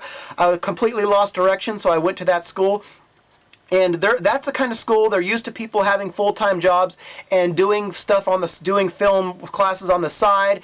And so not surprisingly, you see a lot of people putting in minimal effort, not helping out with people's film projects on the side, not getting together to shoot stuff just to shoot stuff. It's always, what do I get out of it? What do I, all this stuff. So, I had to deal with all that. People only working with people on a convenience basis. I volunteered to do as many other people's projects as I could. I asked for help on my projects, never got it. I put myself out there and got hurt. Eventually it got to the point where I couldn't complete any of my coursework that involved production. I got C's on all my production courses. I got A's on all my book learning courses. My grades ended up being a complete function of how much help I had. So I left that school. I left it. I had some issues with the way they ran things there, facility-wise, but I left that school because it's a dead end. Even if so basically, I've been surrounded my whole life with people who work on a convenience basis, even people who do film work on a convenience basis. No one truly has heart. Everyone I've seen is some form of a fucking sellout. And online, when I started making stuff for an online environment, post-film school from 2006 to 7, before I pulled all my stuff, that was even worse. I have been surrounded, both in my personal life and in when I got widespread feedback on my work. I was the only person who put 100% effort into everything he does from start to finish, every step of the way, not for what he gets out of it, but because he cares about it. Don't expect anything as a result. I just do it because I care about it. And in the meantime, I see a bunch of people turning it into a popularity contest, working on a convenience basis. Everywhere I've gone in my life, I've had to see nothing but sellouts surrounding me. And that's the thing, is that I've gotten nothing. I spent the first 6 years of my adult life working for free. My film projects have been nothing but charity film projects. First done for people in my private life, and that online work, that was all charity filmmaking. I got nothing from that. Nothing. And it was all done for charity. And all my life, the rest of this work, this is all going to be for charity. This project is for charity. Any projects I do after this, that's going to be for charity too. I'm not going to earn a damn cent from any of this work I'm doing because I want to stand for something. I want to fucking stand for something. And you know what? I tried at the top of 2009 to get a job in filmmaking. But everywhere I go, people think that I'm just trying to get famous, just trying to get money. They think I get these expectations. I don't even get a fucking interview because people group me in with everybody else. My entire life, I've been sent the message that I am no good, that no matter how much I try, no matter how hard I try, nothing I ever do is ever going to be good enough. And so I put as much pressure as I can on myself to just prove myself wrong. I don't even try to prove anyone else wrong. I try to prove that myself, that my own, what I've been told all my life is wrong, that I can do something that is amazing, that I know makes this life worth living. Fucking I don't know if you recognize this. I don't know if you saw this or not, or gave any thought to this, but you're gonna see it now. I'm taking this off the tripod. You see what I have in back of my voiceover camera? You see what I have in back of my voiceover camera? Those are all the textbooks from my undergraduate years. All the textbooks that I used to study for the coursework. I have those in back of my voiceover camera just to remind myself how meaningful what I do right now is. And you know what's in that big bin right there? You see that big bin right there? You want to take one guess at what's in there? That's all my coursework. That's all the papers I've ever written. That's everything I've ever done. Everything I've got back with a grade on it. I still have that hanging around, even my high school work. I still have that hanging around because I believe that it means something. Because even though I've never gotten anything from my education, I believe that I have the ability to influence somebody with the stuff that I write, the stuff that I say, the stuff that I make film projects about. This kind of project right now. So you know what? That's what I do this for. I've gone 10 years, a whole decade, not having a job, not being able to get money, and even with these projects that I'm doing now, I'm still not doing this for money. I'm still not doing this for jobs. This is gonna be charity filmmaking at its best. That's my absolute vision. It's charity filmmaking. Charity filmmaking. And when I finally do have a job, I'm gonna do that, and I'm gonna come home, and I'm gonna do these projects. I'm gonna do work for money to whatchamacallit, keep stuff I want to do stuff I care about for money, and to basically make a living for myself, and I'm going to come back and I'm going to do charity film projects. I'm not even going to have a fucking family because I don't want anything interfering with the time I spend doing this. That's how dedicated I am. Somebody throughout the history of humanity, you have to understand that my projects are about standing for something more. My entire life, I've dreamed about the opportunity to stand up for something and to do something that I care about that is distinctly me. All throughout my life, those have been two separate things. I either have to stand for something and forget about the stuff that I care about, the projects that I want to do, or I have to forget opportunities that I have to stand for something, be selfish for once, ignore those, and just focus on projects that I want to do. You know? But I've never been able to do those two at once, ever. They've always been in contrast to something. So my online video making, the adversity I went through there, as well as, you know, the adversity I'm going through in my private life, this is the opportunity for once. This is my opportunity to do both of those things at the same time. To do something, to make a project that I care about, that is really entertaining and supremely meaningful, and to also at the same time stand for something. To stand for something. That is the best of both worlds. That's why I love this. That's why this is my life right now. Because I want to stand for something and make something entertaining at the same time. At the same time. And that's dream for me. That is my dream. So you know what? What was the question? I forgot my question I was answering. Hold up. I'll be right back. All right, yeah. So that's why I talk a lot, because psychologically, I'm trying to prove that psychologically, I'm trying to make up for, not. I don't have. Here's the thing. I have low self-esteem, but I have high confidence. I know I'm confident in who I am as a person, but the way it comes across in the kind of environment I've been living all my life, I don't have any confidence in how it's the rest of the world sees it. So I say fuck that, and I basically it's like a contrast. It's a dynamic contrast, and that's what I'm making up for. That's why I talk a whole lot. That's why I throw too much. I tend to take on too much at one time, but I wouldn't have it any other way, because as much as I know that it comes from a dark side of my personality, a side that I shouldn't have to deal with, I know that that's what makes my stuff good. So I have to keep a little bit of that. You know, if I could just get to a point in my life where the biggest difficulty that I face is trying to figure out how it felt at this kind of moment, this point in my life where I had all this difficulty I was facing. If I could get to a point in my life where the greatest difficulty I have is figuring out how to have that edge that I have right now, how to have that edge to me that I have right now, that would be the best. That would be the best. You know, no technical difficulties, no financial difficulties, no personal difficulties. Just the difficulty of remembering what it was like to have that edge that I have right now. I never want to be overprivileged. I never want to be a fucking I never want to take anything for granted. I never want to look for I never want to have it easy.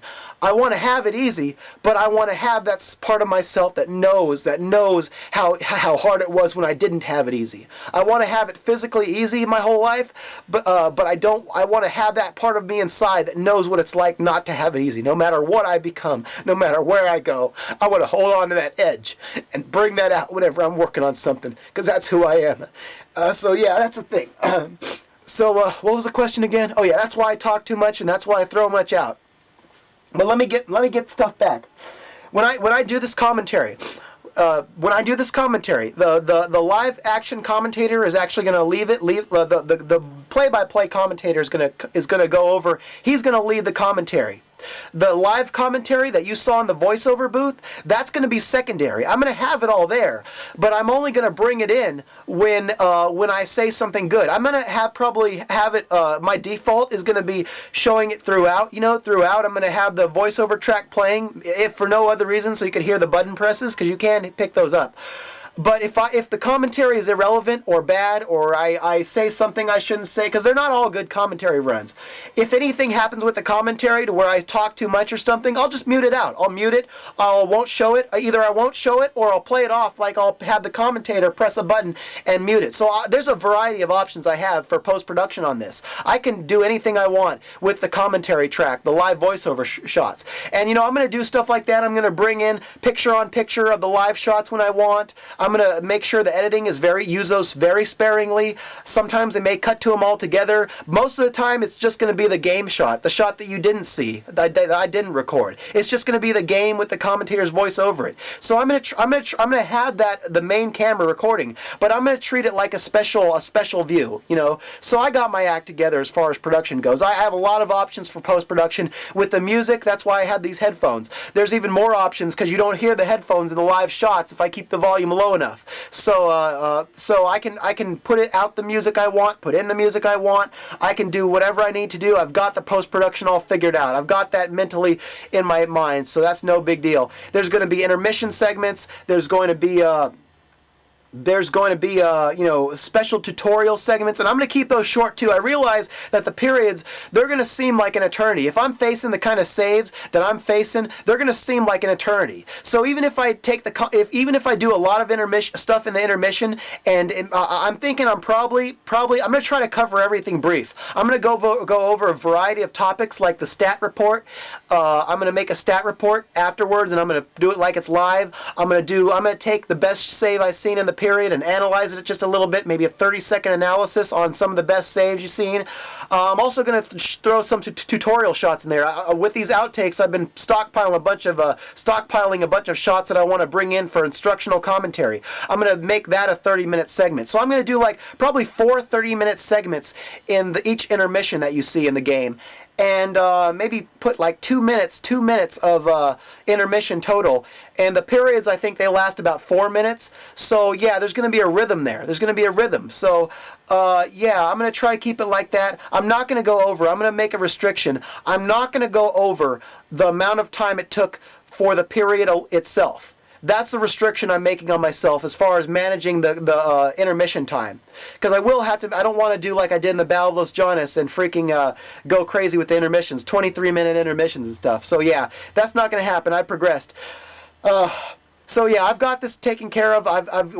As soon as I get the performance, as soon as I start narrowing down the elements that I have to work with, I'll be able to get a clearer picture of what I need to carry this stunt, how to keep the voiceover minimal altogether, and to make sure that, you know, I don't believe in less is more. I don't believe in that. I believe that what matters is how you contribute to the project.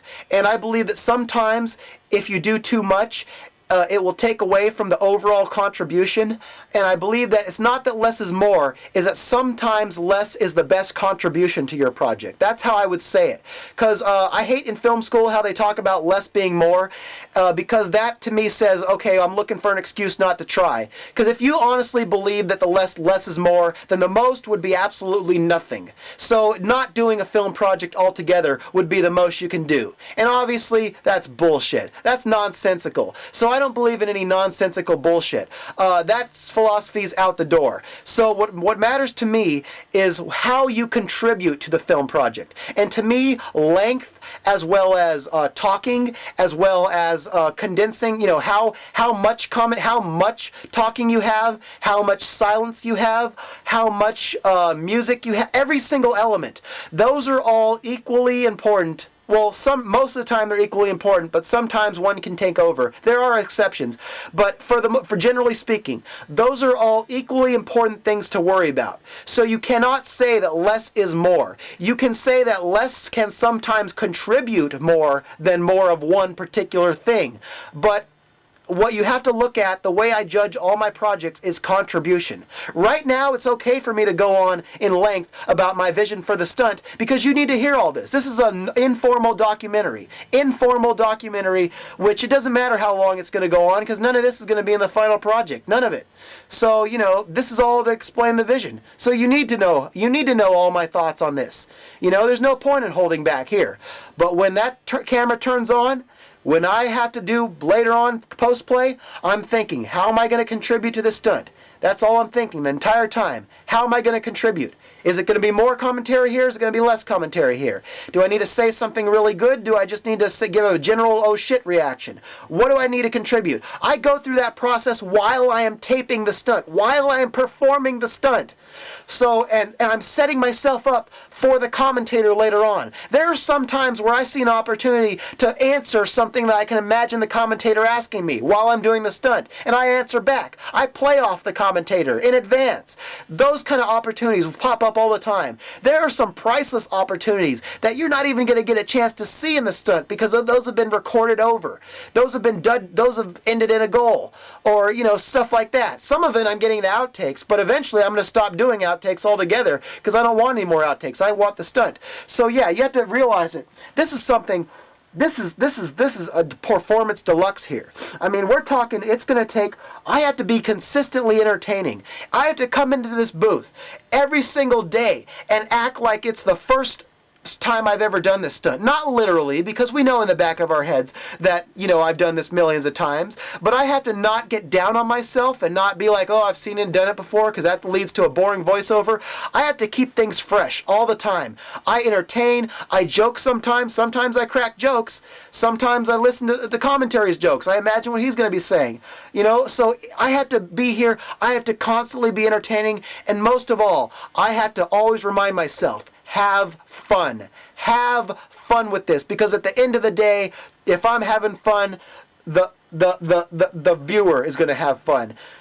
So yeah, that's what I'm thinking. That's the task I'm up against. That's how I do this. I know what I'm doing when it comes to commentating, no matter how much I go on.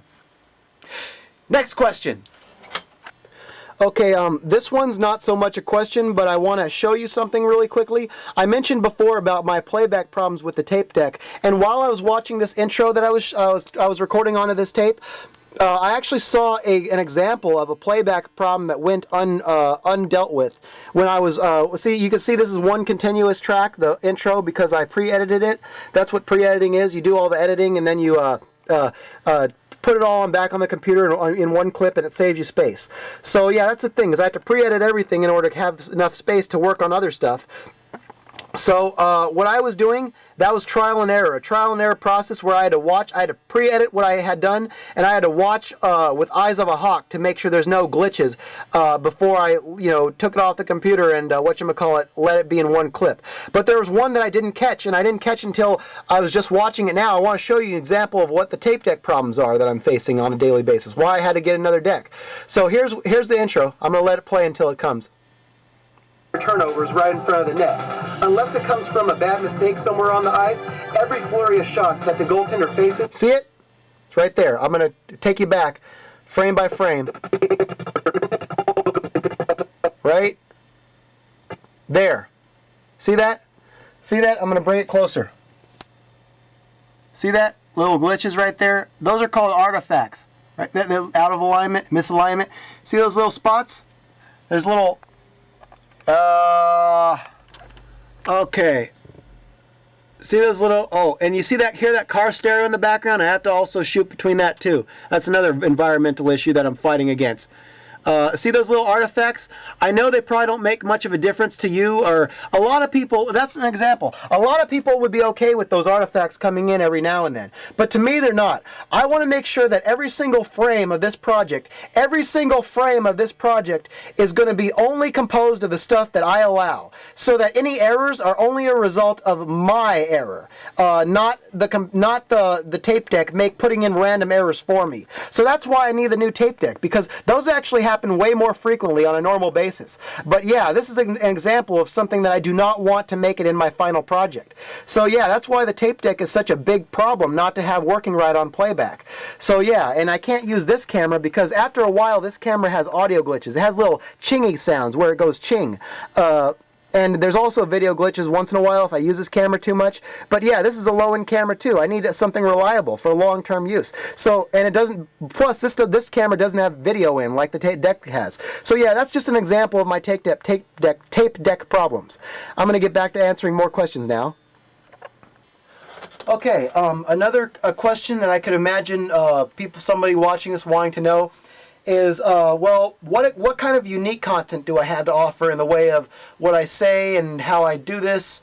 Am I going to be borrowing any lines from, Miracle on Ice, anything from, you already know I'm borrowing that song, so am I going to be borrowing any lines, doing any homages, anything of the sort, and what kind of, how does that compare to the unique content I come up with? Now I asked this, you probably weren't even thinking of this, but I want to answer this anyways, because in the online environment that I've made videos in 2006 and 7, this was the biggest concern of the time.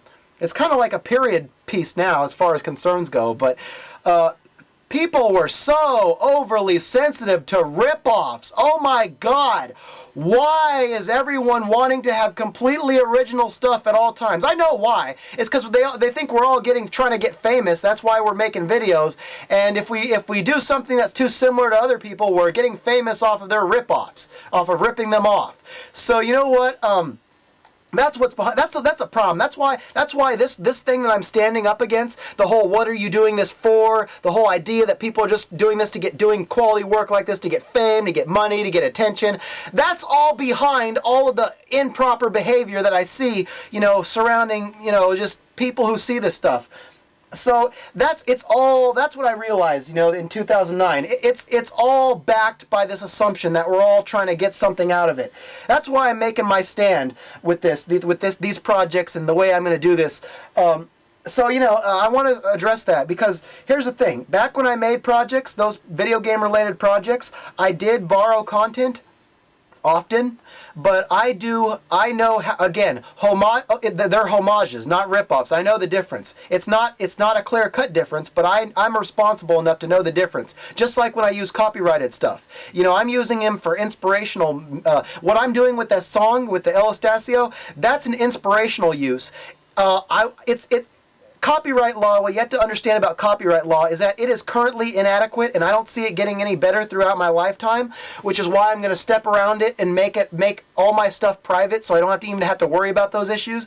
But I'm using stuff for inspired reasons, and even when I borrow lines and borrow materials, I'm using them for homage, and I'm actually doing them in a creative way that puts them in a new context, that uses them for a new context. So I know how to do that. Yes, I will be borrowing some lines in my ideal run. I don't know how the ideal commentary is going to go, but I do see myself borrowing some stuff. The Miracle on Ice is now my new inspiration.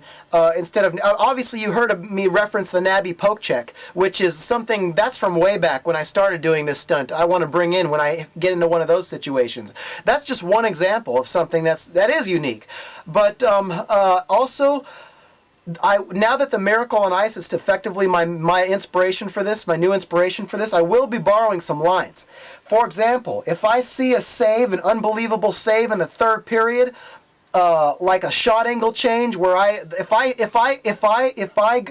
see the sickest shot angle change in the history of shot angle changes, or anything even close to that, you know, where they make a lateral move starting from an angle and then they get hit and go straight. If I save the sickest shot angle change you can possibly imagine in the third period when that music is playing, you better believe I'm going to parody the moment on the not parody. I'm going to homage the moment in the Miracle on Ice when the Russians pull the goaltender and Herb Brooks is being like, "See what just happened? They pulled their best goaltender." Like, you know, I don't know what the line is, but I'm going to parody that moment. I'm going to be like, "You see what I just did? I saved the sickest shot angle change in the history of shot angle changes. They don't know what they're going to do now to beat me. They can't beat us. This one, this is for you." See, that's the kind of thing I'm going to bring in. I'm going to basically take that moment and go out of my player mode. I'm going to be my own coach, and I'm going to be speaking to the audience as like they're on my team, and they just got saved on the sickest shot angle change. They couldn't get that by us, and that's the thing, is that's the kind of thing that I'm going to bring in. Those are the kind of homages that I want to see. Also, another one, I was thinking, this is actually recent. I came up with this recently, these ideas recently. I also want to do, I also want to homage the "This Is Your Time" speech in the locker room. Before going into the third period, when I'm setting the music, when I get that all straightened out, I'm actually going to start the music ahead of time. I could put like a scoreboard that says "make some noise," so I can start the music way in advance and have some of it play. I'm going to do graphical stuff like that to give me a break there that I can work with. But I'm going to look for an opportunity to homage the "This Is Your Time" speech, and I'm going to put it in a Blades of Steel context, and I'm going to be like whatchamacallit, explaining how, well, I can't really put it well now. I'm not going to try. It has to be completely natural. I may write some stuff in advance, transporting the dialogue to my context, but if it fits, and only if it fits perfectly, 100% like a puzzle, I will come up with a version of that expresses what I'm going to be going through in the Blades of Steel. So yeah, I'm going to do a miniature. It's not going to be as long. It's actually going to be abbreviated. So yeah, I do want to do that. And then lastly, what else do I want to borrow? Homage. Yeah, if I go through anything that makes it seem like, if I feel like I'm letting down any effort, I'm going to come down hard on myself for not seeing something harder. I can't explain. You know, I'm gonna leave it to the imagination. You can watch the Miracle on Ice movie, and you can see how I'm gonna get down on myself if I start feeling just the slightest bit like I'm wishing that I didn't have to make a save here or there, or if I'm looking for an excuse, I'm trying to find a way out. I'm gonna come down hard on myself. The same way. I'm basically going to be my own coach. I'm going to be my own Brooks here because I have that in me. So I'm going to pull that out. I'm going to pull that out, but it's going to be sparing. It's probably not going to be any more than that either. But yeah, I'm going to pull out some homages like that, and I'm going to make sure that I pull them off. That's the most important thing. I'm not even going to see. That's the thing. Responsibility is a fragile thing. Anybody can try to recklessly homage something. But when you try to take on this, in this kind of performance, the responsibility goes up. It has to be just right and perfect, or I don't do it. So when I do it, I'm going to do it. And there's other things I want to bring into it. I already know my tagline for the film, which I want put on the side of the championship hat. You know, this is for the 1%ers. This is for the 1%ers who have seen my past stuff, who know what I do, who know what I'm about, without even having to be told to this point. Everybody who really knows that I'm about complete fulfillment in every project. I throw everything I have at every project I do. And there are so many people who don't even know what I'm doing right now, who won't even know till years later. People who had faith in me when I gave them no reason to have faith in me. People who had faith in me when I didn't even tell them what I was all about. I've told nobody about all this, what I'm standing for. People who just know. They just pick it up. They just get it. They get what my filmmaking's about. They know it's not about attention. They know it's not about popularity contests. They know it's not about what everyone else makes it about. People who just get it. That's 1%. 1% of everybody who's seen my stuff worldwide. Everybody who's come across my videos. Only 1% gets it. That's who I make videos for. That's who this is for. That's who everything's going to be for. I'd say about 5% of them understand it enough to make me proud to make stuff for them, but 1% is what gives me this reason, this extra added motivation to do this. I make this, I do this for the 1%ers. This is for the 1%ers. That's the tagline. This is for the 1%ers.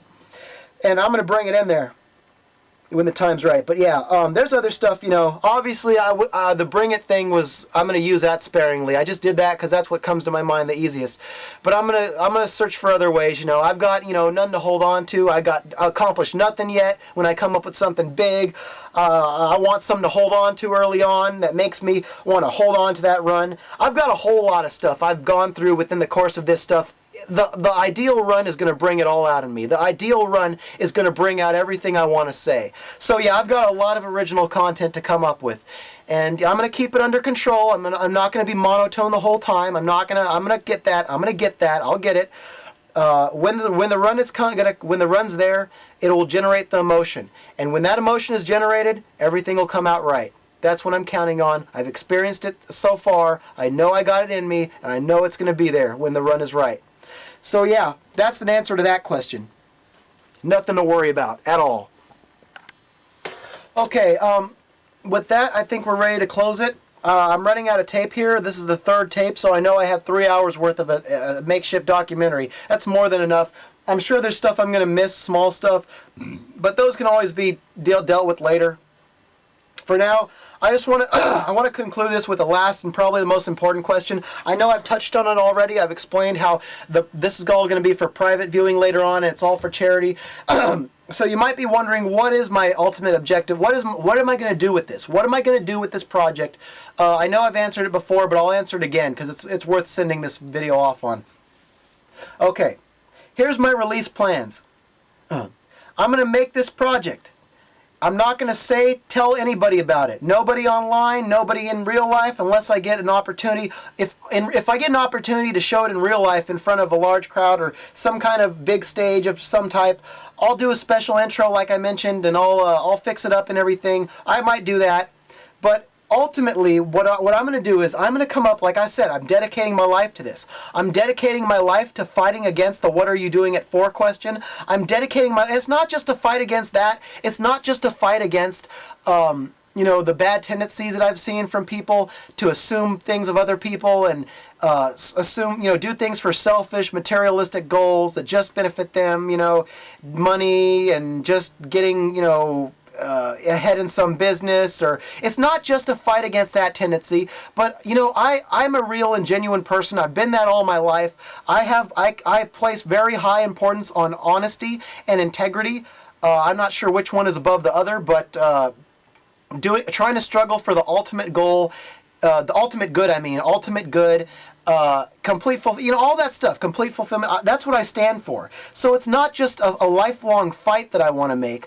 I want to take the best quality about myself and bring it out. I want to take the best quality about myself, being a real and genuine person, and I want to live it. I want to be the extreme example of what it's like to be a real and genuine person. So I don't expect other people to be just like me. I'm not going to be, I don't consider myself a celebrity. I don't ever want to be famous. I'm going to purposely reject fame if I ever get the opportunity to it.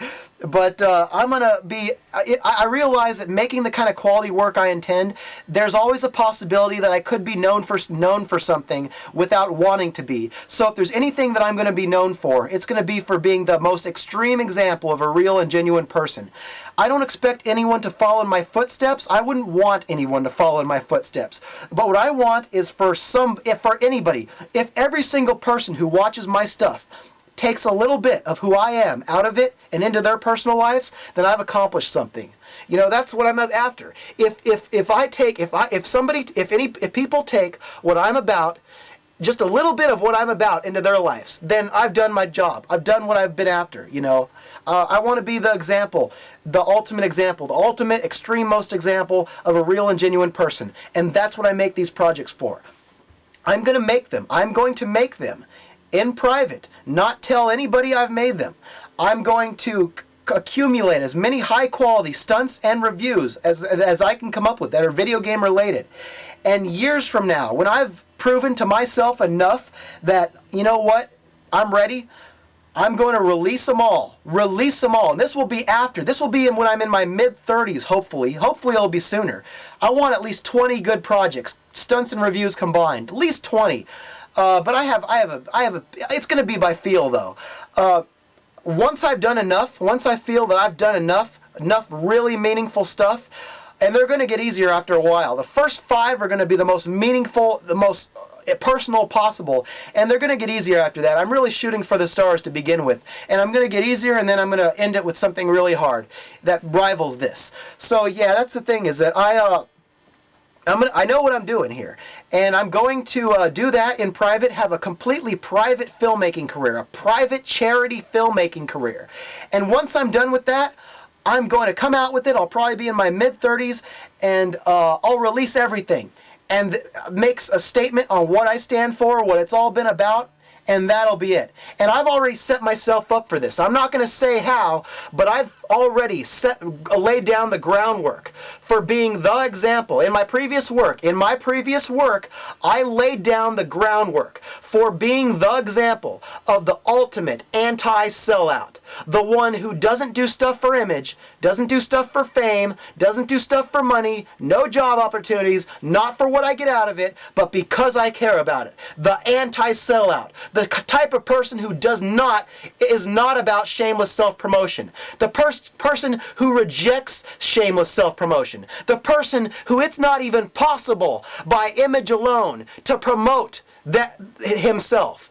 I've laid down the groundwork. Nobody's got it to this point. They're not going to get it till years later. And that is when the statement will be made. So this is all just a part of that statement, a part of a larger lifelong goal of me being the anti-sellout. The one who is real, takes being real and genuine to the extreme. To the extreme. Who lives it, who plays it, who talks about it, and who backs it up. In every facet, backing it up. It's about earning the right. And that is my other tagline to that statement. Earning the right. That is what it's about. Anyone can complain. Anybody can be a talking head and spout off on their opinions. But I back it up. That's what it's all about. It's about earning the right. Earning the right to complain about that kind of injustice. The kind I've seen all my life. It's about earning the right. So yeah. That's how this fits into a larger goal. I'm sorry if it comes across as kind of, what's the word, insane, and if it comes across as impractical, but you know what? I believe in the I believe in the impossible. You know, I want to attempt the unthinkable with each and every stunt. I'm going to attempt the unthinkable and accomplish the impossible. That's how I'm going to approach every single stunt. So I don't care how difficult it gets. So that's the conclusion. And send you to the trailer, the outtake composed trailer that I have so far. I have a whole bunch of outtakes. I'm gonna be spending this entire week without the tape deck, using this camera to log and capture, no matter how painful a process it is, all my outtakes, the rest of the outtakes, so I can get them all done, clear the tapes, have a trailer, pre-edit them in whatever crappy form this camera records, and then I'm going to be on it. Once those tapes are clear, I'm going to be on it. So, for now, enjoy my progress so far on the outtake composed trailer to the Perfect Vezina Stunt.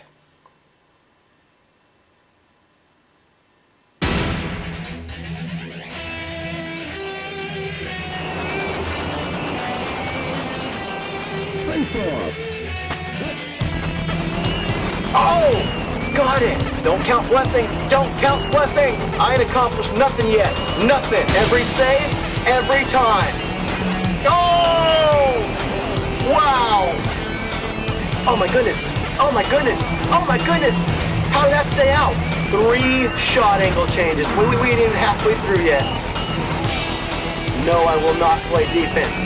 I will not, I repeat, not play defense. Go ahead, take it, take it, take it! Do I have something to hold on to? Check. Damn it, I should have let that one go. Fucking rebound bar. I can't take the easy way out. You watch me. You watch me. You see if that ever happens again. Told you I wasn't gonna let it happen. I will not, I repeat, not take the easy way out. Ever! Damn! That's what this stunt's all about. Every save, every time. That, my friends, was the game of a lifetime. I have never, ever had that big of a challenge. Ever. Ever. First game, second game, third game, ever. You asshole. I swear to God if you score on that one. Bring it. Bring it. Yes. Yes. Yes. Oh, that was how come I couldn't get him? Oh, you fucking asshole. What a fucking asshole. Fuck, I hate those. New York just didn't bring it. They did not bring it. I'm pissed off. They better give me a good first period. If the first period sucks, I'm starting over. Oh, what the hell? Okay. Oh, you idiot. What idiot? Oh, wait, no. That's... Oh, okay.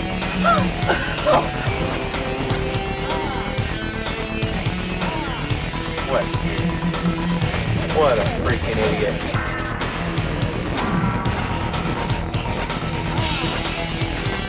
Did you hit me enough times?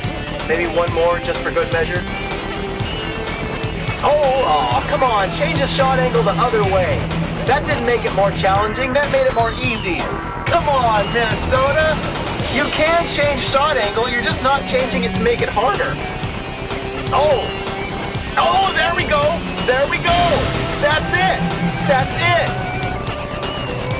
Oh, wow. Woo-hoo. Post. Not post-production, the actual post. I will not be jinxing this run with bad commentary. You asshole trying to squeeze it in. Oh, wow, what the frickin'... I could smell a change of shot angle or something. Something's coming big. Oh, no, that was it. That was it. That's what I didn't see yet. I knew that I was going to see something that I had yet to see in this stunt so far. Damn it. That's good. That's good. That's good stuff. That's a good game for Minnesota, I'll tell you that. That's a highlight reel game for Minnesota. Oh, not the other shitty team! What are you doing, asshole? Blades of Steel? Not the... Oh, great. They give us the shittiest team in the game, followed up by the second shittiest team. What's next, Edmonton? Am I gonna get Edmonton in the finals? God damn. But no, that's good. That was a shot angle change. Oh, no! Got it! Yes! That was good. Oh, they're skating now. Yes, yes. This is what I live for, LA. This is what I live for. This is what it's all. Oh, no. Oh, how the defense. The defense saved it. Yes. Yes. Oh, you dare squeeze it in. Asshole. What an asshole. What an asshole.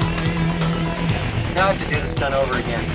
Otherwise, it's an imperfect Vezina stunt.